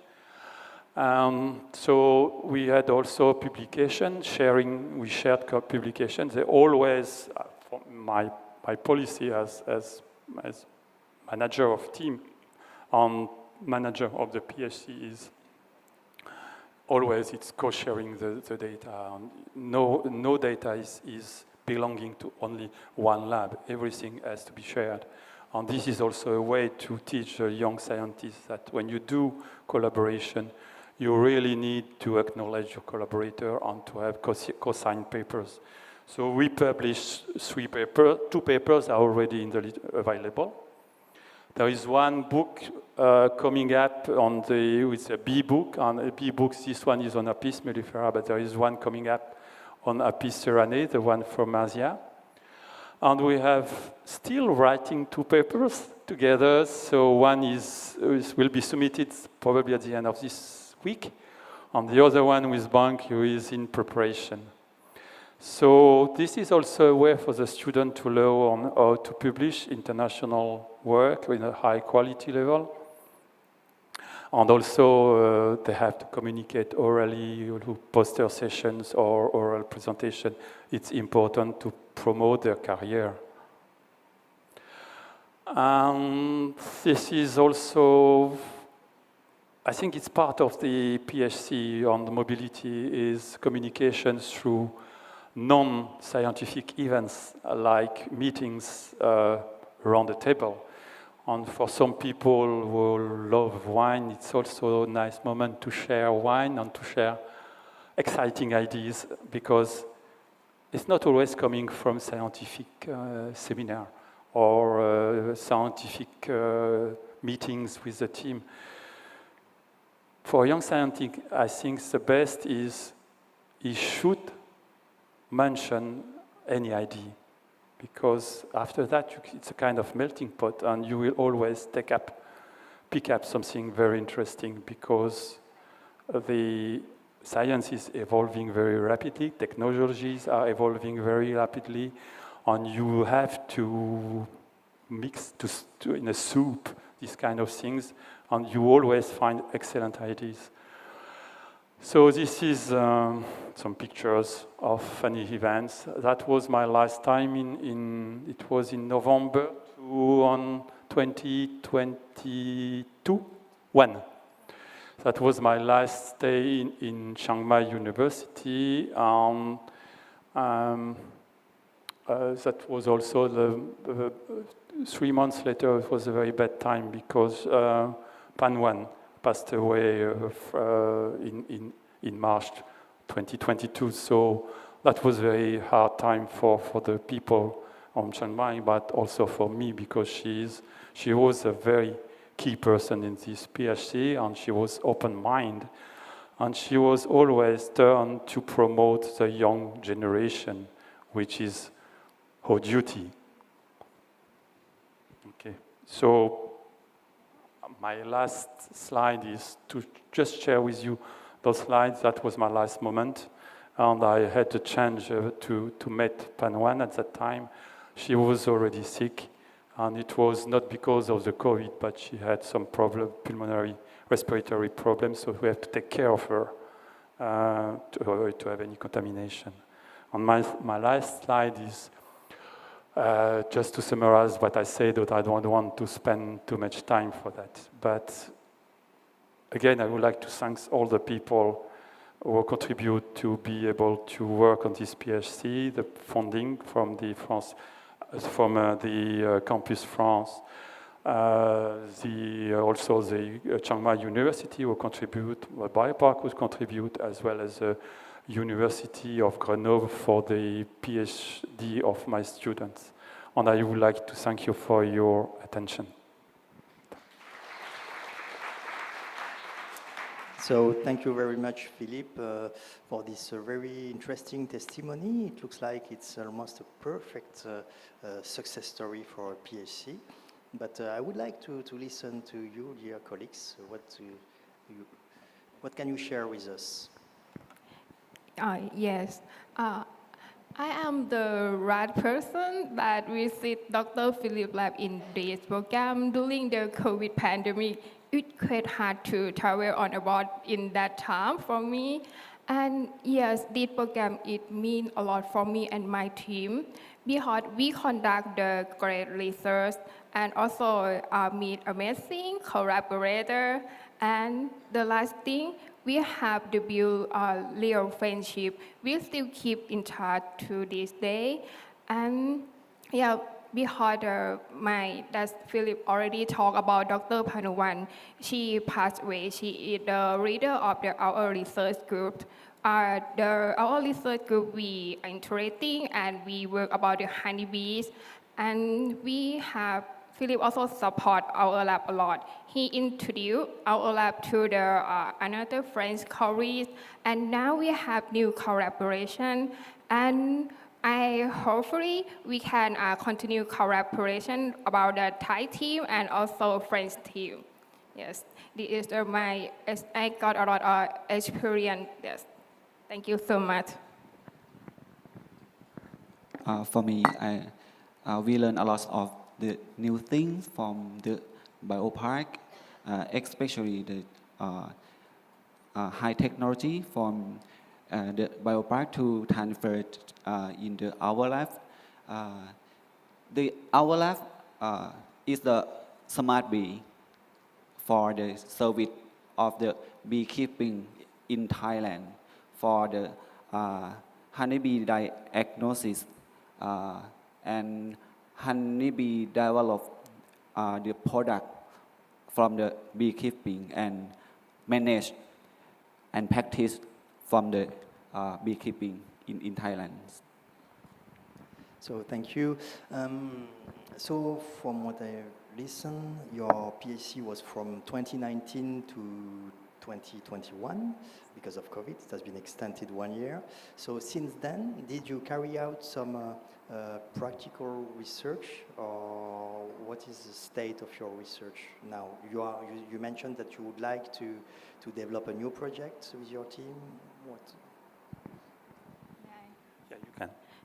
Yes, we already closed the project from the 8-bit nodes, and we would like to continue the new project, but we also forgot about the honeybee, and we have the new collaborator from the Toulouse. Yes, Philip already introduced us, and we also conduct the preliminary research, and we hope we will build the proposal and submit to PHC SIAM to continue the collaboration from France and Thai team. Yes. So this is very interesting because we can listen that you would like to continue your cooperation, but using PHC, which makes sense, of course.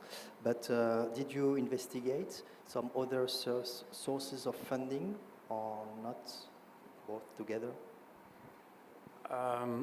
So for other sources of funding, rather than just PHC's programs, I think, yeah, with the opening program of exchanges of PhD, scholarships. This is very interesting because it's easier for students probably to get this kind of things rather than through the PHC, which is a little bit more complicated sometimes. But I think both are complementary. After that, there are some. In France, it's difficult to have the international bilateral. You can have bilateral programs with the French agency, but we didn't look for that for the moment. I think you have to think about that with a new group from Toulouse, because they are young and they have a lot of energy, and they will have a lot of new financial support opportunities. So also that's the reason why the last session of your day will be to present yourselves or other sources of funding from our French and Thai institutes that came here today, like IRD, CIRAD, CNRS, but also MESI and PMUB, because this is very important. So it means that since 2029, there is no more mobility between your teams and colleagues from France and Thailand. So we got the mobility in 2020, and I went also to Thailand in 2021, but not through the PHC, through my own financial support. Yeah, we lost a lot during the COVID situation because it stopped everything in terms of human mobility. So that was a very hard time, because when you work with this kind of animal models, you are depending of the season, and you are depending of the animal. So they are not. You cannot keep them all time in the lab. You need to go on the field. And that was a really negative aspect of it. But I mean, what you could do? Nothing. So, yeah, but I think it's we continue to work. We continue the exchanges after that. And Panwan was expecting to come in April 2022, but that was not the case. But yeah, we were expecting Cotonou working together. So maybe now I can take any question from the public here present. We have to take advantage of them. A very good experience of PHC. What would you like to ask them? No question? Don't be shy. Question, Christophe? No?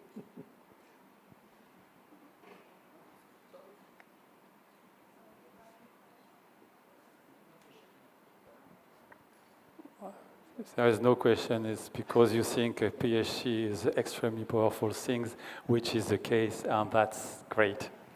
No, I have no question, but I think it's a very good illustration of everything that is a PHC, and I think this example could be presented as a very successful and success story, a typical success story. Between you mix both scientific, both cultural, and everything around that. And I think it's very important to understand that PHC is not scientific work, and the mobility is a key point in order to make some real connection between all two countries. So I would like to thank you very much. I have noticed a lot of things from your presentation in order to make some more advertising of PHC. Thank you very much. Thank you too. Thank you very much, and thank you for coming from Chiang Mai and from France to be with us today. Thank you. So now I will invite on the stage Dr. Arnaud Montel.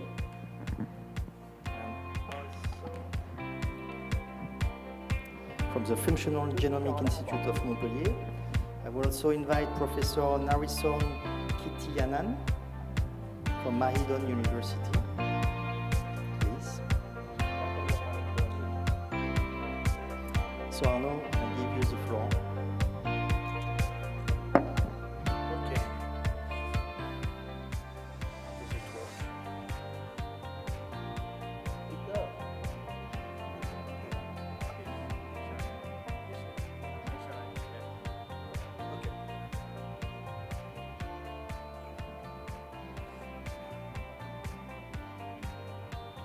Okay. Nice to see you. Good afternoon, ladies and gentlemen. Thanks to the organizer for this day.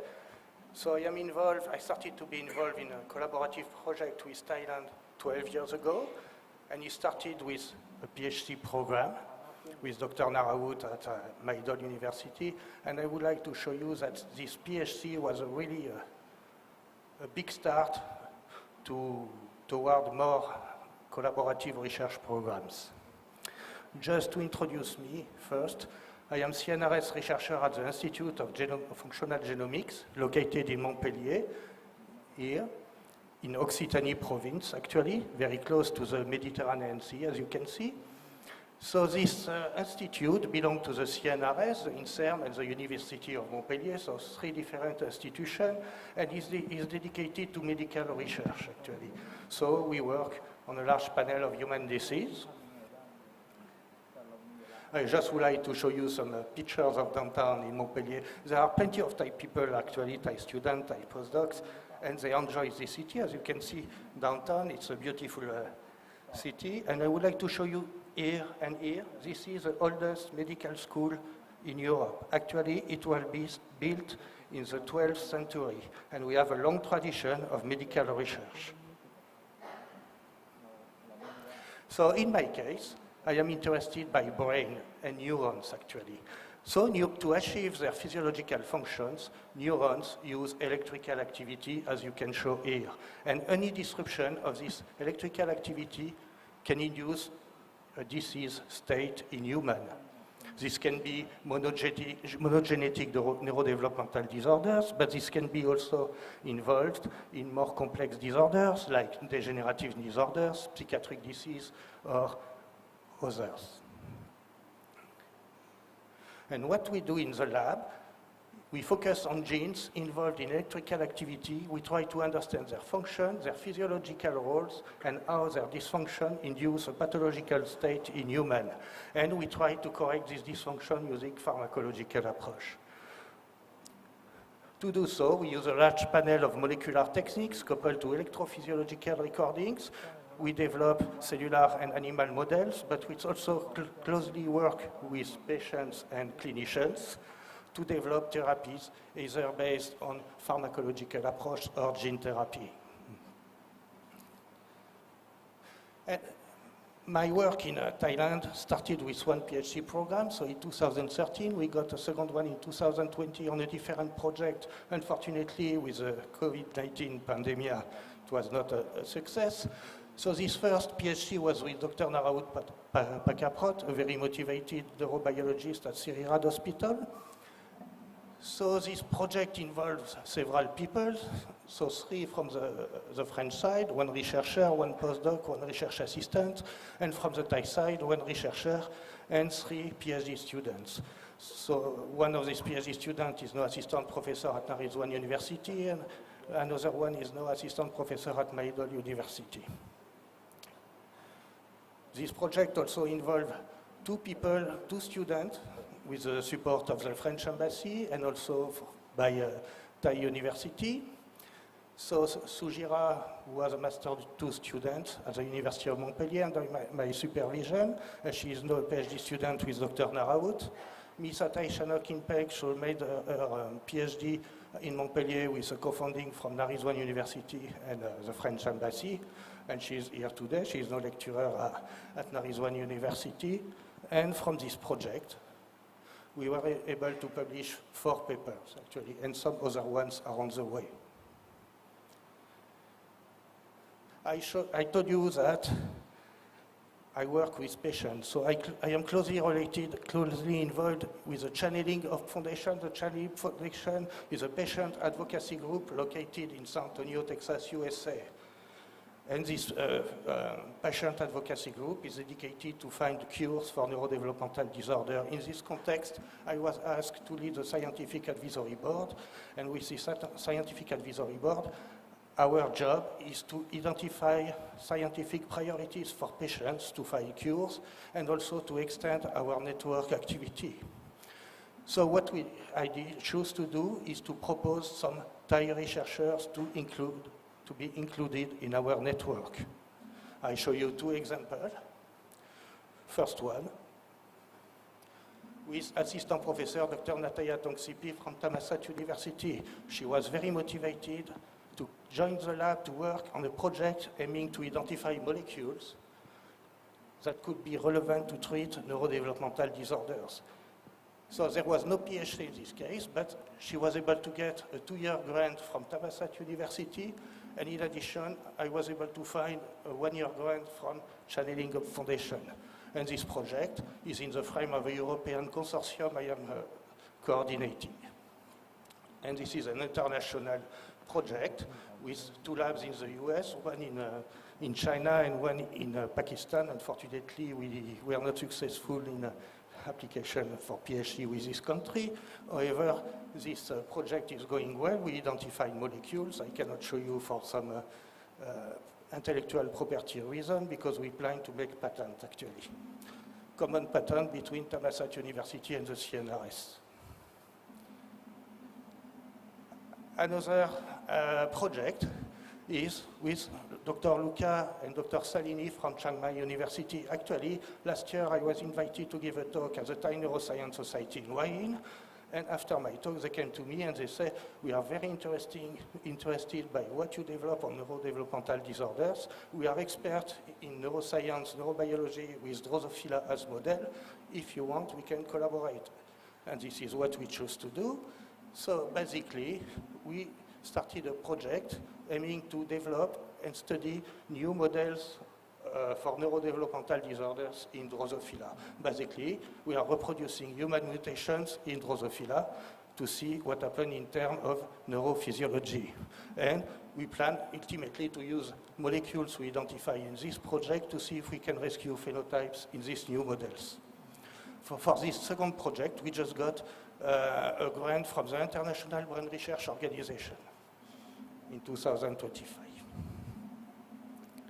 And of course, we expect to be able to set patent and publications at the end.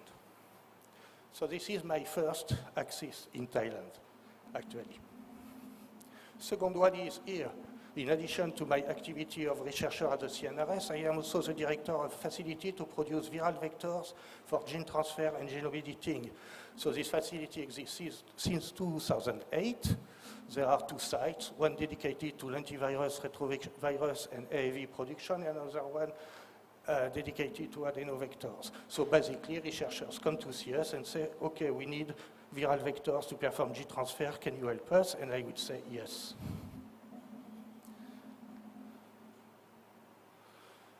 So because of my expertise, I was asked to contribute to other research projects. So I participated to one PhD program with Dr. Dorothée Misset and Sinewalaya Wishit at Maidol University. So in this context, I was able to host one PhD student, 2 trainers, and there were 2 publications, and some other ones are on the way. I also collaborate with Dr. Narizan, who will give a talk after me, about a gene therapy-based approach to treat ischemic stroke in a preclinical model. So this project was not accepted for a PhD this year, but we will resubmit it later. And I would like to show you that at the meantime, because of my activity as a director of a platform, so I was able to supervise another PhD student, co-founding from Maidol and Campus France. I was also able to train 4 postdocs. One will arrive in October, and 3 Thai PhD students with the Royal Golden Jubilee Scholarship and partial support by the French Embassy. We also co-organize, and Dr. Narizan will talk about that, different workshops on viral vector and gene transfer. The next one will be in 2026, if you are interested to attend.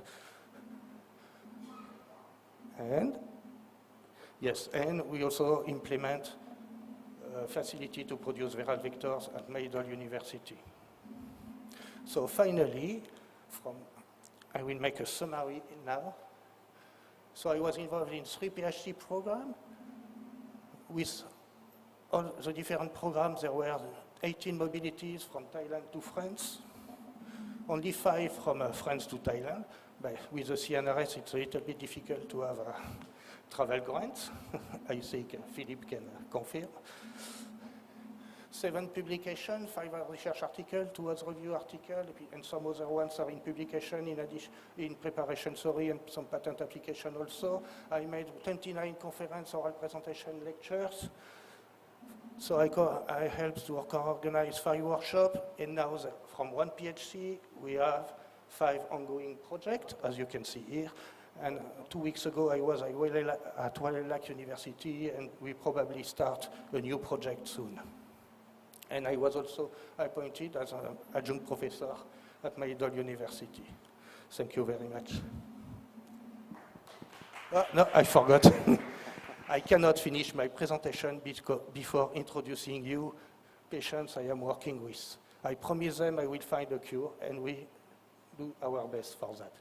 Now you can applaud. Thank you very much, Arnaud, for all this presentation. We will first listen to your colleague, and then we will have many questions for you, I'm sure. Okay, may I have the slide, please? Okay, first of all, thank you to have me here. As I know mentioned earlier that we are setting up the viral vector core facility at Mahidol University. I will allow me to walk you through a little bit history. This is my background. Actually, I work on the stem cell biology from PhD training, working on neural stem cells. And at that time, I tried to use the lentiviral vector to do like the gene therapy as well. So this is the word like the biologics. So this is my involvement with PHC SIAM. You can see that I play several roles. First one, together with Professor Philippe Lebouche and Professor Sutat Fujalan. At that time, I was a junior scientist to work at the CAR to work on the hematopoietic stem cell transplantation in monkey model. After innovation with the lentic globin, try to express the globin genes in the hematopoietic stem cell of the monkey. And later, on the year 2017, 2018, I was a principal investigator of the project working with the Professor Frederick Checkers on the Alzheimer's disease. And you can see that we are working with the Adams 10 family and APP. And this, I know Frederick because of at that time we have Dr. Bruno Wang Song working with us at the Institute of Molecular Biosciences, and he introduced me to Frederick, and we developed the project together and worked with this team. And later on, you can see 2023, 2025, we try to apply the PHC SIAM again together with Arno, but they were not accepted. And this year, yes, we are going to resubmit it again. And you can see that this is going a little bit beyond the PHC SIAM. You can see that we have like the letter of support of the setting up the viral vector facilities. This is from Stefan Roy, the previous, I don't know how many years he was there. Stefan Roy, yes, it is in 2014 here, the first one. And the next one here, 2020, we have another letter of support as well to setting up the viral vectors facility from Guillaume Da, the scientific attaché of the French embassy. And finally, we have setting it up in Mahidol. And you see that at the time, as a COVID pandemic, we have to do like the online discussion, and Guillaume Da is here pretending to do something. Okay, and this is the purpose of the viral vector core facilities to foster research. We're going to produce only research use only product, not for the clinical use. And also another point is to strengthen the collaboration between French institutions and Mahidol universities. And this is the setting up in the viral vector core facility. You can see that we have like this suite for the vector production and all the general molecular biology labs. And this is going to lead to another MOU signing between the IRD and Mahidol universities. This is at the French embassy in Bangkok. And we signed the MOU together that IRD will help us, Mahidol University, to organize like the training workshop. So the year later, you can see this is in 2023, and we have Xavier Gomez, the previous scientific attaché, and also Xavier Mahi, the IRD representative in Thailand as well to join us at the first workshop of the viral vectors at Mahidol University. And you see Dr. Sini Walaya, she sat on the back of the room. And you can see that this one, we got a support from the IRD and also the Reinventing University project from the Ministry of Higher Education, Science, Research and Innovation of the Thailand to do it. And next year as well, this is 2024, but we changed a little bit to be like the AAV vector in gene therapy and genome editing. This year also supported by the PHC of Thailand and also the IRD. And the last year, this is the very recent one, just the beginning of this week, in April and May this year, not this week, sorry. And you can see that we have the third one, the lentiviral vector for gene therapy and genetic diseases. And also, again, supported by IRD and the Reinventing University project.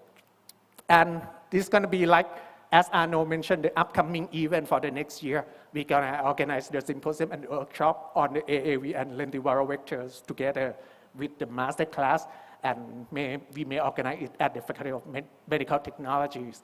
And also, we are planning to organize the International Brain Research Organization Associate School in November next year, and we plan to invite Arno to join us and talk with around the viral vector as well. So I think this is going to be the things that I want to talk with about the PHC SIAM and collaboration between France and Thailand. Thank you. Thank you very much.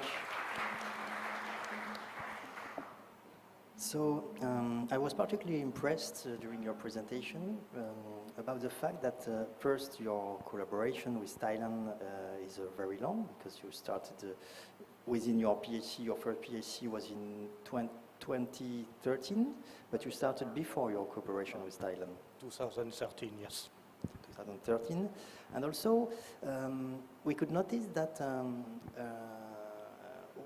you could develop a very large network within many institutes, many universities, and also involve Thai researchers to your own research networks. So this is also very nice.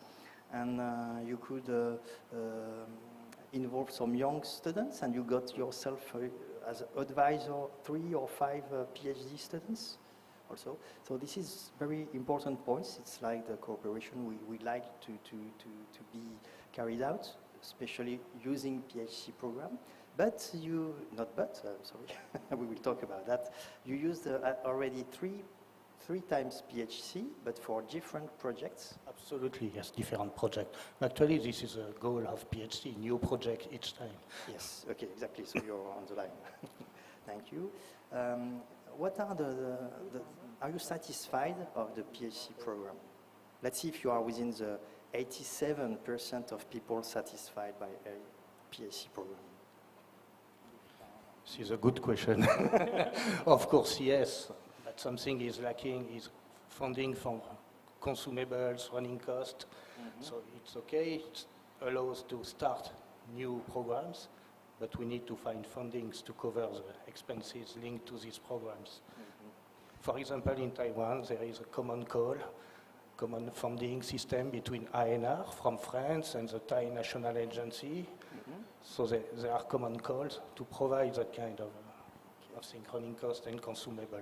To my knowledge, it does not exist with Thailand. Okay, so thank you. And what about you? What kind of negative point could you raise about? Yes, I do very satisfied with the PHC SIAM. And for your information, for the audience, I got another support from the EU, the Framework 7 program. At that project, I work with the team in Hungary and Denmark on the iPSC for the Alzheimer's disease. And you know, because we are, as Thailand, we are in the associate or the third party country as considered by the European Commission. So we cannot directly apply for the staff exchange program. We need at least 2 EU member states.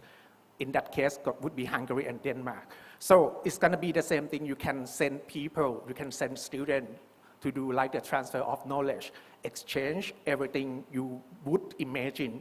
And for the PHC SIAM, it can be like the bilateral, just Thailand and France. So it would be more focusing and would be a little bit easier to communicate with because we don't have like the big consortiums. Yes. So thank you very much. Does anyone has a question for?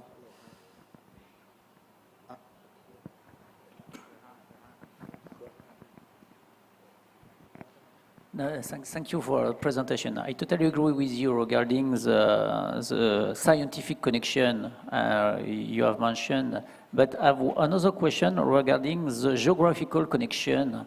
As I mentioned previously in our analysis, we show that most of the cooperation between Thailand or France are located in Occitanie area. So, apart the weather condition, could you have an idea to explain it? Because I have to say it's the only program where the Île-de-France is not the first connection area for this type of program.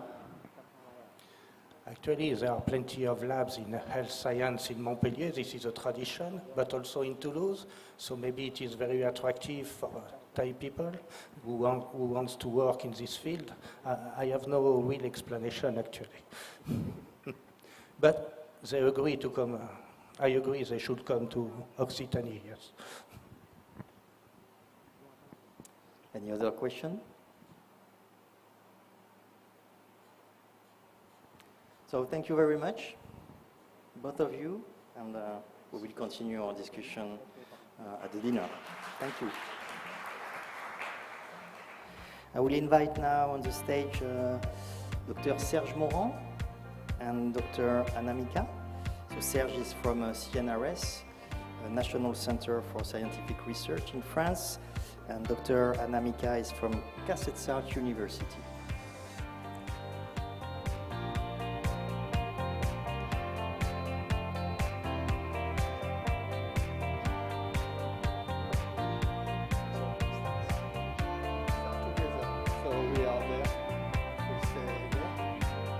So thank you.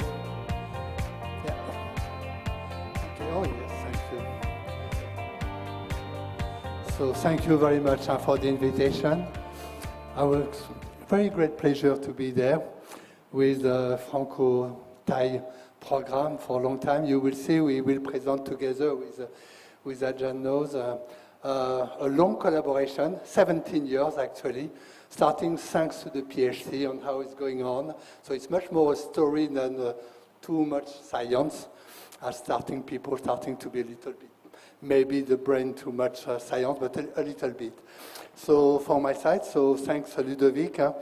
He presented me as a member of the CNRS, and now I'm the head of a new international research laboratory that joined the French NRS, Kasetsart University, and Maidol University, so I will also to thank all of the support to get this. And Ajahn Knows. Anamika Kitiyakan from Faculty of Veterinary Technology, Kasetsart University. That's it. Okay, so we can go, yeah. So I can go. So we will do by two. There. No. Ah, yes, working too much. Okay, I have to go back. No, okay. So we will have several chapters to present you this PHC. All is starting, as I told you, 18 years actually ago, in 2007, and with the first Franco-Thai, and at this time it was also with Kasetsart University. And I will really like to thank Ajahn Warawut.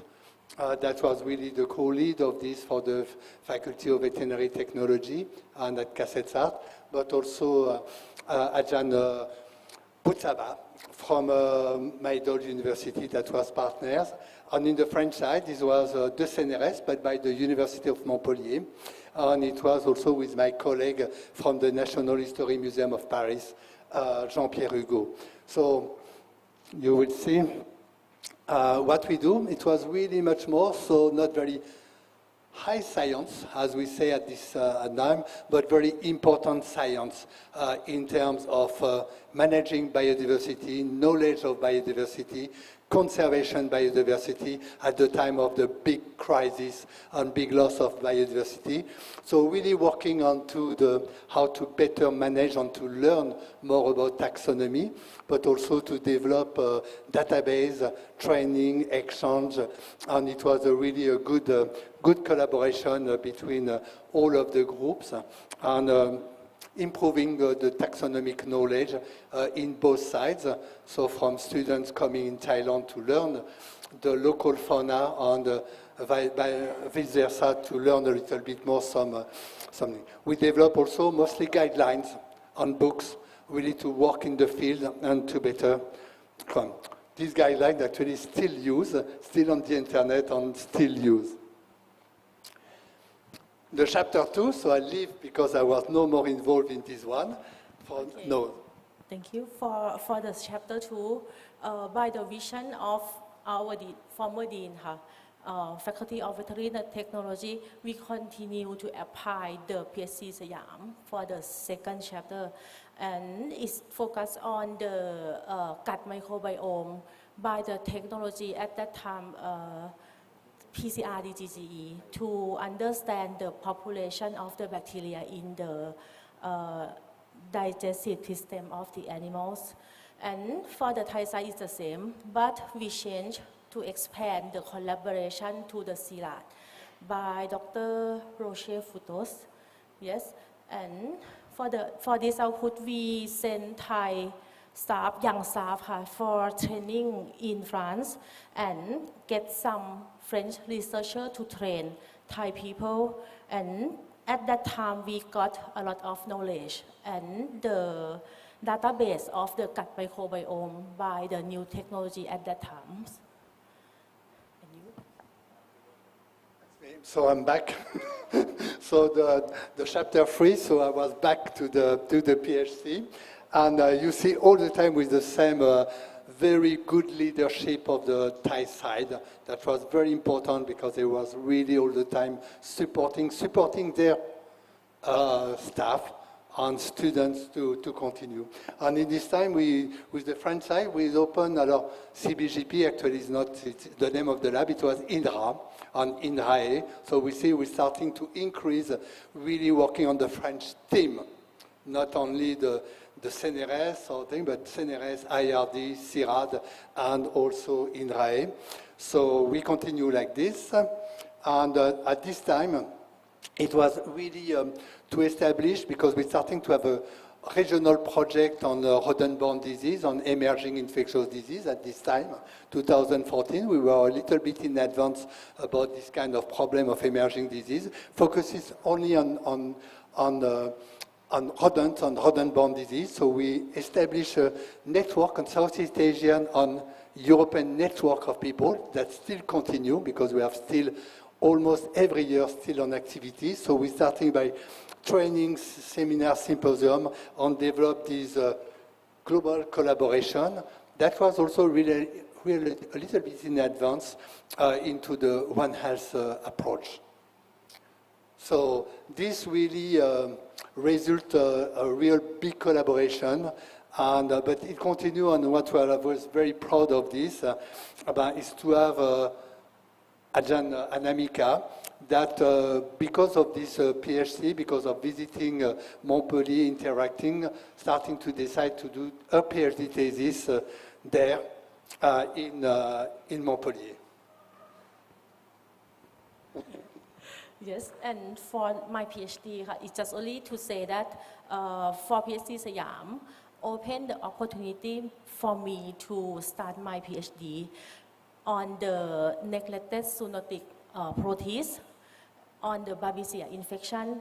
You will see this pathogen in animals, but there are some questions for Southeast Asia on mainland. We investigate and we found some clues, evidence of this pathogen that infect in rodent in Southeast Asia, and we I will continue another that we test in human because there are the report in human in the other countries.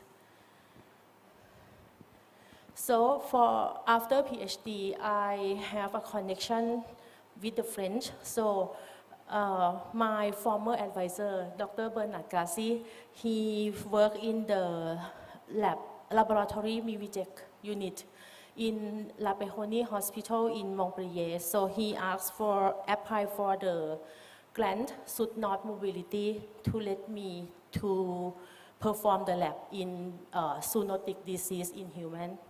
And after that, in the year later, so I have a chance by the Reinventing University of Kasetsart University to send me to study about the virome analysis in bat. This led me to perform the lab in Montpellier. And another part of these topics, I went to Gong University to train the next generation sequencing, the new technique for the virome analysis. Yeah, exactly. And you have also one of the mentioned, which I'm very proud to say that during the COVID-19, Nose was putting on the front from the IRD, especially Thailand, for his involvement with the IRD team at this quite difficult time to work, especially on emerging infectious disease on neglected. So I go now? Yeah. So just I think we are close to the end. So thanks to the PHC SIAM, it was very important because, as you see, as for the other project, it's really a way to starting to interact, to have a small way to collaborate and after to build up. When you're starting to have a good, I would say, good bones and good collaboration at the beginning, and we have seen that with the previous project, you can build up, you can find supporting money. We find supporting money from both the French side and the Thai side. So, and it was continue. So we continue with the collaborative project. We have the chance also to be supported by the Thailand International Cooperation Agency. So we have several French experts to be recognized, to have a long project on our work, to thank all these French experts that are working under this TICA, Innovative Animal Health, until the end. So I would really like to think, and you see that we have people from CIRAD, like Flavie Goutard, people from IRD, like Vanina Guernier on microbiology, or Nicolas Linné on anthropology. Rodolphe Hamel, that we have seen just before, also presented in some slides in vector-borne disease, but we have also people from CNRS and CIRAD, I forgot. So really also to try have the French team and to work really with the Thai team all together.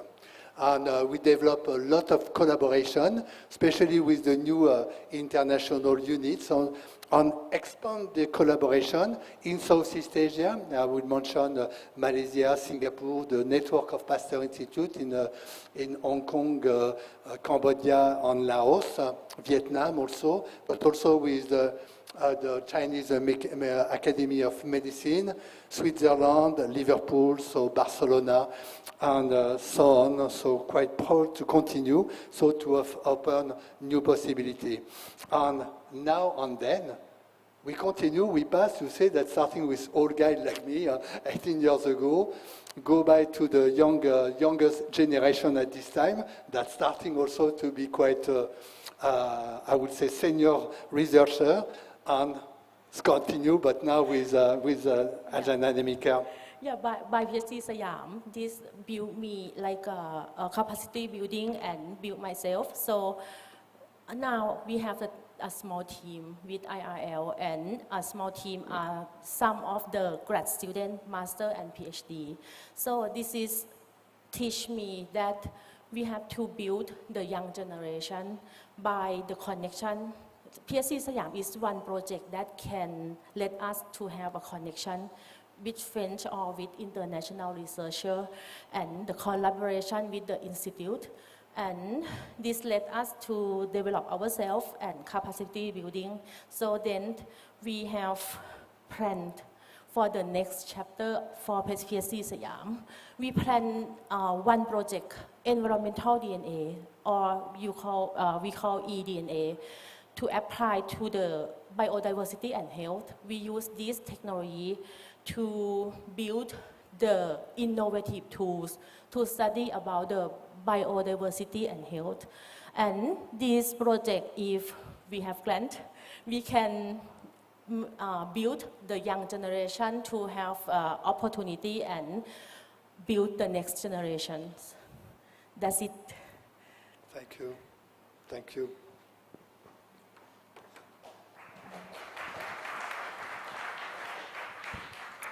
Thank you very much for your very nice presentation. So I am curious, Serge. I've seen that your first PhD was in 2007. So did you already carry out some research with Thailand at that time? Yes, at this time I was just starting to work in Thailand. My first field work, I'm from the field. My first field work was in 2006, actually. And we really decided we have this good connection with both Kasetsart University, but also with Maidol University. And I would like to really thank also the support of Maidol University. And we have some from French students. And we're starting to have, and we continue to have students, still French students. We have at the moment 2 PhD students, French, that are stay during several years in Thailand. And also internship from different schools, universities every year. So we really start to have this connection, because there are these new connection between Thai and French students to go together. Thank you. So your last PhD was focused more on animal health, no? And then was it this PhD that led you to establish your international laboratory? Actually, CNRS that asked me to develop this.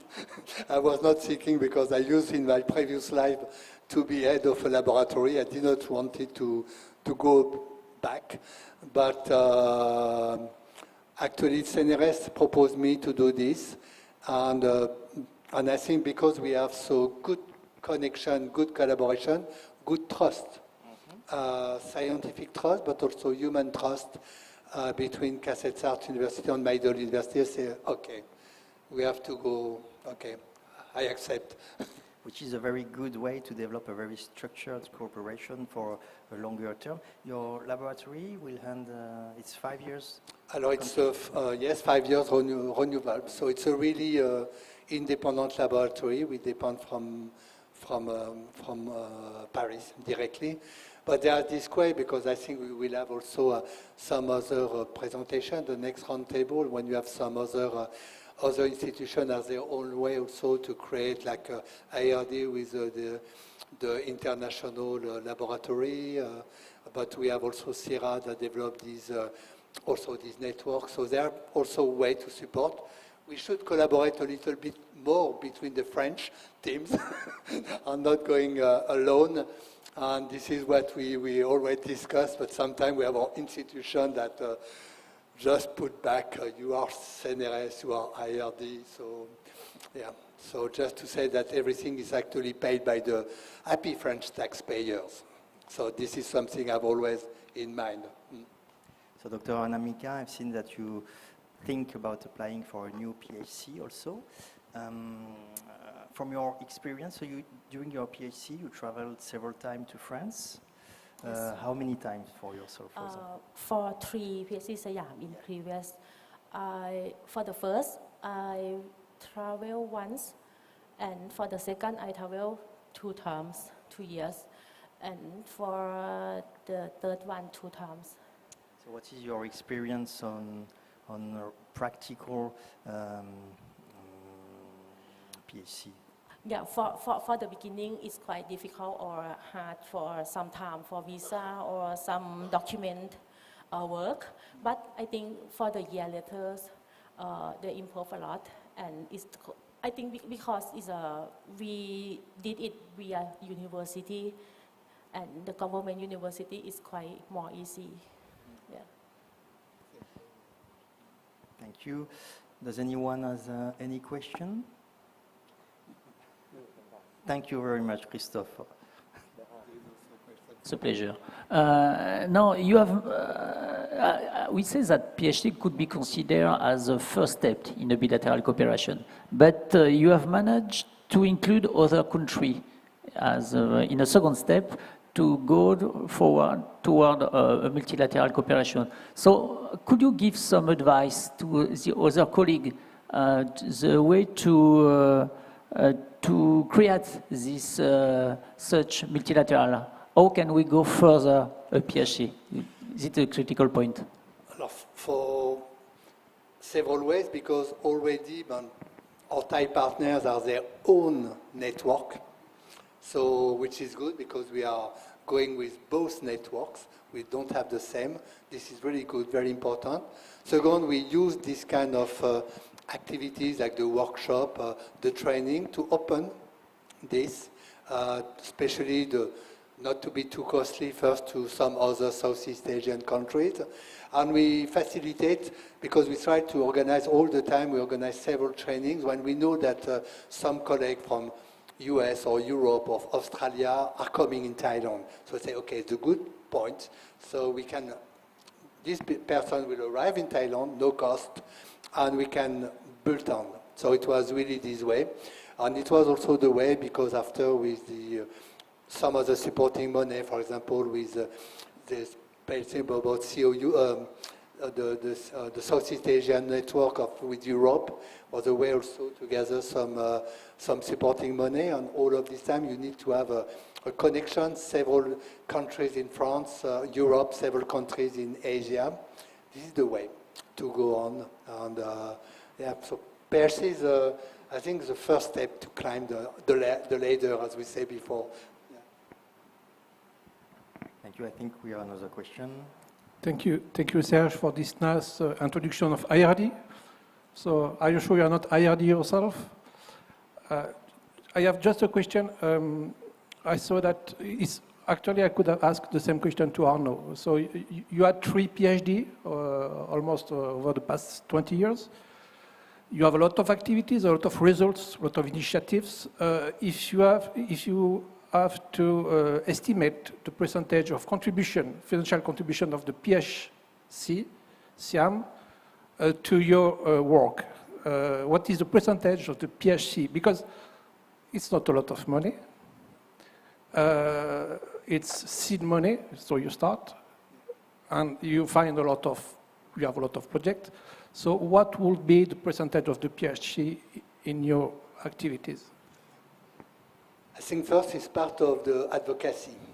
So if you want to build a project now, you have to show that you already collaborate. You have already something. And I think it's the good first step because you have some seed money, but we have all, and I think the former presentation, the next, we publish something together. All, we are doing this. And this is the first things. So not very much money, but a very good advocacy, and I would say a good card, scientific card to play the game and to continue to play the game. So I would say like this. After the Franco-Thai allows also because you see all the time several, you need to have at least 2 laboratories in France. It creates also the links in France. It creates also new opportunities, and this is the way that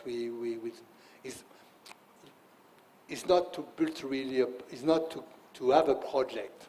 It's to think in the future, to have a vision, to go all together toward and forward to a new project. Any other question? No. So thank you very much. Thank you.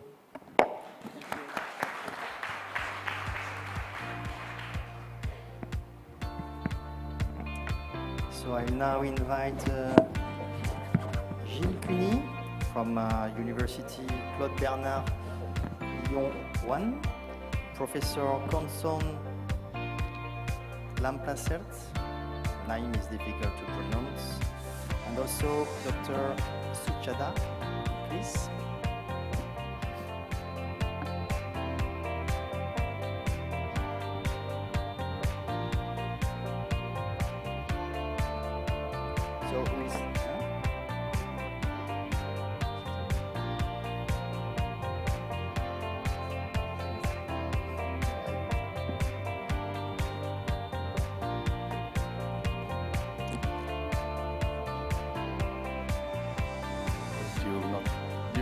understand? Okay, can I? We are different from. Okay, thank you. Good afternoon, ladies and gentlemen. We quite different from the other group because I will speak first in Thai side and then followed by French and my student. So this is not, we are talking about the PHC SIAM 2016 and 17. This is the second time for me. Actually, I got one time in 2009 and 2010 with Professor Eli Bufto. But today we talk about this grant with Dr. Jill Cooney. First of all, I would like to give you a brief overview about the development of paleontology program in Thailand. I'm from Mahasarakham University, and I would say we have the first PhD program in paleontology in Southeast Asia. It all began in 1978 for paleontology in Thailand. There's a long collaboration between Thai geologists. It started by long collaborate between Thai paleontologists, Dr. Walawu Sutithorn from Department of Mineral Resources and Professor Eric Bufto, CNRS in France. They work together with a good collaboration, and with this project, almost 20 years later, we have a chance to meet Professor Jill Cooney, and we invite him to join in our university, Mahasarakham University, and then he is playing an important key role to develop the paleontological curriculum program in our university in Department of Biology. In previously, paleontology just a selective course in Thailand. You can learn this course only in Department of Geology, not in biology. So Jill come here and try to help us develop this program, international program. And then 2002, we have the center, Paleontological Research and Education Center, established in our university and serve as a hub of the paleontological research in Thailand. And not only Thailand, actually, is in Southeast Asia and now worldwide into Asia and Europe.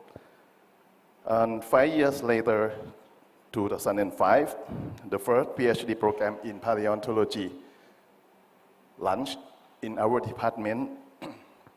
And then we try to promote for Thai people first and try to exchange some students from France and Southeast Asia too. Not only to develop the student just to be a true expert in paleontology, require only classroom learning is not enough. We need to exchange students. We need to send them to learn and get more experience from some country that I would say excellent in paleontology, which is France. So we try to apply this grant PHC SIAM, and then finally in 2016 we got this grant in the project Evolution of Mesozoic Food Web in Thailand and its impact on biodiversity. That time we sent an exchange student and researcher, and finally several students graduate and still work in paleontological research. And that project, this is the list of our research. In Thai side, we sent PhD candidate at that time to visit in France. We got opportunity to join with a well-known university in France, for example, in Lyon, in Montpellier, and work with specialists from CNRS, collaborate with Thai side is Mahasarakham University. And the French researcher also come to visit our university and train us and bring our students to field trip and become advisor, supervisor And here is some of the results that we got in that project. We got 6 peer-reviewed publications. We got 9 communication in international meeting. For example, one Paleontological Association in Lyon, 2016, and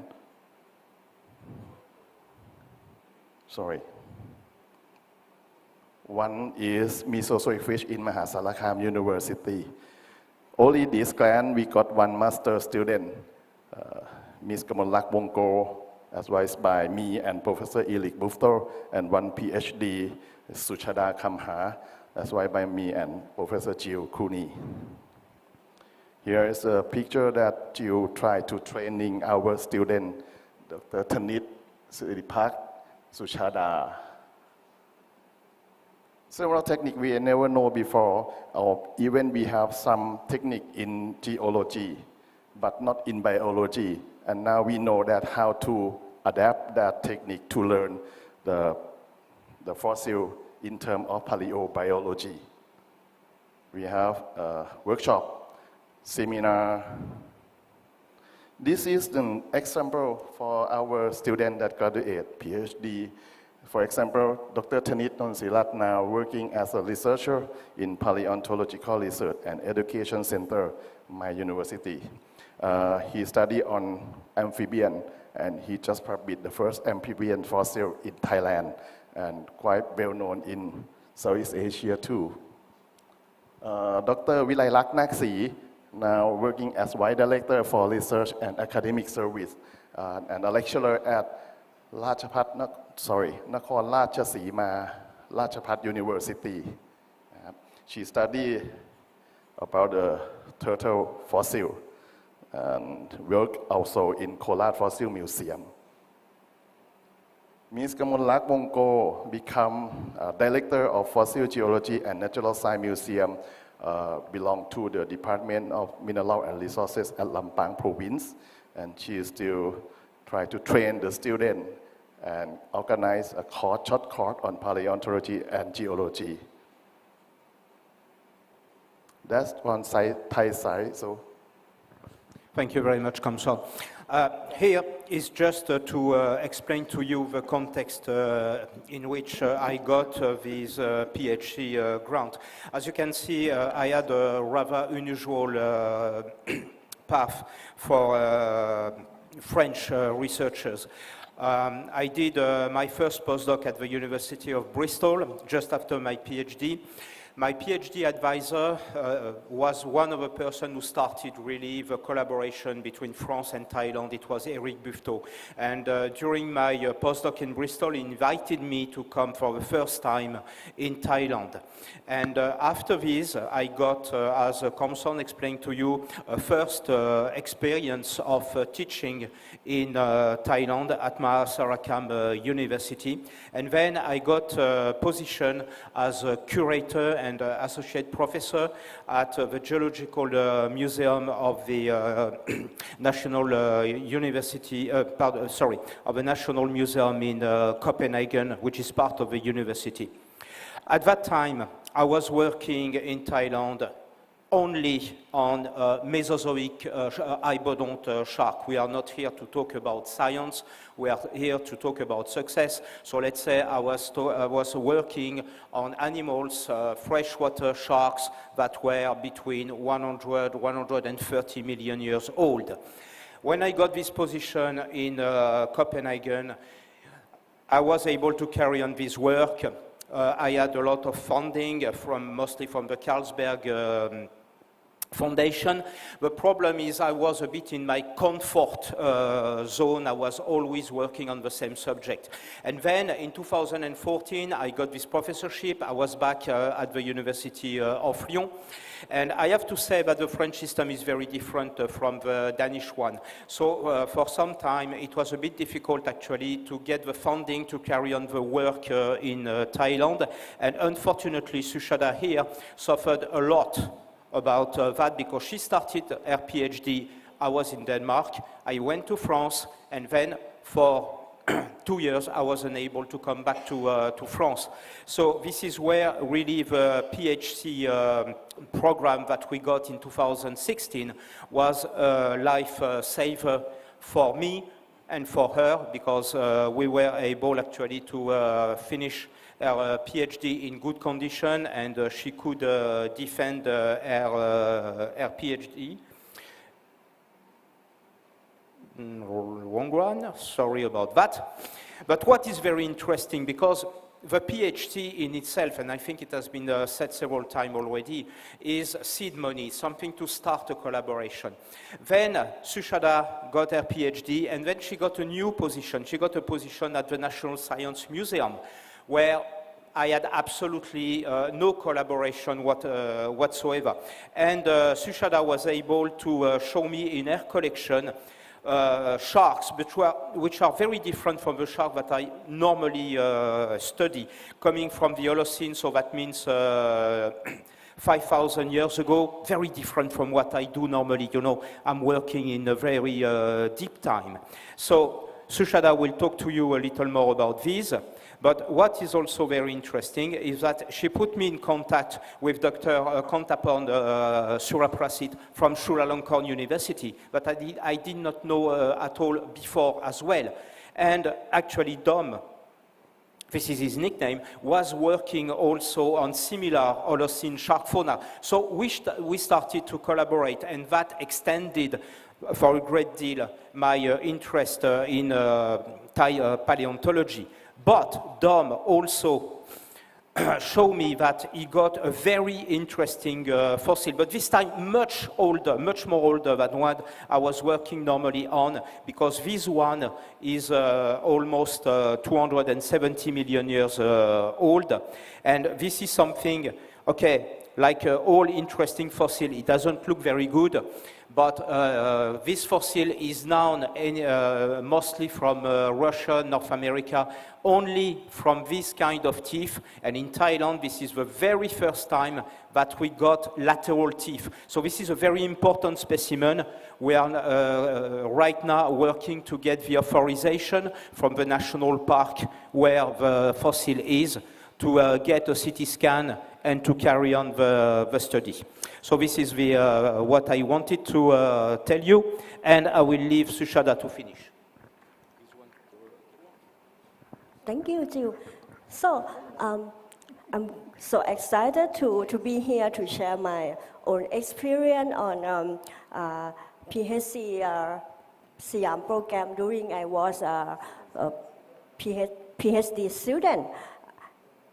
As Professor Jill and Dr. Komson tell you that I was a PhD student that's in Mahasarakham University. It's only one university in Thailand that opened a PhD program in Thailand.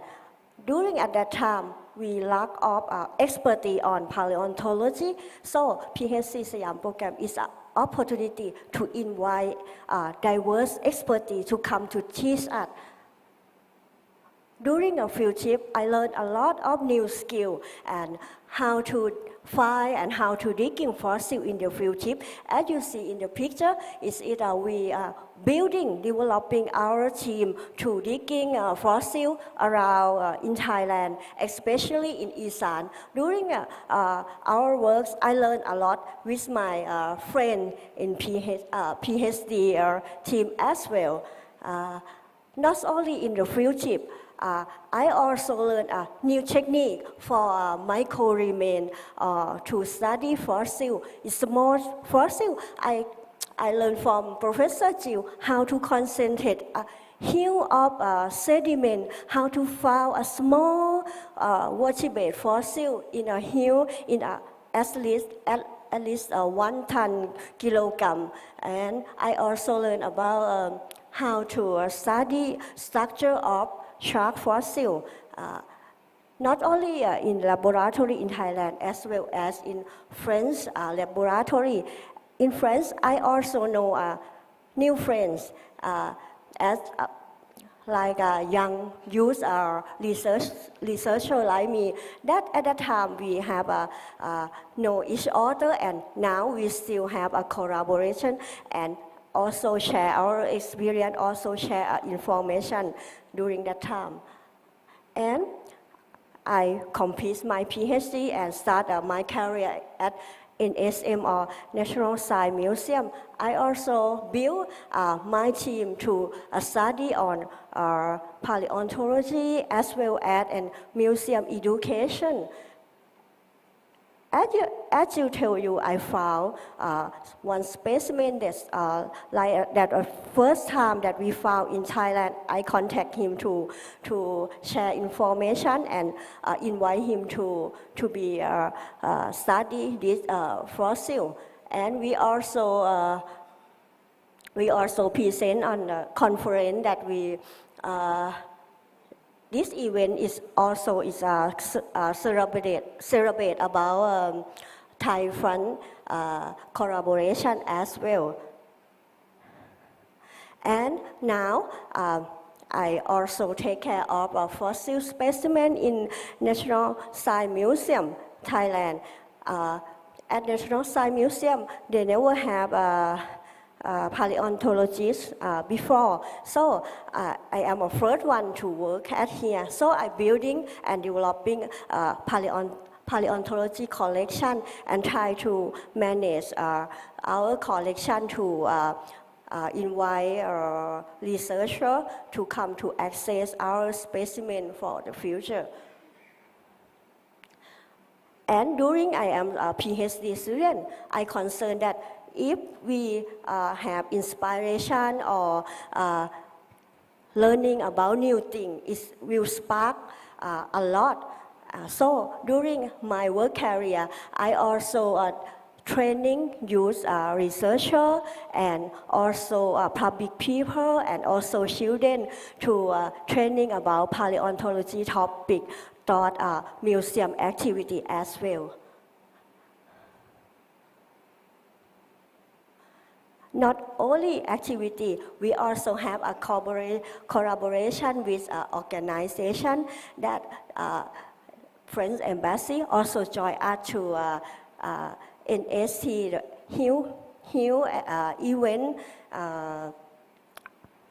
huge event about exhibition.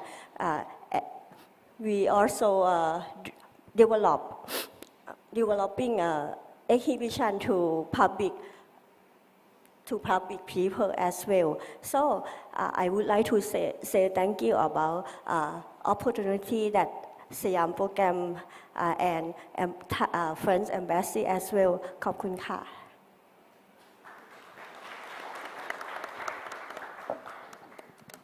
Thank you very much for this very nice presentation full of beautiful photographies.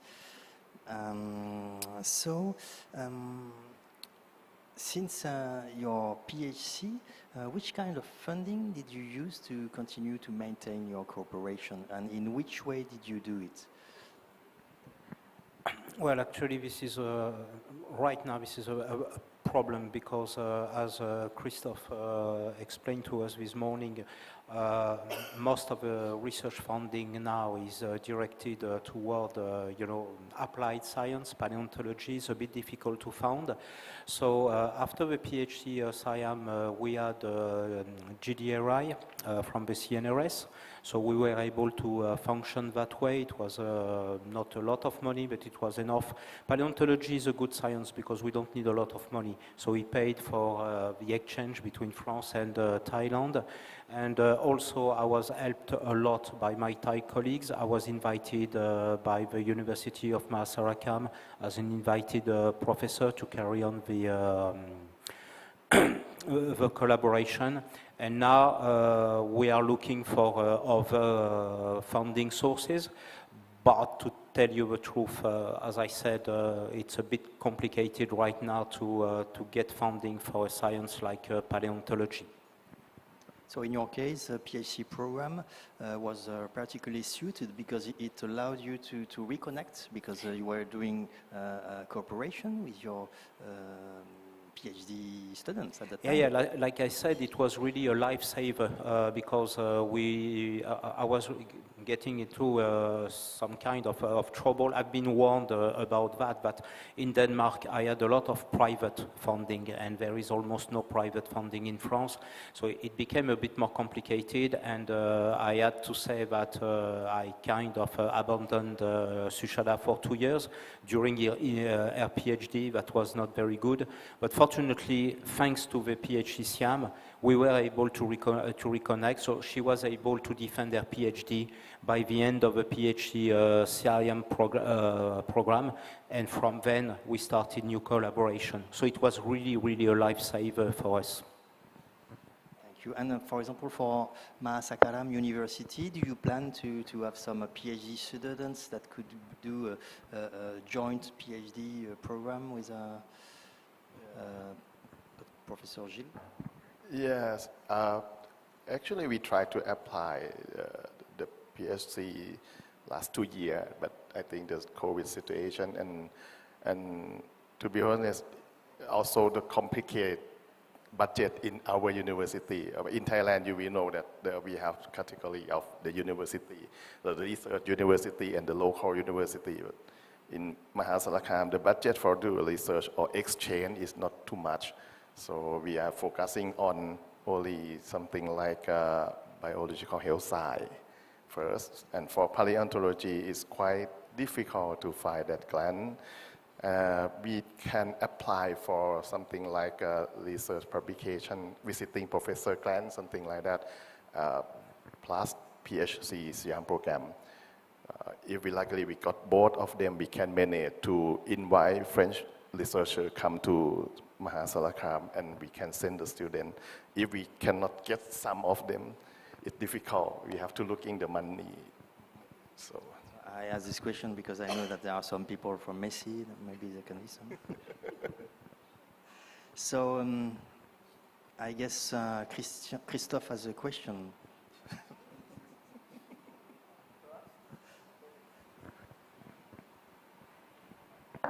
Yes, my question are not on PHC, but more dedicated to paleontology. How the paleontology is considered in Thailand? Because as we explained for the French part, it's not in the priority domain. But we can discuss that. But how can you explain? Could you explain us how you managed to find some money inside Thailand for a thematic we are not totally dedicated for innovation and so on? May I answer? Because something that really struck me since I've been working in Thailand, two things. Paleontology is a very old science in Europe. And in Thailand, this is something which is much newer. Comson make me partner on a different project, you know, to make a lot of museum, a lot of national park. So I think that there is this social interest in Thailand that I am under the impression that we have lost a little in France. I must say, for that we do have more new museums of paleontology which are appearing in the recent years in France. But I think it's not the same appeal than in Thailand.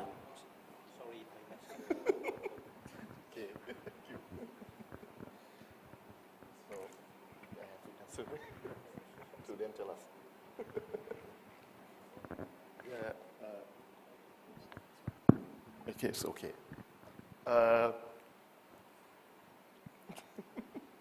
Sometimes it's difficult to explain. For me, I'm trying to. I would say something like this.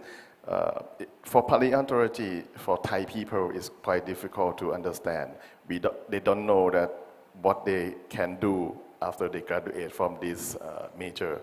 Luckily, our students, they can find all job.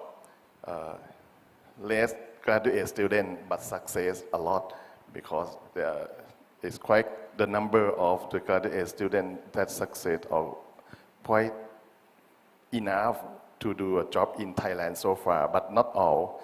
And how to say, when I try to explain to the administrator of the university or even in something like biodiversity, they said paleontology is not concerning about the diversity.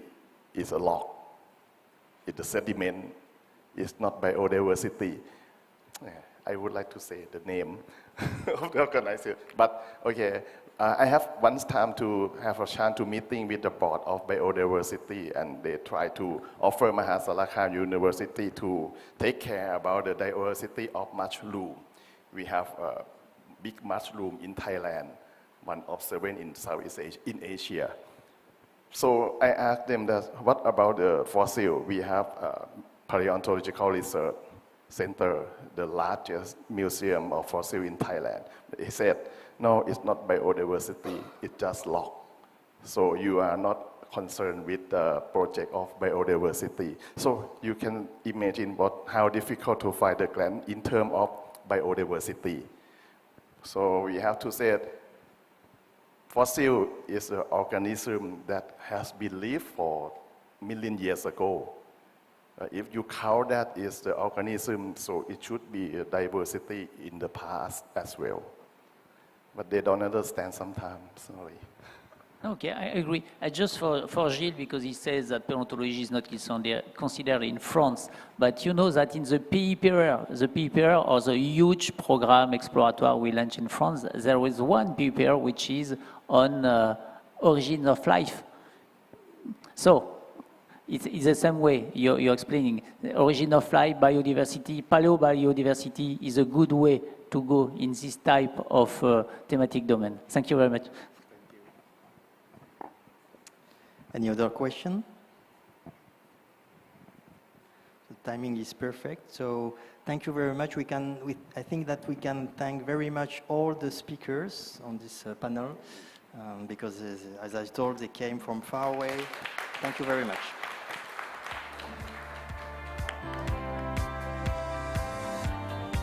A big round of applause for our moderator, please, ladies and gentlemen, as well as a big round of applause for all distinguished speakers. So, ladies and gentlemen, we will take a short 10-minute break for all of you to enjoy snacks and refreshment. It's available just right outside, and then we will continue with our next session at 4:20. Thank you.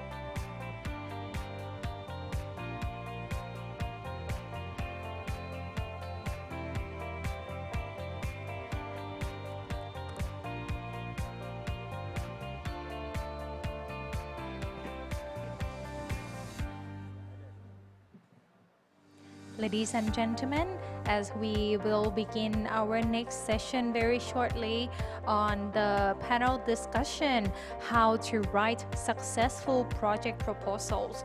So I would like to invite all guests to please kindly take your seat to get ready for our next panel discussion. And please feel free to also bring all the snacks and refreshment to enjoy them as we continue into the next session as well.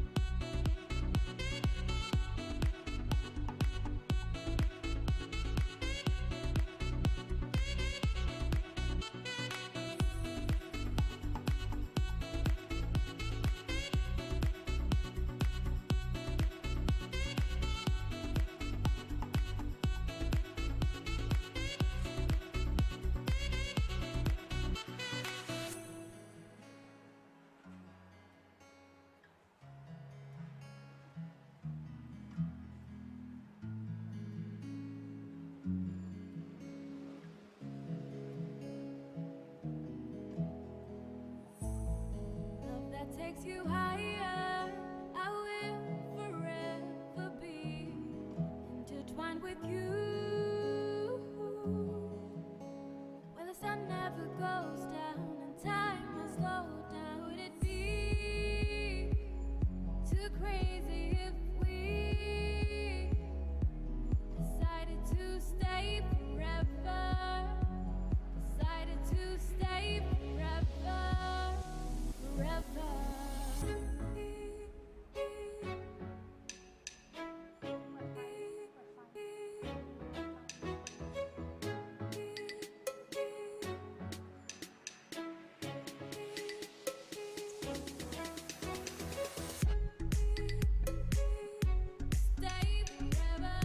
Ladies and gentlemen, we are going to begin the next session very shortly. I would like to kindly invite all of you to please kindly make your way into the ballroom. And please feel free to take the snacks and refreshment to enjoy inside the ballroom while as we continue into the next session as well. For our upcoming session is going to be the panel discussion on the topic of how to write successful project proposals.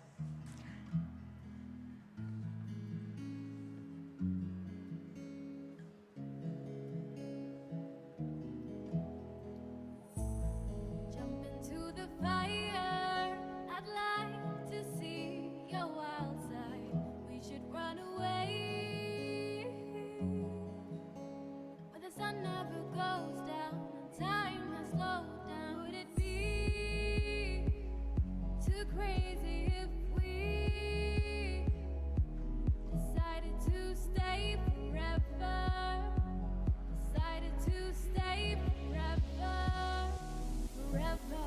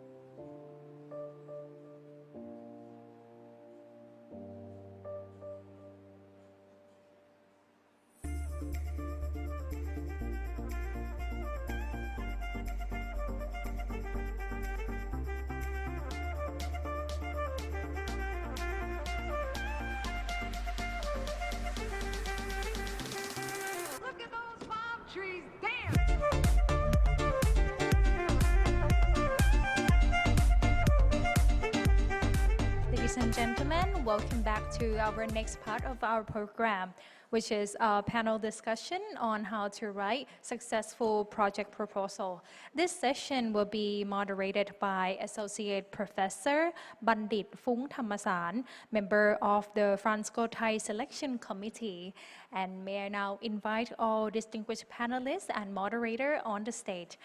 Please welcome distinguished panelists, starting with Professor Pornchai Sapnithi, School of Engineering, King Mongkut Institute of Technology, Lat Krabang. Please welcome.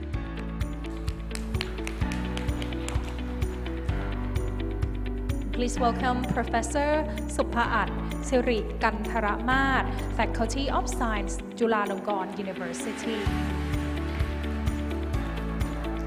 Please welcome Professor Christophe Delague, Head of International Cooperation Program, French Ministry of Higher Education and Research. Please welcome our moderator for this session, Associate Professor Bandit Phung Thammasan. And may I now hand over the stage to our moderator.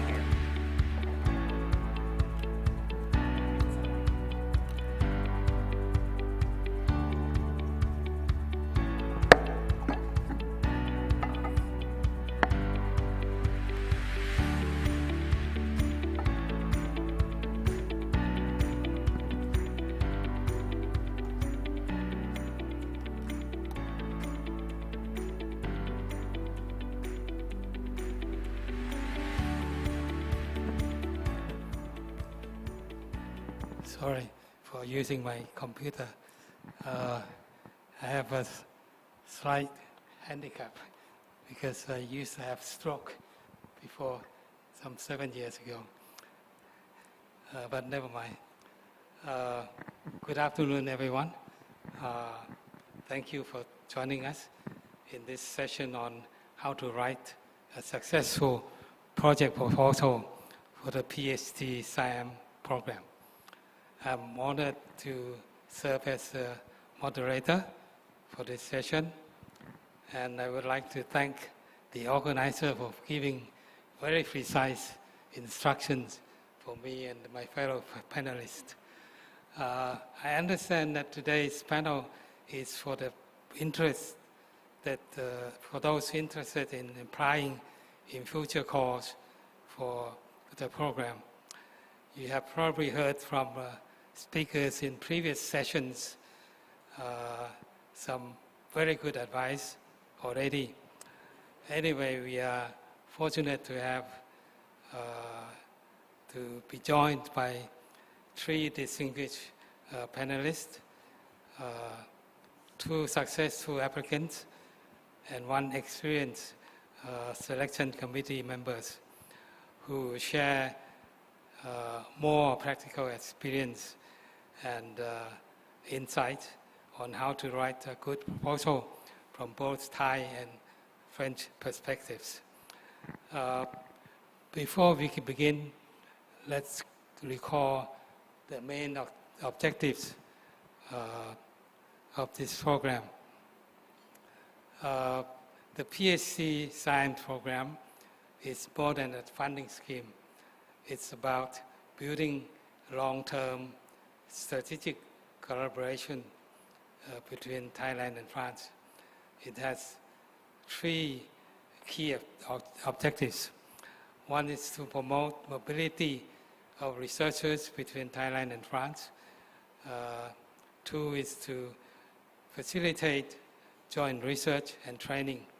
And lastly, to strengthen institutional networks in higher education and research. All the proposals are reviewed on the basis of 6 key criteria shown in the screen. Let me just walk through each one of these briefly. Starting from the left column, scientific methodology and technical quality. You know, reviewers look for clear, achievable objectives supported by rigorous and innovative methods. Researchers' credentials. This is about performance, past performance, relevant expertise, and productivity of the lead researchers or PIs on both sides. And cooperation and complementarity, how well the Thai and French teams complement each other in terms of skills, expertise, and infrastructure is an important criterion. Involvement of junior researchers, you know, inclusion of graduate students, postdocs, and early career researchers is a strong plus for the purpose of capacity building and long-term sustainability. Justifications for mobility to France. A strong rationale is needed for why Thai researchers must conduct research in France and vice versa. Be it access to unique equipment, specific know-how, or research mentorship. The last one is expected outputs and contributions.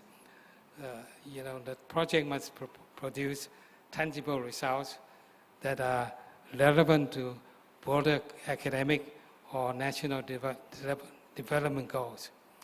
So your proposal should address all these criteria clearly.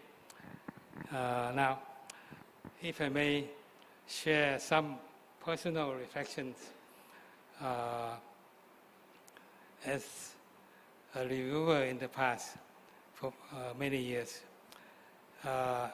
What really makes the proposal stand out? First and foremost is the universal ingredient, scientific excellence.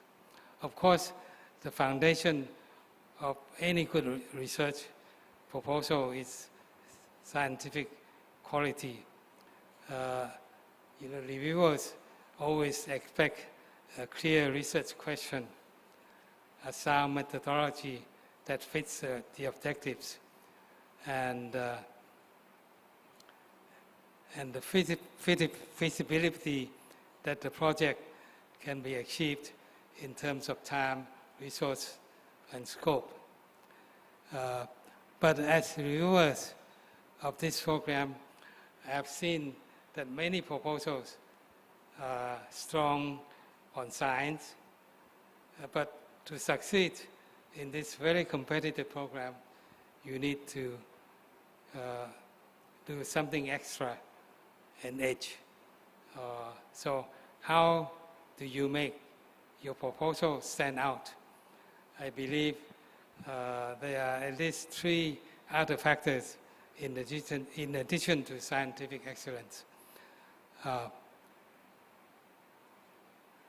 First is clear collaboration work plan.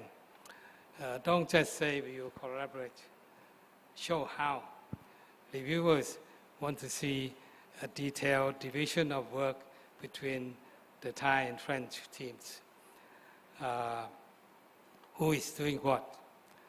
And joint activities, shared deliverables, and a clear timeline showing how responsibilities flow. In other words, the project must demonstrate a true partnership, not just parallel works. The strongest proposal typically show a synergistic relationship, how the strength of each partner are being leveraged and cultivated.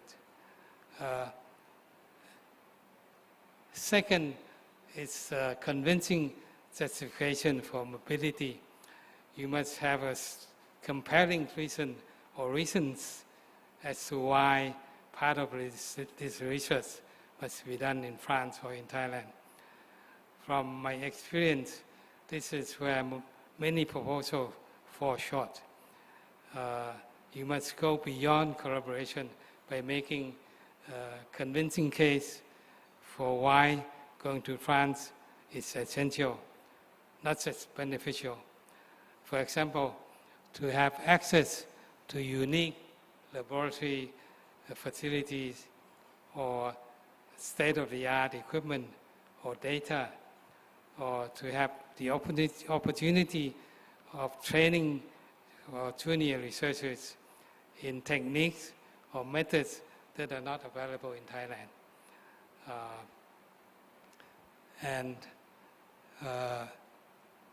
Or to have mentorship under specialized experts, or to collaborate with the highly recognized unique research groups.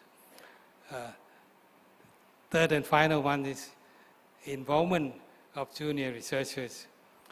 Involving young researchers, not just senior PIs in your proposal. This is not just about inclusion for its own sake. Think of it as an investment in future research capacity and the foundation for a sustainable Franco-Thai network. In your proposal, make a conscious effort to involve masters or PhD students, postdocs, early career faculty, or junior researchers. Clearly outline the roles and expected learning outcomes. Demonstrate how the project will support mentoring and capacity building. Doing so will give your proposal both depth and lasting impact, which aligns with the program goals.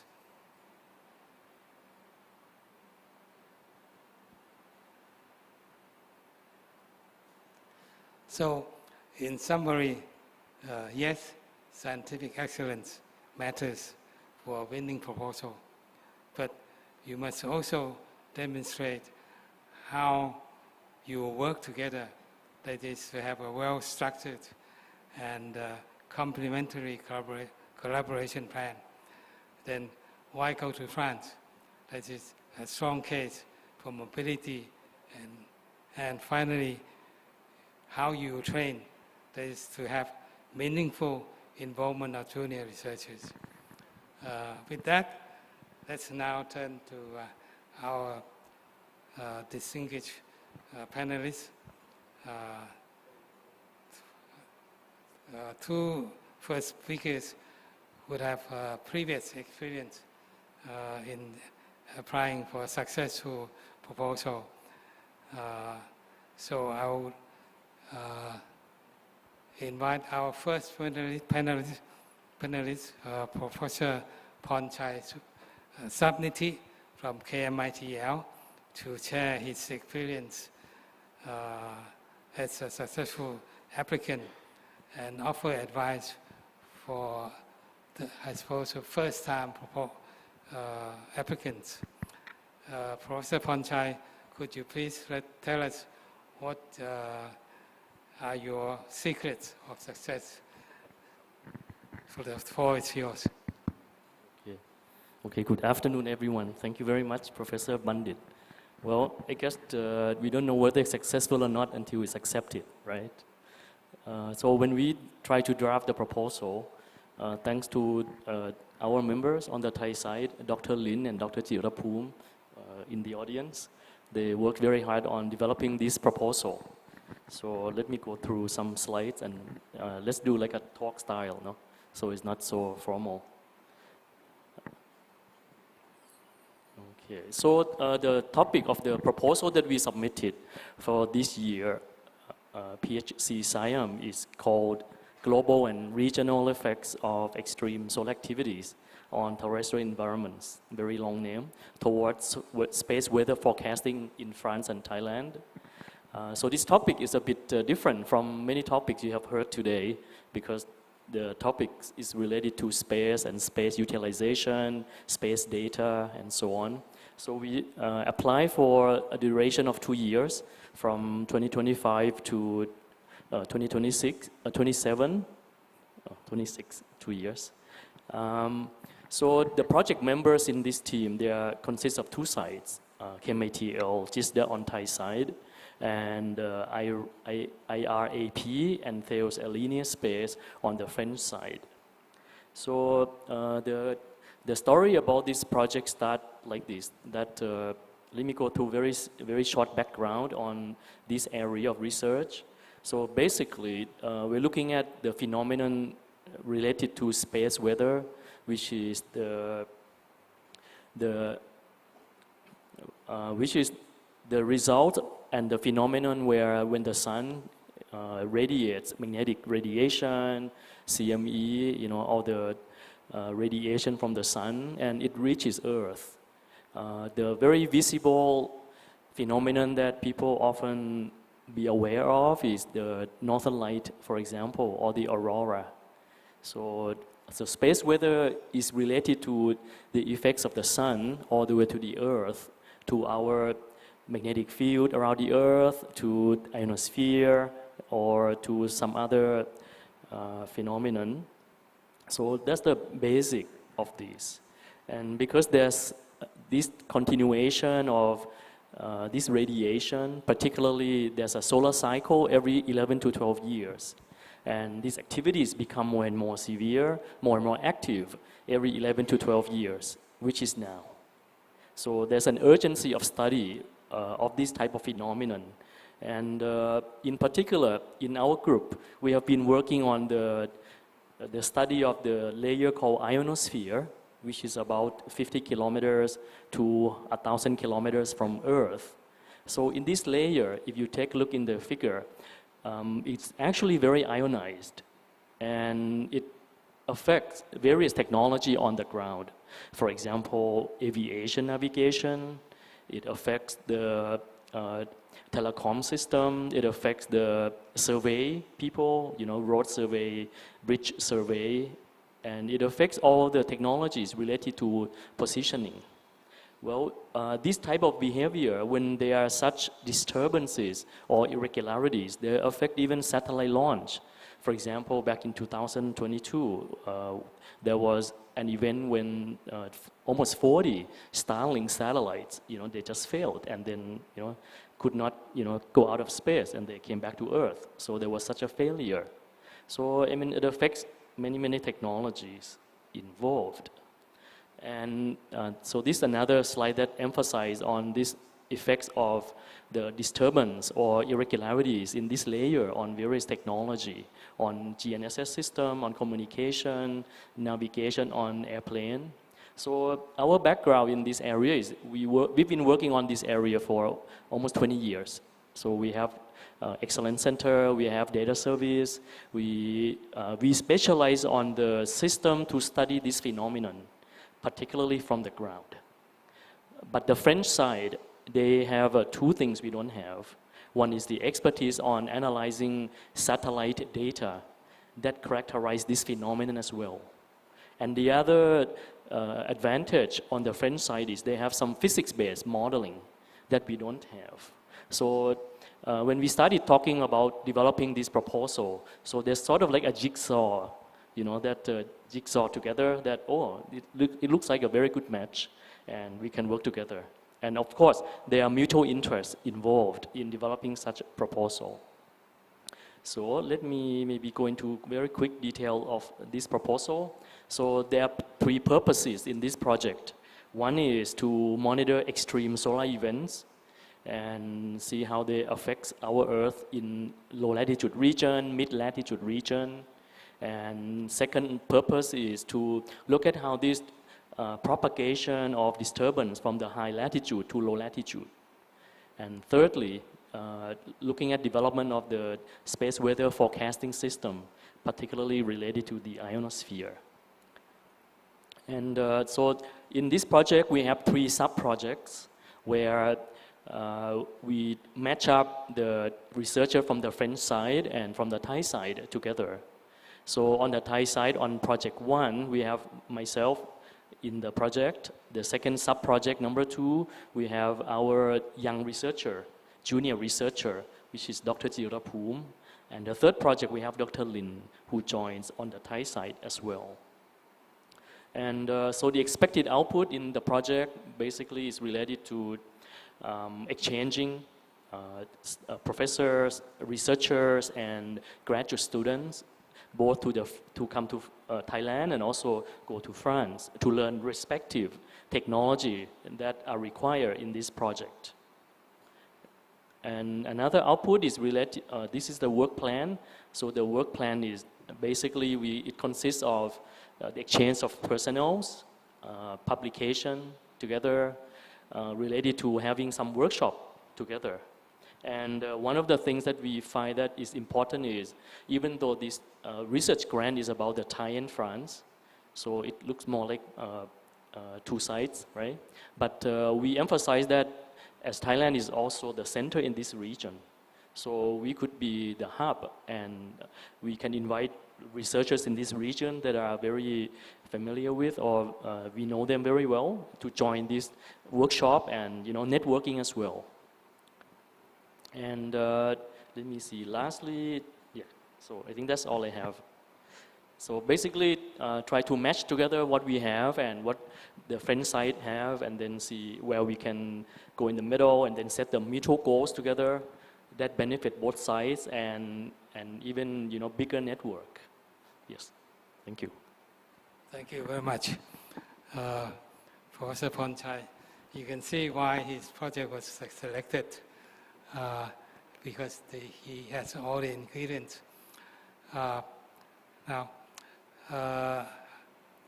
I'm sure there will be many questions, but for the interest of time, let's hear from the other panelists first and then ask questions later. Right? So let's welcome Professor Supahat Sirikantharamat from Chulalongkorn University. Professor Supahat, the question that I would like to put to you is this. In preparing your proposal, what was the most challenging part and how did you overcome it? Professor Supahat, over to you. Thank you, Ajahn Bandit. First of all, I like to thank all the funding agency, to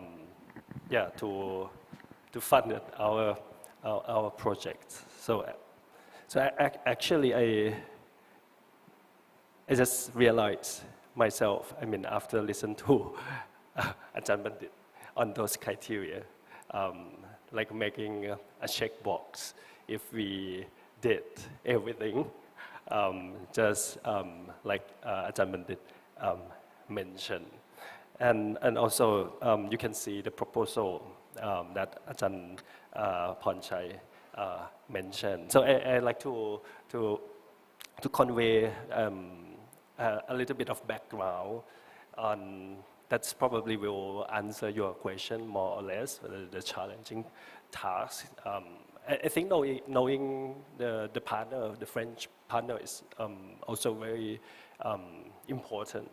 So just like Ajahn Bandit mentioned about the strength, why do we need to go to France and why our partner need to come to Thailand? So what can be the synergistic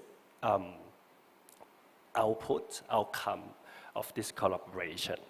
So actually, I was introduced to this the program more than 10 years ago. At that time, I was just a young researcher. So one of my mentor, Professor Wanchai Diek Namkun from Chulalongkorn University. Yeah, yes. I know this one, but I don't have any French collaborator at that time. So I contacted him and discussed, and luckily he got some collaborators. So he reached out Dr. Hubert, IBMP, CNRS, and also University of Strasbourg.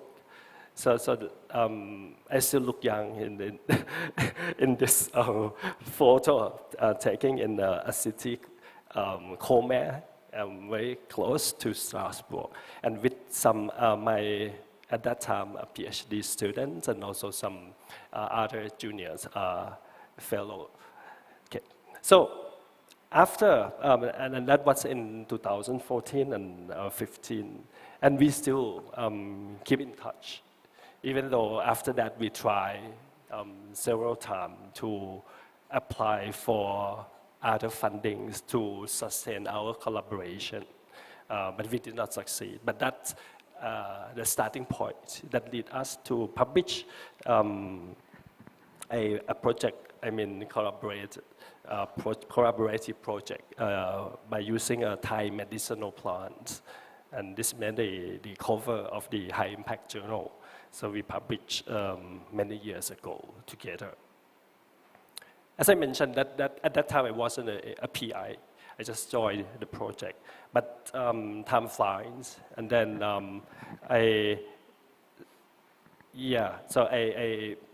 the time comes, then I reach out again to our previous collaborator. And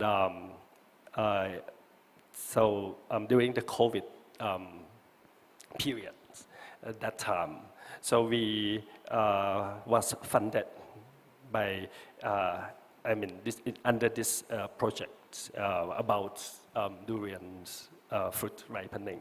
So at that time, I also collaborated with our other Thai partner from a researcher from NSTDA, and also we have the PhD students at that time and postdoc later who join us in this project.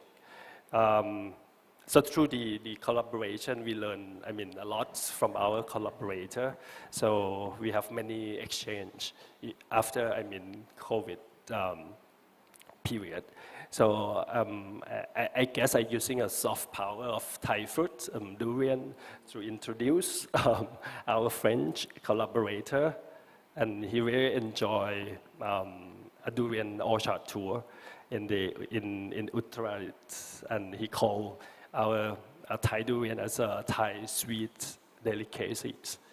So so we have a good relation, and also when I visited Strasbourg, our host also took me to a startup company in Strasbourg, and so there many French researchers have experienced Thai durian for the first time. I didn't bring durian fruit, but we found Thai shops that's selling durian. So Yeah, I mean, not just only the scientific part, but also some other things that we can learn through this fantastic project. But now it's come to we just want to have a sustainable collaborations. So 2 years, very short and quick. As I mentioned, we try to find other fundings. And that is probably the most challenging part to maintain the collaboration. Yeah, so the most recent call, since I'm still working with Durian, but we just want to, change a little bit, but still in Durian, but how can we make our proposal stand out? So we just, thinking about the trend like sustainability and the trend of, for the biological field, genome editing is very groundbreaking research, and not many Thai group in the university have advanced these techniques. So I think this is the another opportunity. And at the CNIS, the University of Strasbourg, they have a platform for the genome editing. So this is a good chance that we can learn from them. So in this year's call, so we collaborate again with NSTDA and also a junior researcher from Mahidol University. So we just try to, collaborate as well. It's not just only myself, but some other colleagues in different universities. And then what we just try to make the complicated stuff to portray into a illustration, and we just try to point out each partner expertise in each part, or which part that will be responsible by each partner clearly, and to show our expertise in each section. So in this project, we just try to use genome editing technology to edit the model plants, and to produce some high value lipid compounds, squalene, which actually nowadays we can get squalene from shark oil, and of course shark oil is not a sustainable source. Yeah, so that's why we try to introduce plants as a sustainable source for the production of high value compound through genome editing. In this project, we also, not just only us, but also a junior researcher, so my PhD student, master student also joined the project. And also thanks to Thai scholarship program as well, through the support from C2F from Chulalongkorn University that can support my PhD students, and we already start the double degree program between University of Strasbourg and Chulalongkorn University. So we just try to expand. It's not just only the mobility fund, but we just expand our collaboration toward the sustainable collaboration. Yeah, so that's all. Thank you so much, Professor Supaat, for sharing your wonderful experience.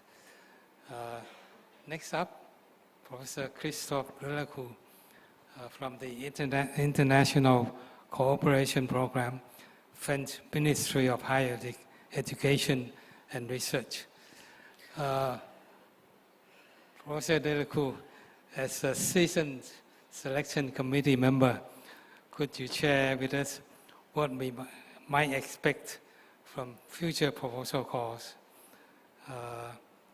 Do you foresee a major shift in focus or continuity with the current direction. And from the French perspective as well, what would you say are the most important points to keep in mind when preparing a proposal? Please. Okay, thank you, Chair. Dear colleague, and congratulations for the success of your project. I think there's something which is written, no? Okay, I think if you want to write a very good project, you have to read with a lot of attention the purposes of the program.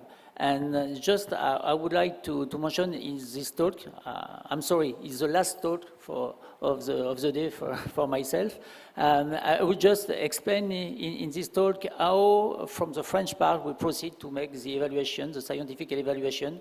And so with that, I hope you will see, it will concern mainly the French team, but as you can imagine, the two teams are very linked. So it's very important to note what is expected from the other part. And with this point, I hope with this presentation you will have this information.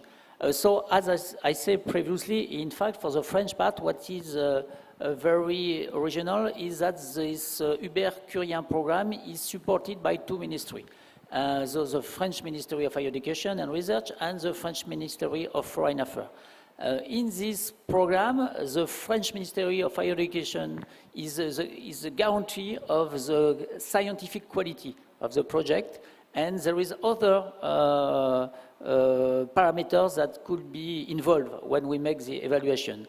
So what is the purpose of the PHC program? I put in red what for me the most important word in the purpose of the program. So it's to develop excellence scientific and technology exchange. So the excellence is the major contribution of the project. If your project is not excellent, it will not be selected. I think it's a major point for us, and we are totally in agreement with that.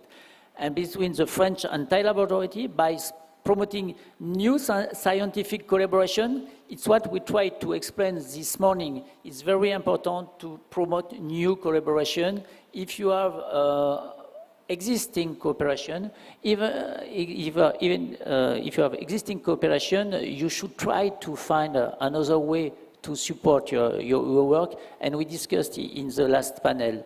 And finally, you need to integrate in the project young researchers and PhD students. We have noticed in the previous presentation, in the previous panel, that the PhD was the core of the main of the program, and it will be the future of the Thai-France cooperation. So your project should involve your researcher and PhD student. So just to show you what is the evaluation process, well, it's quite simple. There is nothing which is very original. Perhaps at its bilateral program, there is some small difference. I will explain that. So when we are going from, if I make the, the laser on this slide, okay, if you are looking at the life of the process, it's in that way. So in the yellow, drafting, validation, publication of the call of proposal. So it has been done between the two partners before. So after that, you have the call. And one step will be the eligibility verification and transfer for evaluation. So at this step, the proposal is sent both to the French part and to the Thai part, and there is two different processes of evaluation. Then for the French part, there is the evaluation. I will come back later. And we have, at the French level, a preparatory meeting. We call it preparatory meeting because it's a meeting with only French teams. It's our two ministry and the French embassy, where we are trying to see, among all the projects, all the good projects we have, which are the main priority from a scientific, from a strategic, from a geographical or thematic point of view. And after that, we have the bilateral meeting, and at the bilateral meeting, we are in a meeting with our partner, and we discuss from our own result. So what I want to say here, there is in fact two parallel evaluation process, one for the Thai and the other for the French part. So I would like just to show you the French evaluation process. So in our team, we are organized with one scientific coordinator at the center of this slide. And in fact, the scientific coordinator can use 10 main experts. I say main experts, it's one expert for each scientific domain. And this expert from one scientific domain has different scientific experts, so not men, but very specific scientific expert. And so when the proposal are arriving, the main expert gives a scientific project to one scientific expert, then there is another evaluation which is done for the one thematic domain, and finally we ask to a main reviewer to see all the evaluation in order to see if there is not any shift between the thematic domain, because we know that as there is some evaluation, there is some bias because it's a human project. And in the team there is one expert which is in charge of the scientific analysis, I've shown you this morning, and we have two administrative coordinators depending on the area. So just to have an idea of how many projects we receive in our team. So for all the different PHC, we have something like, you can see depending on the year, but it's around 3,000 projects by year for all the PHC we have in the world. Also, and you can see there is an increase in the number of projects, and there is an increase in the amount of money we can put on this type of bilateral project. And I said before, most of the money is coming from the French Ministry of Foreign Affairs. Thanks again. So what are the scientific criteria we use? So it's nearly the same you have just previously presented. And I agree with you. I want to focus on one specific item, because I think scientific quality, everybody here know exactly what it's concerned. And the quality and excellence of French and foreign teams, it's quite easy to understand what is it. And there is one point which is very important in this type of program, is the advantage of the cooperation. You have to explain, you have to convince us that the cooperation could be and only could be done with the two teams. And it's very important for us to understand why you have chosen this team and what are the advantages of this team and what can you offer to this team and what this team can offer to you. It's a critical point, and most of the projects that are rejected could be, most of the projects that are rejected are because of this reason of not being able to explain the advantage of the cooperation. After that, you have the participation of young researchers, and after that, at the end, we ask to each of our reviewers to give the strengths and the weakness of the project. And if your project is rejected, you can ask, for the French part, you can ask to Ludovic. He is supposed to give you all the information regarding the reason of the non-selection of your process, and he can use the strengths and the weakness that have been evaluated by our expert. So no, perhaps not, because I've discussed before that. Another point perhaps is the bilateral meeting. During the bilateral meeting, each part is coming with its own expertises, and there is a discussion between the two teams, and at the end, the result is based on the consensus. It's very important to note that it's not one country which tries to convince the other country that this project is a very good project, but the result is based on consensus, so it means that at the end we are totally agree with the quality of the project.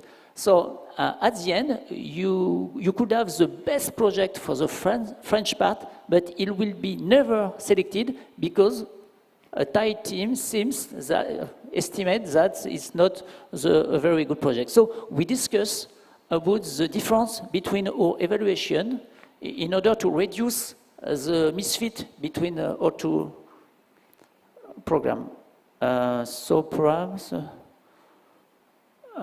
No, I don't think it's... No, for the end, I think I can stop here, and thanks again for your attention. Thank you very much, Professor Letaku, for your many valuable insights. Now, I guess we have a little bit of time, not too much, so we can entertain a few questions. But first, I would like to ask Professor Letaku.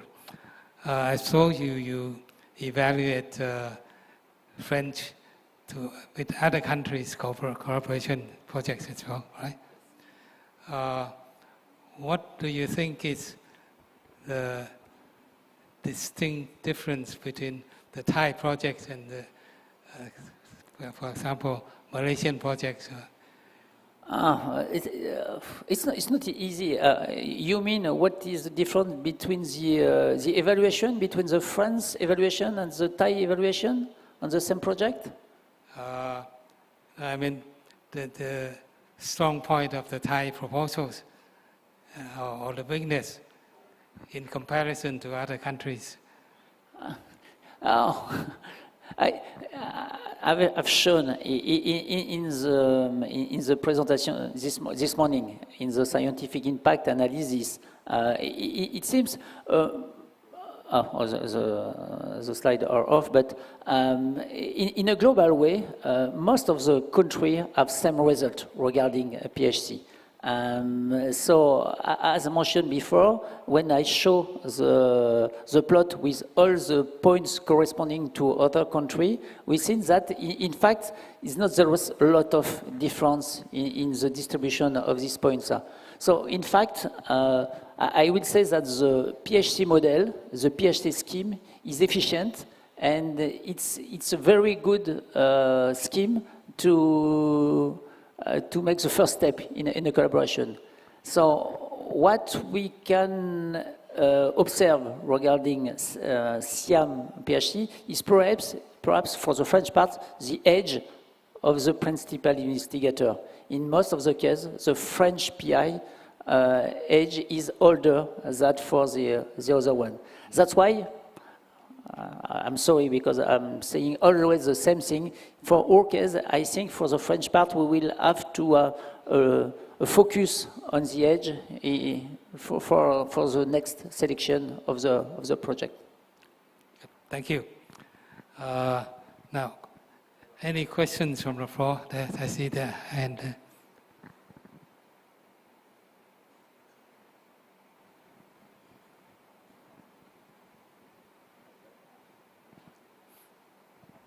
So thank you very much for your presentation. I am wondering because of something. So you said that the age might be an important criteria in the future, and you said that we have to look for other things.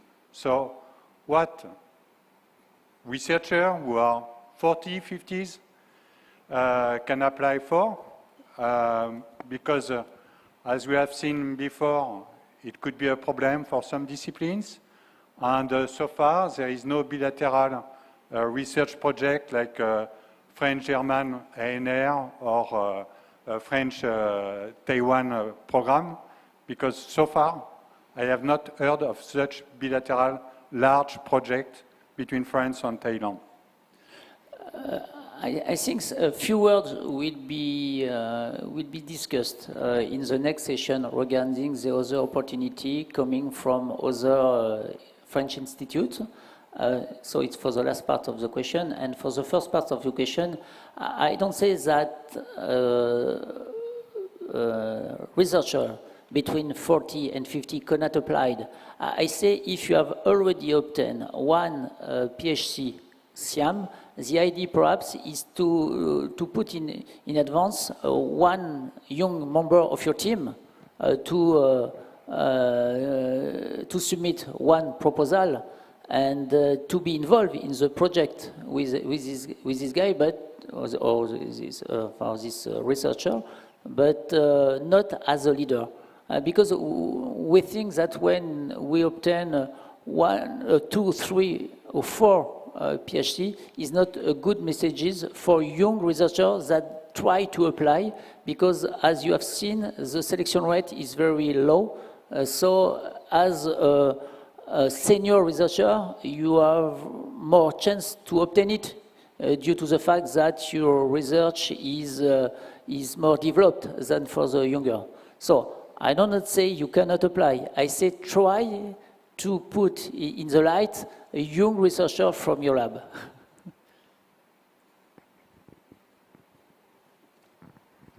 Any more questions? Yes, please. So my question is for Christophe, my turn. Christophe, in the program to apply, there are specific fields which are mentioned to apply, okay? But in the evaluation process, how do you measure or evaluate these fields? I mean that do you grant more weight on, for example, physics or biodiversity, or you don't care about that? No, in fact, our way of ranking is based on letter. First thing is very important to put letter and not to put number. The idea is to ask to our expert to give an overview of what is evaluating. So there is no specific ponderation on weighting on different categories. At the end, the main importance is the scientific quality of the project. And I say when there is a scientific quality of the project, which is B for us, B it's not enough, in that case we will not select it. But after that, the other parameter, I say, will be less important than the first, which is scientific quality. So no priorities between fields, so our colleagues from paleontology can apply again, for example? No, at this point, for one point, we think that at this level, it's very important that all the area, all the scientific area could be eligible. And if we have some more specialized thematic field, we will see later during the bilateral cooperation. But at the scientific level, from the French part, at the scientific evaluation level, there is no consideration regarding which thematic field is it. So this is from the French evaluation, but for the Thai evaluation, how is it? No one can answer to this question? So we will keep you informed when we will get it, the answer. Thank you. No more questions? Oh, yes.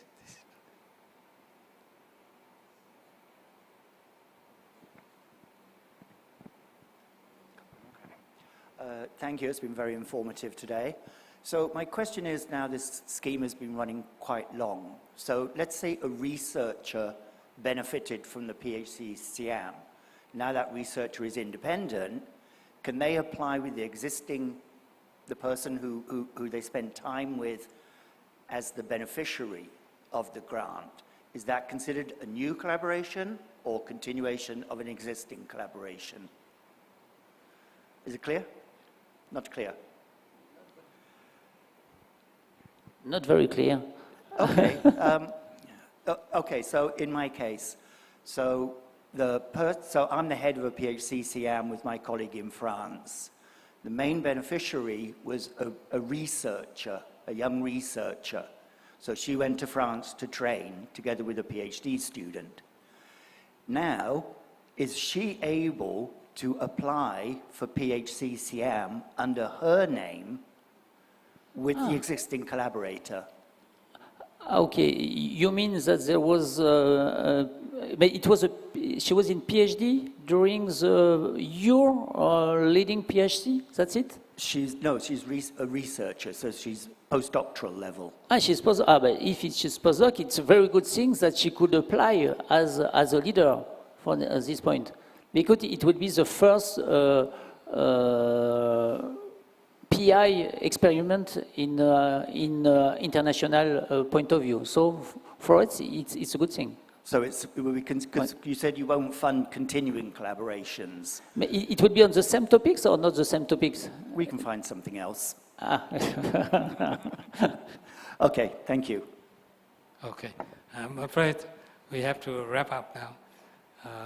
In the interest of time, I fully echo the point of all the panelists that to have a successful proposal, the scientific quality and excellence must be there. And the next thing would be to highlight the advantage of having the collaboration to keep the proposal in age. Thank you very much. So please join me to give the panelists a big round of applause. Ladies and gentlemen, a big round of applause for our panelists and our moderator once again.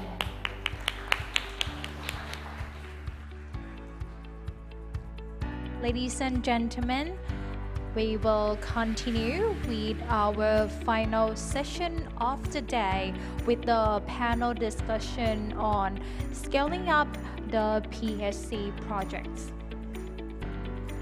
Tools for further collaboration. So this session will once again be joined by distinguished panelists and our moderator. And for this session will be moderated by Dr. Ludovic Andres, Science and Higher Education Attaché, French Embassy, Bangkok, which will soon we will later be able to welcome all the panelists and moderator on the stage. So we'd like to encourage all the participants to ask the questions to our panelists and our moderator and keep this vibe of the engaging and fruitful discussion continue with our wonderful event today.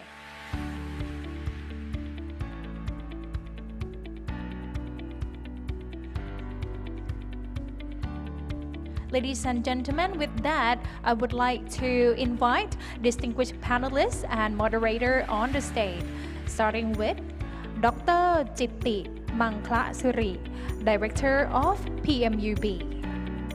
Please welcome. Please welcome Professor Dominic Bayaga, Scientific Executive Director and Regional Director, French National Center for Scientific Research, or CNRS. And I would like to welcome Dr. Tutu Sorin, CIRAS representative. Please welcome Dr. Servia Marie, French National Research Institute for Sustainable Development, or IRD, representative in Thailand. And I would now like to hand over the stage to our moderator. So, ladies and gentlemen, we are now entering into our last session, dedicated on how can PHC projects be upscaled and with which tools. So we have the chance to have our colleagues here with us today to present the role of their institutions, but also the type of programs they can propose for that. But first of all, I would like to discuss about the academic and scientific cooperation between our two countries, but placing it within the context of the global strategic cooperation between our two countries. In fact, we can consider that this scientific and academic cooperation is really a key pillar to foster our relationship, because it is based on knowledge, it is based on capacity building, and we have spoken a lot about that this afternoon, and it is in fact based on joint scientific development. So this is very important, and I wanted to mention it. So in fact, we have been cooperating for a very long time in matter of science, and I think we can thank your King Rama V for that opened your country to international cooperation, and also of course many other kings, and we can mention King Rama IX also. But recently we can say that our cooperation has been really structured by the signature of the letter of agreement between your Minister of Science, Higher Education, Research and Innovation, and our Minister, Madame Sylvie Rotaillot, who came in 2023 on the occasion of the Franco-Thai Year of the Innovation. So I just put this letter here because in fact it clearly expresses the commitment of our two countries to now move forward to develop a long-term relationship and structured relationship in matter of science. So what can we find in this letter of agreement? So the descriptions of the fields of cooperation, the area of cooperation, and they are listed here. I will not read them. And what we can notice is that we have already developed a strong cooperation in many fields. So, for example, in health sciences, in biotechnology and biodiversities, but also we can identify some fields that in fact could be developed further, and this is also an important point we will have to discuss together, especially with the Ministry of Higher Education, French side and Thai side. So I wanted also to show you the paragraph 3 that proposes some way of collaborating more, but of course we are already using all of that. But the paragraph 4 is very interesting because it says that the purpose also of this letter, and it is one of the main purpose of this letter, is to develop a joint committee to evaluate every 2 years what are our progress within to structure this scientific cooperation. And this is the reason why we will organize with MESI next year, we plan to do that in May 2026, this forum on higher education, science, research and innovation. So we will probably consider that as a first joint committee to be held within this letter of agreement. Also, this letter of agreement mentions that we will have to now, after the letter, have to sign some complementary agreements on specific fields and programs. So this still remains in our list to be done. So I have a few minutes left, 6 minutes, good enough, to present you some tools that the embassy promotes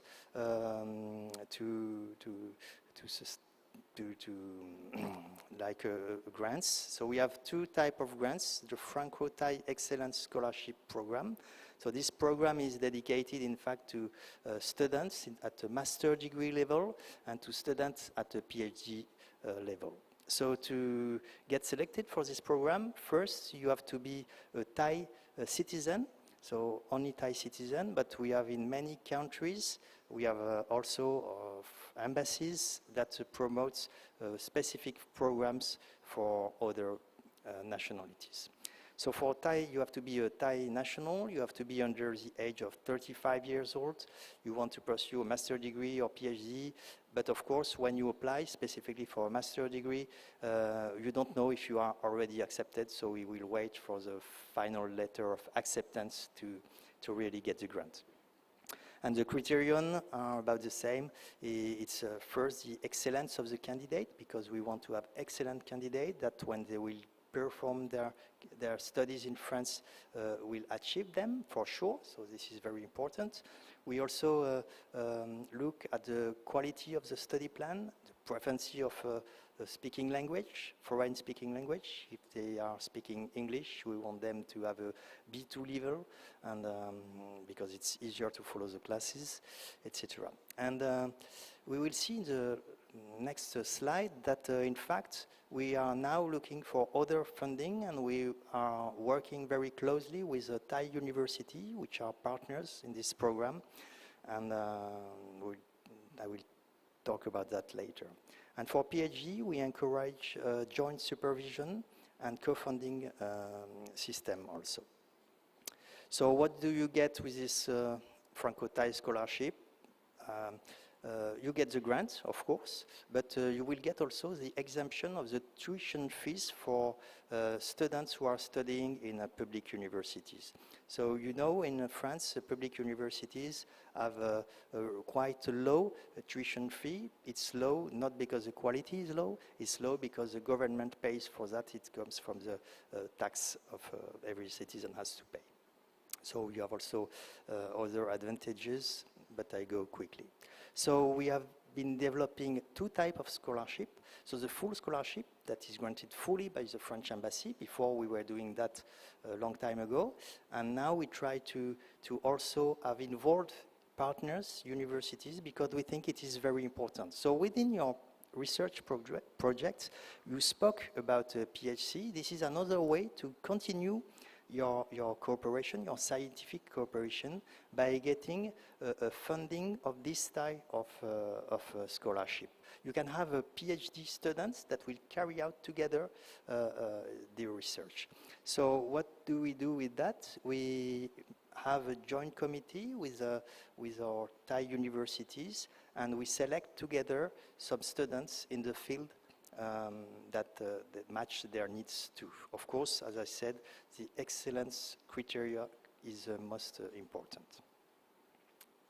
So just to show you about the budget, so on the last 3-year period, so we count on 3-year period because, you know, if you do a PhD, it lasts 3 years, so we have to take into account the total amount of money for 3 years, because a student, we cannot pay only 1 year. So the French embassy paid on the last 3 years, contributed about 33 million bahts, and our Thai university contributed also with 12 million bahts. So this is very important because it helps to involve more students in this cooperation. Okay? I continue. So this year, this program is very popular also, and I encourage you to use it, because we received about 100 applications, and we selected 37 students for interviews, and finally, we will probably grant, we are under the process, the final evaluation process, we will grant about 15 students, and you can see that it covers many fields. Okay? 1 minute. So the scholarship calendar is this one. It opens in mid-November and it closes in mid-February. So there is a second program that also can be useful. So it's called the Franco-Thai Young Talent Fellowship. So it brings the opportunity to do some research for postdoctoral students from 2 to 6 months to France. So it is, of course, granted jointly with PMUB. So I thank them also for their contribution. And since 2011, already 130 young researchers have benefited from this program. And this year, we granted 10 or 11, I think, 11 students on this program. Okay, continue. The calendar for this program, the call open in August and it closes in October. So we have some other programs, Make Our Planet Great Again, but it's a worldwide program and it grants in 2025 or 2024, it granted 40 students all around the world. So it's not. And I wanted to mention also that the French Embassy, when I say the French Embassy, of course, it's the Ministry of Higher Education and the French Ministry of Foreign Affairs, the money comes from them, grants also the Royal Golden Jubilee, and every year it allows to extend the duration of stay in France for PhD students who select France within its PhD program. He can go and spend 6 months to 1 year period in France in a French laboratory, and the French embassy pays for 3, 4, up to 6 or 7 months in general. So for example, this year we will probably have one student going to Arnaud laboratory in Montpellier, and some others also. So thank you very much for your attention. I pass my time, 50 seconds. So since I am the moderator, I have to give the floor to someone else. So the next on the list, I don't remember, but maybe you can start. PMUB, yes, that's you. Thank you so much. So I understand why speakers stay close to the edge, because of the screen is very small, so it's easy to hear. I try to explain the activities of PMUB, but from the beginning of the day until today, you heard PHC for the whole session, so I try to explain what is the PMUB. So right now, I'm the Deputy Director of the Program Management Unit for Human Resource and Institutional Development Research and Innovations. We call it PMUB, and B stand for the brain powers. And I would like to explain a little bit more after Mr. Andres explained the young talent, the mobilities. To be clear in terms of PMUB, I was assigned on behalf of the directors of PMUB, Dr. Nirawat Thamachak, to explain the activities that the PMUB run for the Franco-Thai relationship. And I also got the French scholarship. I got the scholarship from CNRS, and I finished my PhD from Toulouse. And very nice to see you and speak out to you all today. Our vision, the PMUB, we try to be the leading organization. We are the funding agencies. We try to provide funds for R&D in Thailand. We try to drive talent development, advancing the frontiers research, and we try to find some cutting-edge technologies. So the mission of PMUB is very strict. We try to find something new, high performance, and excellence in terms of scientific qualities. And we try to push in terms of national competitiveness, foster innovation as well. This is the whole vision of our unit. You can see the lamp over there. On the top, we have a 3 target. The first one is groundbreaking. If you want to discover something, PMUB is your choice. If you try to find some future industry or service, or if you try to challenge some social aspect, if you try to work out on climate change, social adaptation, PMUB could be your funding agencies. The 2 main important area is the brain powers and the frontier research. So if you are going for brain and frontier research, please discuss with us. We may support you in some aspect. Okay, 4 missions important for us. The first mission is try to develop the talent in the countries. We try to make a better researcher, better lecturers, professors. We try to push everyone to the global league. You try to go higher and higher. This is the first mission. The second is we try to push the high quality research, the frontier one. We are the only funding agency in Thailand who push the frontier research in Thailand. Third, we try to support the institute. If they can make the research at this level, PMUB try to push you in a higher level of research institute. And at the end, if you need some infrastructures, and it's really important to the frontier research, PMUB could be your choice as well. And now, I try to explain a little bit on the Franco-Thai Young Talent Research. Actually, before we go in detail, there are 4 areas in terms of the brain powers that we develop. The first one is about the future industrials. And second, on the exchange of postdoc. And the postdoctoral research, it's our strength because of, you see in the beginning, you have the junior development, you have the PhD candidate. But us, we try to support after they got the PhD and try to continue in terms of the research. I may answer the question from the professors lately that if he got the PhD, what is the next step? PhD could be a next step. PMUB could support the postdoc not more than 5 years after a PhD. So 3 years, 2 years after PhD is okay for us. 5 years is maximum. And we try to send them to working with the French institution. After the exchange, we have the reskill and upskill. Normally, the reskill and upskill try to focus on the people who graduated and didn't find the proper job. So we try to upskill them and try to push them in a certain area that they can earn some monies and improve their life qualities.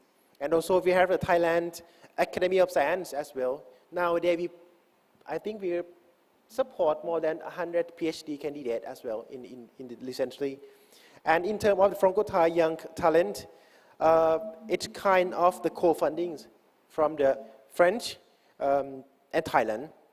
And we support that, the travel ticket, the health insurance, the OFI fee, the monthly allowance. And in the past 3 years, there are around 100 candidates that send a proposal to us. Around 40% it's success rate. Okay, so it's quite, I think it's quite high for 40% of the application. And 60%, more than 60% is lecturers. Young lecturers, they got PhD, they go back to university and they try to approach all this fellowship program. 20% on researcher and 20% between lecturers and researchers. Okay, and nowadays more than 30 organizations in France be a host for this program, and 5 organizations in Thailand join us. And the output, I think we are still on the same way. We try to promote the high caliber researchers. We try to push that they write the high qualities manuscript. I think this is our research. And if you see the area that we are support in the last 3 years, the majority is focusing on the medical. Secondly, it's on the materials and then food. We don't have a very big number, but you can see approximately what area that we try to promote. But if you are working on physics, quantums, I think it's okay for us as well. Okay, this is the hosting, the organization. You can see the distribution of the people who have visit France around the countries. On the other hand, the French research come to us only 5 universities, which is Khon Kaen, Chiang Mai, Chulalongkorn, Kasetsat, and the King Mongkut. So hopefully, if you have friends, you have students, you have colleagues, please ask them to submit such kind of activities and please visit Thailand for R&Ds. In terms of the affiliation, in Thailand, the distribution of researchers is pretty good. They go from everywhere to France. But on the other side, only people who live in the northern part of France can access to this fund. So hopefully, we would like to see a little bit more contribution from other areas, as we see in the morning, from the Montpellier, from Lyon. It could be good as well. Okay, at the end, I mentioned on the 4 missions earlier. The first one on the human capacity, second on the frontier research, third one on the institution, and the last one on infrastructures. We have 6 research areas that we want to push in Thailand. And this 4 missions will combine in these 6 technologies. The first one is on digitals. digital is a national policy right now. We try to push more and more in terms of digital computing technologies. Secondly, we try to promote the semiconductors, sensors, electronics technologies is one of the areas we try to explore. Thirdly, Thailand is across countries. Okay, so we try to push in terms of biotechnologies, whether they can use for medicals, agriculturals, biodiversities, food is okay for us, everything is okay. And we try to promote energy transition as well. If you work on the SMR, the small modular reactors, nuclears, even for the biofuel is okay for us. And the fifth area is about the advanced materials technologies. And hopefully, there are not much people on this topic in Thailand, but hopefully there are people more and more will join us. And lastly, we are working a lot with France in terms of frontier research, nuclear, space, and other things. And lately we see something on plasma as well. You are very good on plasma and fusion reaction. So hopefully we can invite more and more researchers to join us on this program. And thank you so much. It is our contact. You can add in the Facebook or the website. It could be okay, everything. Thank you so much. Thank you very much for your presentation. So what is very interesting here is I can see very clearly the 6 fields that are really your priorities. And also our colleagues from France can listen and disseminate the information because we have a very few number of young French researchers applying to this young fellowship program, and it's a pity because it's time to apply. Okay, this year, only 3 French researchers applied, and they have, of course, all been selected. But also, their projects and the quality of their project was excellent.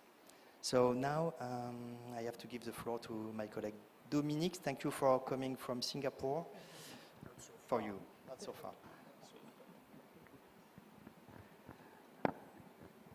Hi everyone. So I'm the director of the representative office of the CNRS in ASEAN, and I will give you a short overview of what is CNRS and CNRS in ASEAN. So just to remind you that the CNRS is the French National Center for Scientific Research. And the CNRS is among the leading research institutions in the world. The CNRS is a research organization depending on the Ministry for Higher Education and Research. So CNRS is not a funding agency, but as I said, a research organization. Just a few key numbers regarding the CNRS. Of course, I won't go into details. So we are about 34,000 employees at the CNRS level. In terms of research laboratory, we have more or less 1,000 research laboratory in France, and about 90 to 95% of these research laboratories are joint laboratories between CNRS and French university. We have also about 260 research lab joined with company. That means we are also addressing some applied research.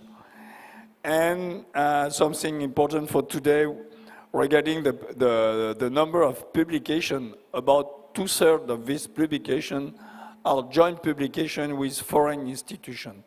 That means CNRS has a strong policy for international collaboration.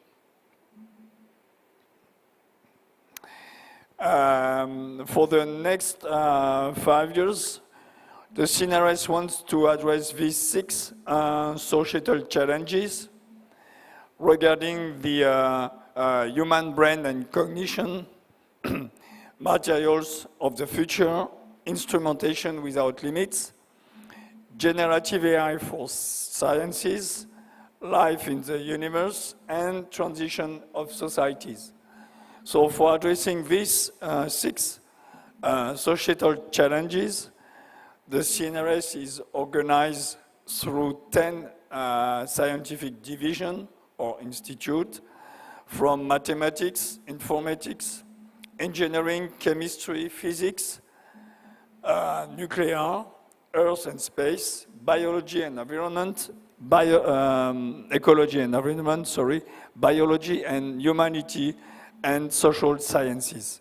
So more or less, we address a large number of research domains at the CNRS level. We have also, we are involved also in the large number of research infrastructures and large equipment in France, but also abroad. So I won't go into details, but I can give you more details if you want later. And regarding the international collaboration,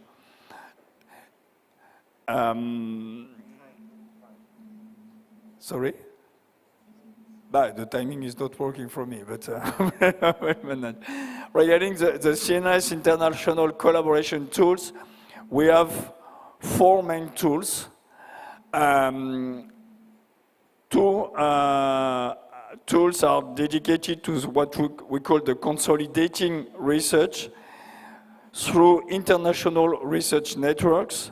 So these research networks, they are here, are a coordination of several research teams during a period of 2 to 5 years. And during this coordination, the CNRS grants some travel and seminar for doing some workshop once or twice a year. We have also what we call the International Research Project. In this case, this is a 5 years project between 2 labs, one in France, one in the foreign country. And same thing during this period, the CNRS grant the researcher for travel mission between the 2 countries. We have what we call International Research Lab. In this case, this is a 5-year joint research laboratory with a physical presence of French researcher or researcher from France in the foreign country. They can be full-time in this lab during 1 to 4 years, 4 or 5 years. And in this case, the contribution of this of the CNRS for this international research lab is quite significant, depending on the topic, depending on the people involved in this research lab. And we have also, but that's very specific to some country, what we call international research center.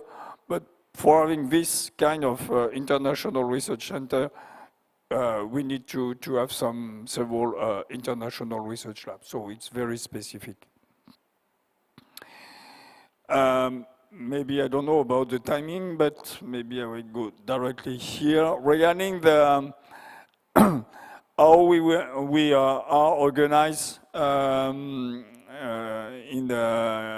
terms of international research lab, we have currently more or less 80 labs in the world. So you have here on this map where these international labs are located. So just for instance, in Japan we have 12, in Singapore 4, etc.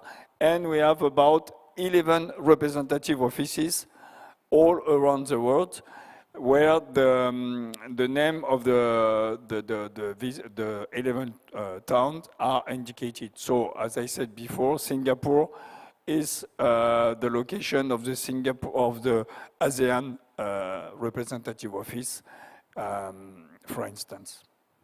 So what do we do in this, or which country do we cover in this CNRS in ASEAN? So as you can see on this slide, I mentioned only the country where we have some institutional agreement, I mean international research network, project, or lab. So as you can see from the right to the left, in Singapore we have several labs and research projects, Malaysia, we have one research network. Vietnam, we have one laboratory on mathematics, some project on chemistry. Indonesia, we have some project and network. And Thailand, we have several laboratories, project and networks. So I have a focus on Thailand here. Okay, 3 minutes.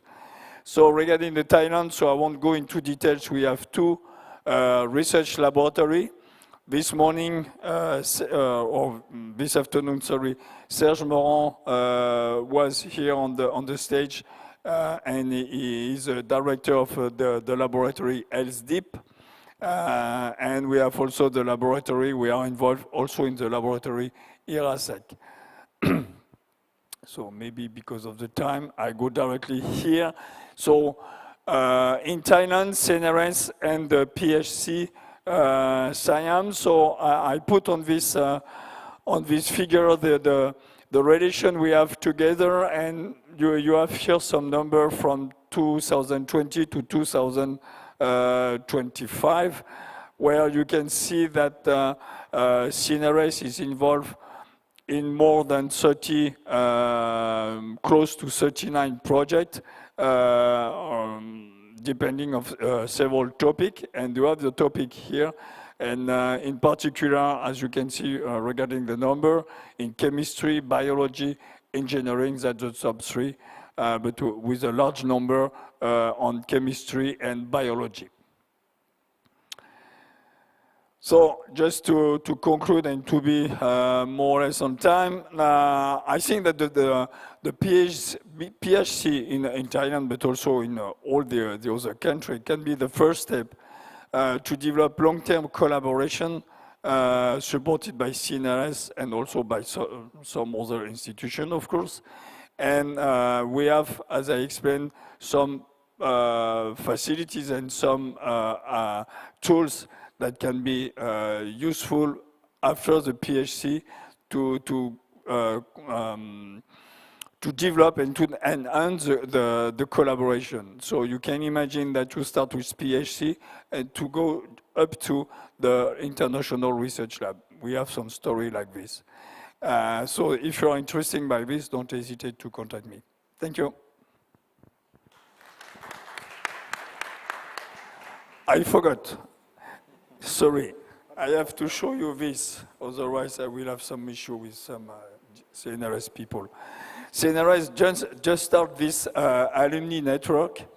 So if you are interested, or if you are alumni from CNRS, like you, if I understand, don't hesitate to go on the web. You have here the email address on the website, and to join the network. Thank you very much. Thank you very much, Dominique. I have a question. So for your IRP, IRN, and IRL, International Laboratory, so the initiative has to come from a French researcher who wants to set up this laboratory or international network, or can a Thai researcher, how can a Thai researcher get involved and propose such an action? For the network, International Research Network and International Research Project is more a bottom-up approach. So the initiative has to come from the researcher for both countries, and depending on the topic, they can contact me directly, and I put them in contact with the person in charge in France. That's one of my missions. Or if they know, they can contact directly the people in France, depending on the division. Remember, I mentioned 10 divisions. So for each division, there is one point of contact in charge of the international policy, and this person can explain how to build and to apply for the selection and for the application of a research network and research project. There is a selection process. And can you give us some idea of the number of international projects or laboratory or networks that are created, new ones that are created every year in the world? I don't really have the number. It really depends of the policy of the division. Okay, so you have some division in senior. They have a very few number of research projects, but they have a large number of research laboratory, and you can have also the vice versa, few number of research lab and large number of research projects. So it really depends of the policy of each division, but in total, yes, we have a quite large number, and yeah, you are right, I have to check this, the number of the research project in total, but you have to prepare this with the people in charge in France, that's important. Thank you very much. Of course, we'll have some other questions at the end of the session with you. Now I give the floor to our colleague Tutu from CIRAD.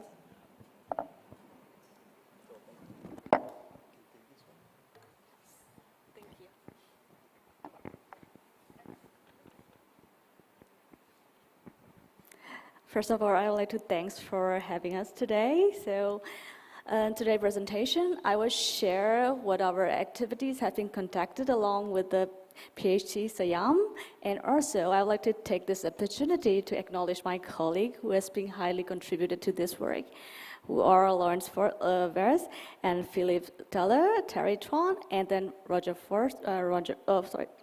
Fonso Roger. So, like, they have been contributed this work, and then I will be really pleased to represent them and also CIRAD. Before diving into my presentation, I would like to give a brief introduction of CIRAD. CIRAD is a French agricultural research center that has been mainly focusing on international development. So we work and we dedicated to sustainable development in the region. We work together with the local and local people and also the tropical and Mediterranean region. So, and we also, by advancing collaboration and also coordinating, we try to upgrade it and also maintaining the sustainable and resilient farming system and then forest system for the more sustainable and inclusive world. Now I'd like to mention that we have been working together in PHC SIAM, a total of 19 projects. Out of the 19 projects, we have been working on natural rubbers in 8 projects, and it's been a long collaboration between the Thai researcher and of course France. And another topic that we are working on is 2 projects on One Health and health sectors, which has been increasing emergent interest of because of H5N1 outbreak. And another project that has been mainly focusing is food technology, bioplastic, composing microalgae, post-harvest and environmental sectors. From this diagram, I would like to highlighting the network green graph visualization, the collaboration between the Thai and French institutes. You may see from there. The blue color describes the Thai institute, and then the pink color describes the French institute, and then the red color is CIRAD. And we also noticed there that the green color is the different research domain. So what stands out here is like we have been working on different research domains. So with the collaborative effort, we may be able to build up partnerships and also dynamic and innovative research for the sustainable development in the country and also the region. Now I would like to introduce the research partner that has been working together in terms of PHC SIAM programs. So as a Thai institute, we have been working with the Kazakhstan University, Biotech, and Rubber Authorities of Thailand, and Prince of Songkla University, and then Suranari University of Technology, and also we work together with the regional university. As a French institute, we have been working together with other French research institutes, including Institut Agro Montpellier, IRD, ERI, CNRS, and University of Montpellier to achieve their research goal. And also, we just want to highlight what we have been learning from the strategic lesson from the PHC SIAM. So we noticed there, PHC is a seed funding for the strong potential to leverage for a larger project. And also, it's been promoting the long and strong and long-term mobility link. And also, we also able to build the consortium building success such as Robex and then FUFOR are the example. And also, in terms of natural rubber research, we have been working together with the research institute from Thai and France, so we can build the scientific excel in research work, and also we can also build up the partnerships. However, on the other hand, there's some few research in well and health and then food technology that we have been mainly have to focusing on and also building up the future project. Now, I would like to highlight there could be the strength and the area to improve as well. So as a strength, we have been built with a well-structured research network already in the region, and of course, efficient north-south mobility has been promoting the student researcher and postdoctoral exchange. That would be really helpful in the capacity building. And then we also work together with the local researcher, which has been promoting the scientific output. So we have a joint publication. You may see from the right side of the slide that one of the publication has been describing here as an example. And also, we are also able to do this from the efficient institution for the enlarged and diversified partnership with the different partners across France and the Thailand. That's the main strength of it. And then on the other side, there's the area to be improved as well. And as a CIRAD, we understand that there importance of health sectors, and also in terms of PHC SIAM, we haven't done a lot of research properly on the One Health, climate change, and agroecology yet. That's another things we have to focusing on. And also another area we would like to focus is we need a strategic communication strategy, and then also promoting and capturing and showing this research finding to the wider audience so that they can use on the practicals and also policy making. Look forward. So what is going to be next process? So CIRAD, we would like to work together with a partner in terms of the future support and also collaboration in terms of the PHC SIAM.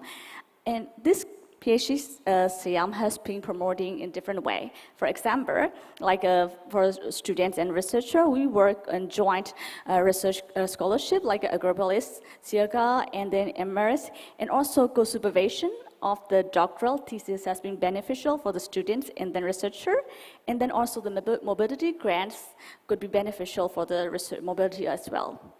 And then for the future collaboration, we would like to suggest that we can do what the ANR project, work together on bilateral and multilateral project, and also we can work together in the small research grant with the partner like ACR, which would be focusing on the specific and practical research, and also the EU programs, which could be really helpful in the regional collaboration and also interdisciplinary approach, and then like project funded by NGOs and then private sector, which would be really helpful in the real world context. And then another one is the international platform that I would like to highlight there is Greece, HRPP, and ACR would be helpful in the international collaboration and the future research, broader research perspective. Now I'd like to conclude that it's going to be these mechanisms could help in the long-term impact and sustainability of the scientific partnership. And for the next steps, so what were we going to be aiming for? What could we build out of it? So the next one would be we could build a regional PHC. So as a regional PHC, we can scale up like a successful collaboration at a regional level. For example, like one of the examples would be the rubber farming, like a first-year project. ENX Robex. We have been working together with different countries, so we could be more collaborated with a different country, and also research partnerships could be maintaining there as well. And in terms of the One Health collaboration, we have a Greece network, and that map we can see from there. This is the network of the Greece, which has been working together with the other international organization, and also PRESERTS, we have been maintaining the partnerships and also working together with a country in the region. So these could be really helpful for the future collaboration. And another beneficial things that I would like to highlight there is PhD My Account could be beneficial in terms of the multi-country comparative research, and also we can reinforce South-South triangular cooperation that could be facilitating the My Account country and France partnerships, and also we could also build up policy and coherence and regional integration. And also, we can providing like a cross-border training and mobility could be helpful in that times of scientific community in the region. As a conclusion, we noticed that PHC SIAM has been instrumental in the SIRAT regional partnerships. And also, I would like to highlight that long-term collaboration as rubber and natural product is a flagship example for the maintaining the partnership across SIRAT, of course, France and Thailand. And another one that we would like to be focusing is emerging health research program has to be developed, particularly in One Health sector. As a future alliance, we will be focusing on the other topics, which is One Health, agroecology, climate, water management, and agriculture for future. And we would like to maximize the impact by promoting the integration, visibility, and interdisciplinary.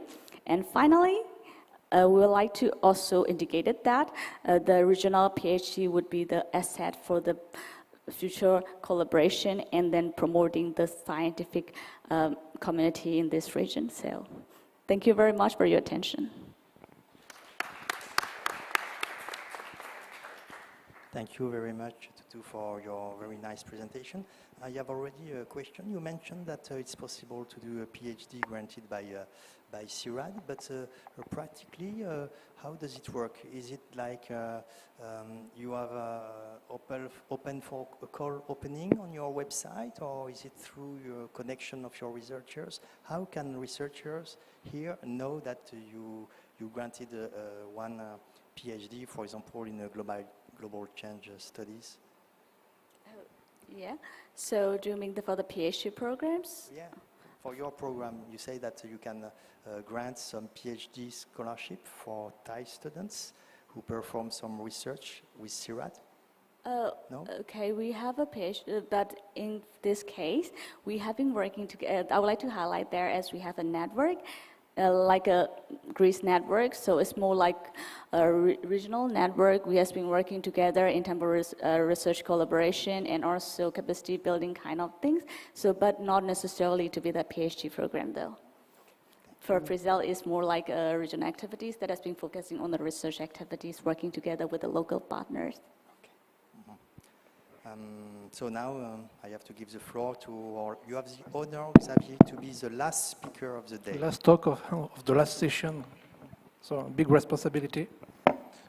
So today we are celebrating the 24th anniversary of PHC SIAM. So I would like to say that this is also the 40th anniversary of IRD working in Thailand.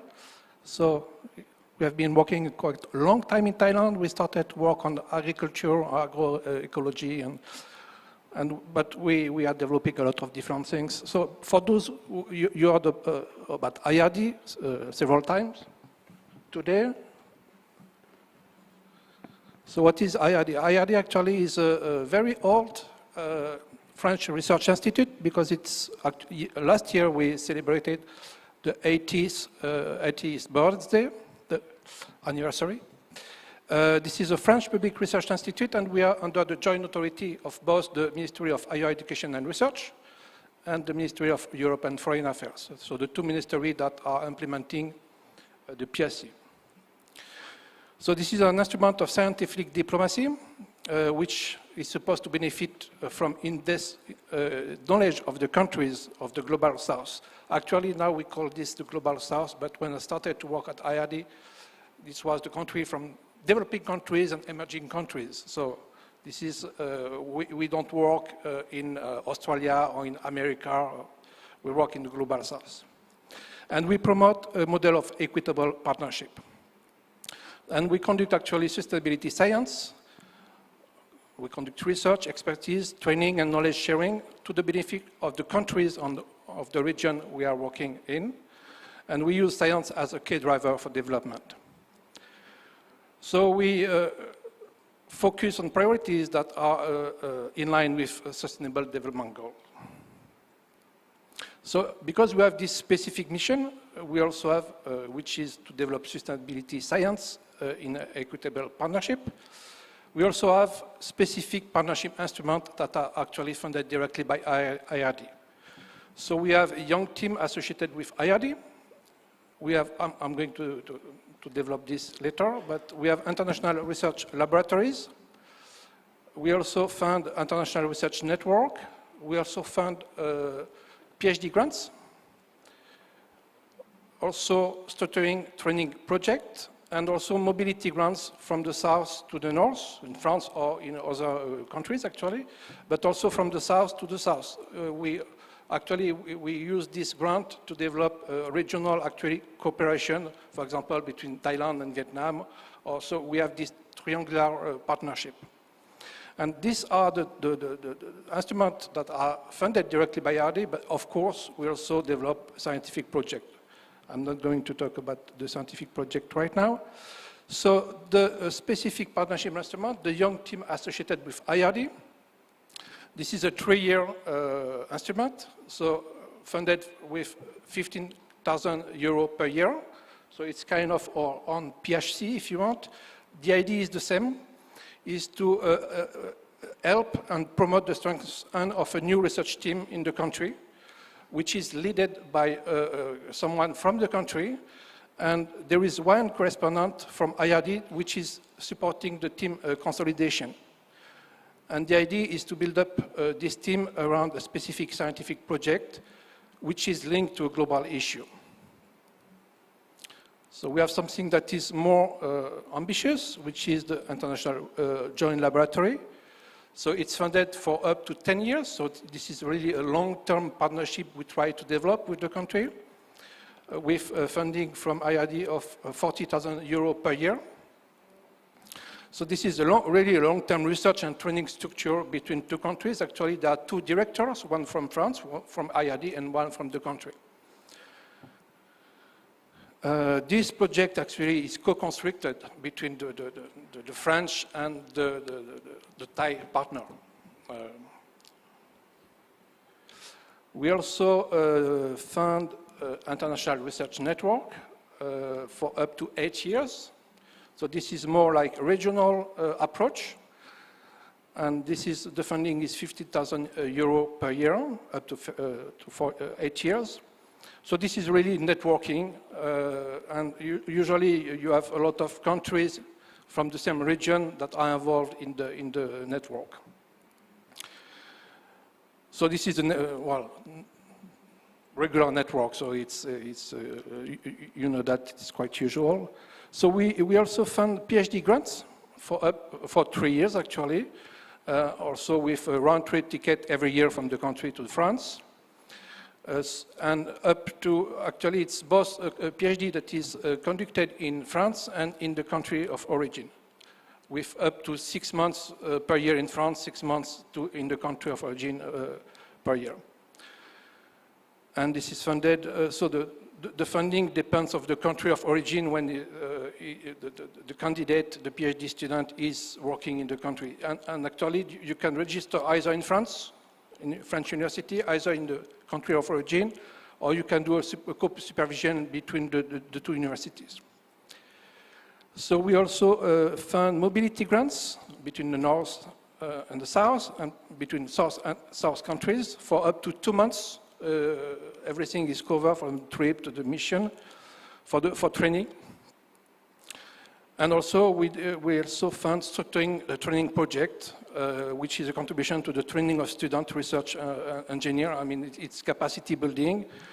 And for example, if a university or partner university wants to develop a specific curricula, we can develop a project to help developing this curricula within the university. And this is funded for up to 3 years with a funding of 10,000 to 15,000 euro per year. So we work all around the world, but in Asia, and we have actually we have a strategy per different region in terms of topics we address. So in Asia, we selected with our partners actually 4 scientific issues, which are One Health approaches, sustainable management of ecosystem and water resources, sustainable food system and agroecology, and air and water pollution. And these different scientific issues, of course, have cross-cutting challenges, which are water as common good, climate, and biodiversity. All these cross-cutting challenges are included into the different scientific issues. So the partnership instrument I talked to you about previously, actually only International Joint Laboratory and International Research Network. Just to focus on Thailand. In Thailand, currently there is 1 International Joint Laboratory on One Health, and there are 6 International Research Network, 1 on air pollution, 1 on sustainability from space, so this is remote sensing looking at water management, soil compaction, insecticides resistance, sustainable aquaculture, and the river-ocean continuum, modeling the river-ocean continuum. So as you can see, all these instruments are developed in different countries in the region. So actually, with this instrument, we link the partners regionally. We work at the regional scale with this instrument. So going back to the PHC, so IRD has been involved in 23 PHC since 2007, and 17 of them have been coordinated directly by IRD researcher. And you can see there is a decrease of the number of PHC SIAM projects that have been obtained around 2015. And now it's maximum 1 per year. So in my opinion, there are 2 possible reasons for that. Either the project that has been submitted were not good, not selected. I was not here, so I don't know the one that has been submitted. But actually, what I think what happened is that for the past 10 years, this is when we started to implement our partnership instrument. So I think our IRD researchers prefer to submit young associated team or international research network than trying to apply for PHC SIAM. This is another option, to initiate collaboration. So if we look at what happened with this project, so the main partners for this 23 PHC SIAM with IRD were Kasetsart University, Maidol University, and Surani University. In the main domain of agronomy, food production, and biology, medicine, and health. So mostly health and agriculture. And I looked at the scientific publication, so it's very difficult to find what has been published because I look at the web of knowledge and looking at the acknowledgement, and I found 25 scientific publications from IRD that acknowledge the funding for PHC SIAM. But maybe there are more, but this is something, yeah, I don't know if there is a policy for that. I think it will be good to kind of not force, but at least say at the beginning that you have to acknowledge the funding of PHC SIAM. So I was looking at PHC SIAM and IRD and to see if we had a shared vision. So these are the different points. So this is to summarize. So the objective is kind of the same. We try to develop long-lasting, equitable partnership. We want to strengthen research capacity through mobility and training. We want to co-construct project and co-produce knowledge. We want to align with strategic priority defined by both countries, France and Thailand. And we want this program to be a catalyst for larger bilateral or regional projects.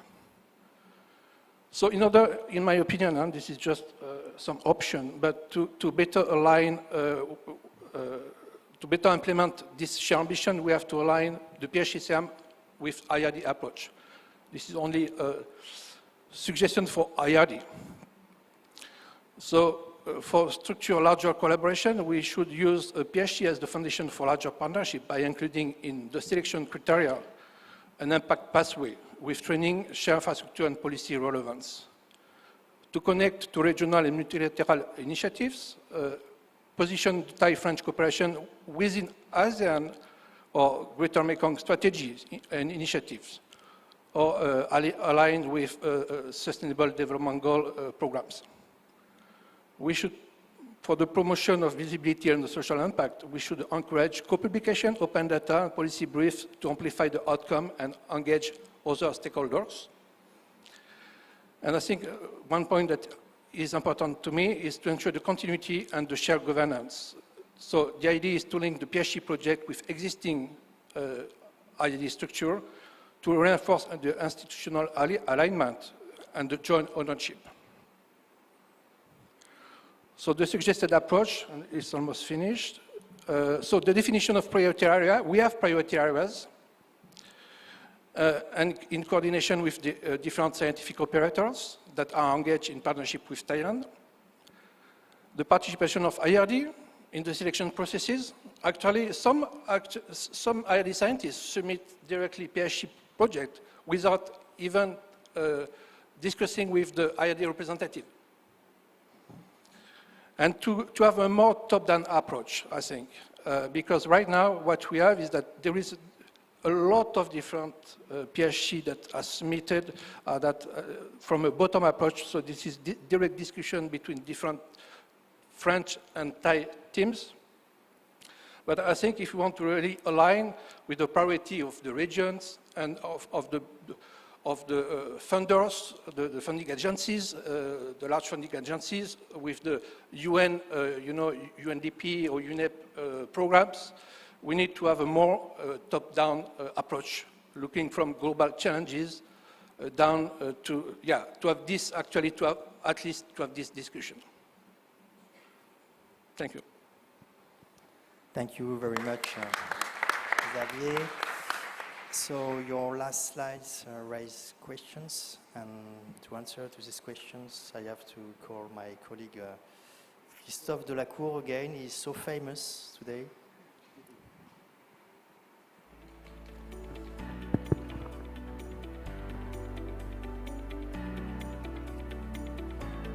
So maybe we can start directly by answering to these questions. No, I think, I'm not sure that I will answer to your question, but in fact, during all this session, what I can see, what was the previous question, the main question of this day was, what could you do after a PhD program? And it seems that it was very difficult question. In fact, when we are listening, all the opportunity, all the scheme, all the tools you are offering, we can see that there is an optimization that could be done. And before optimization, perhaps we can have an idea of how to improve the communication between all the tools. Because I agree with you, IRD, it seems that IRD as tools were very close to PHC, so there is some reflection to have together, when I say together, between the two ministry and IRD, but regarding the other tools provided by CNRS, CERAD and PMU, we see that there is a different level in different steps. We are speaking together at the beginning of the session. So I think in terms of communication, it has to be done. And after that, regarding the idea of involving more other organisms in the PHC selection process and so on, there is some existing case in other countries where we've done that. So we can discuss about it. I think it's a good way. And perhaps the idea of, we do not speak about the PHC Mekong. I say regional PHC Mekong. In other parts of the world, we have developed 3 different types of regional PHC. It's a very good example because as we speak previously, the problem of the PHC, it's a bilateral project, and when we are going to if we want to have more ambitious project, we have to be multilateral. So the Mekong project could be a good way, or we can end the problem of the Mekong programs. I think you will give some point. Is from administrative point of view, it's very difficult to manage. And we, just for an example, we have a Danube, you know, the Danube project. So in the European part, at the beginning there was only 3 different countries and France, and now we are 9 countries, and it's not a nightmare, but it's not easy to manage. But we can do it. We have already done it for 9 countries, so I think we could try to do it. So it's an administrative point of view, and the second point is a financial point of view, because we have to find some extra money, because the idea is not to use the money which is dedicated for bilateral cooperation in order to go to a regional cooperation. But I think perhaps thinking with all the different organisms we have heard this afternoon, we can think together to go forward for this type of regional. And for French Ministry of Education and Research, we are very favorable for this type of program, because when they are effective, it's a very, very good way to go to ambitious projects. Thank you, Christophe. From what I have also listened today, your institutes have their own objectives, which are very clear, and so you have your policy to develop your research with some funding, and we have this PHC SIAM program, but all together, in fact, it looks like, are we really coordinated about the fund? It means that sometimes the subjects or the domains are overlapping. We can see between CIRAD and IRD. So sometimes we can have some field of research that are maybe granted too much, you know, and some domains can be supported more than others. So how do we manage that? And I've seen that, for example, the PMB has a very clear view of the fields they want to develop, but we don't really have that in France. First, I mean for PHC. Yes, for PHC. But the first thing is we have to discuss with partners, because we are not speaking only in between French, and the second point, we have done this thematization. We say thematization in other countries, and the problem in this type of thematization, the risk is to reduce the number of applications, and from time to time this reduction is too much, and after a few years we have some trouble to maintain the PHC. But I agree that in our case, when I'm speaking about discussing together with the other organisms, as the other organisms are, except for CNRS, are more thematic oriented, I think this discussion has to be done at least at the French level for this point. So you are coordinating all PHC, the PHC of the world, okay? And do you have any clue to give us for improve our PHC? What is going very good in some countries? I think everything we have discussed just a few minutes ago are the good way to go to try to improve this PHC, because I think PHC SIAM is a very good label. You know, when you are going in the university, or you are going in France in the university, in the research organism, when you are speaking about SIAM program, a lot of researchers know this label. So perhaps the idea is try to use this label more globally, that for only one project. And there is, in some country, we use the label and we split in different type of program. So it's a pre-PHC, PHC, we say PHC plus, for example, in order to go for more ambitious projects. So perhaps we can try to, I don't know, it's a work for the French embassy and all the organisms who are located in Thailand, but I think this way of thinking about a global level and more dedicated type of enhancement of opportunity could be a solution. And does anyone have a question? Yes, a question over there.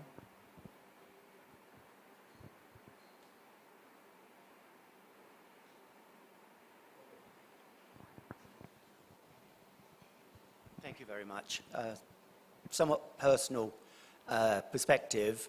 So what the representative from PMUB didn't say was that on the grants, the first criteria is Thai citizen, which means people like me who have been working here for 25 years are not eligible to apply to PMUB, which is actually quite irritating. So can I get from the other members of the panel that when you say Thai researcher, you actually mean a researcher in a Thai institute? Is that correct?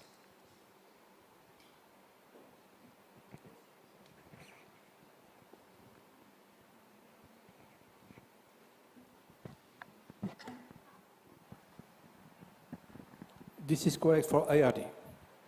So this is actually a partnership with a team in the country. It's not a matter of nationality. Maybe it matters for Thailand, but for France it doesn't matter. It's how to improve, at least for IRD, how to improve the capacities of the local research groups. Yeah.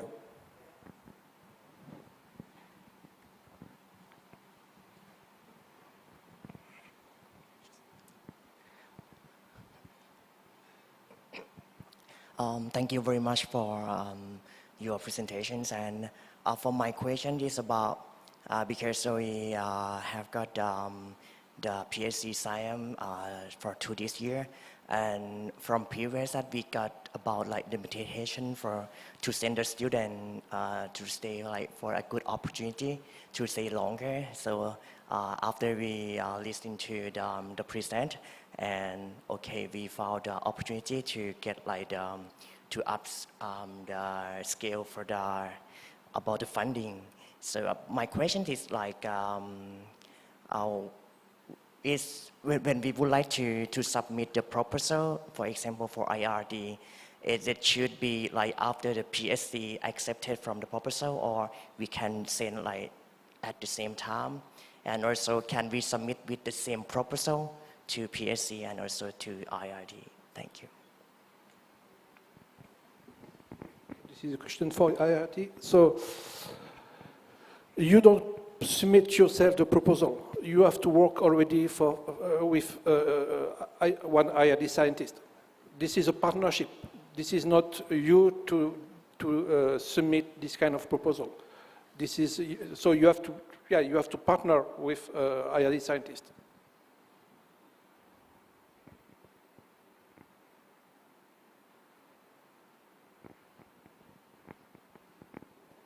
So thank you very much. I see that we overpassed the time allocated to our discussion, to our session. So I want to conclude. So it was, we have seen today a very overall view of the PHC program with a very nice presentation explaining you how to better apply to PHC. Also, we have some testimonies of Thai and the French researchers, which were very important, and so other more strategic presentations from our different speakers. And all of this, in fact, is very important to us because it will allow us to then analyze all that we have said today, and we will think about it and we will discuss that with our colleagues from the French and Thai Ministry of Higher Education and Research, and also with our agencies, maybe to make it more easy to access all the information you explained to us today. I want to thank all the speakers that came today, and also all the audience that stay even late in the afternoon to listen to us. And I want to mention that the French embassy here is a kind of a bridge between all the institutions, so don't hesitate to contact us and we can relay the information if you are not connected directly to all the partners here. So maybe, Christophe, do you want to add a word? So it's enough for you, Christophe. We listen to you enough. Thank you very much. Have a good evening.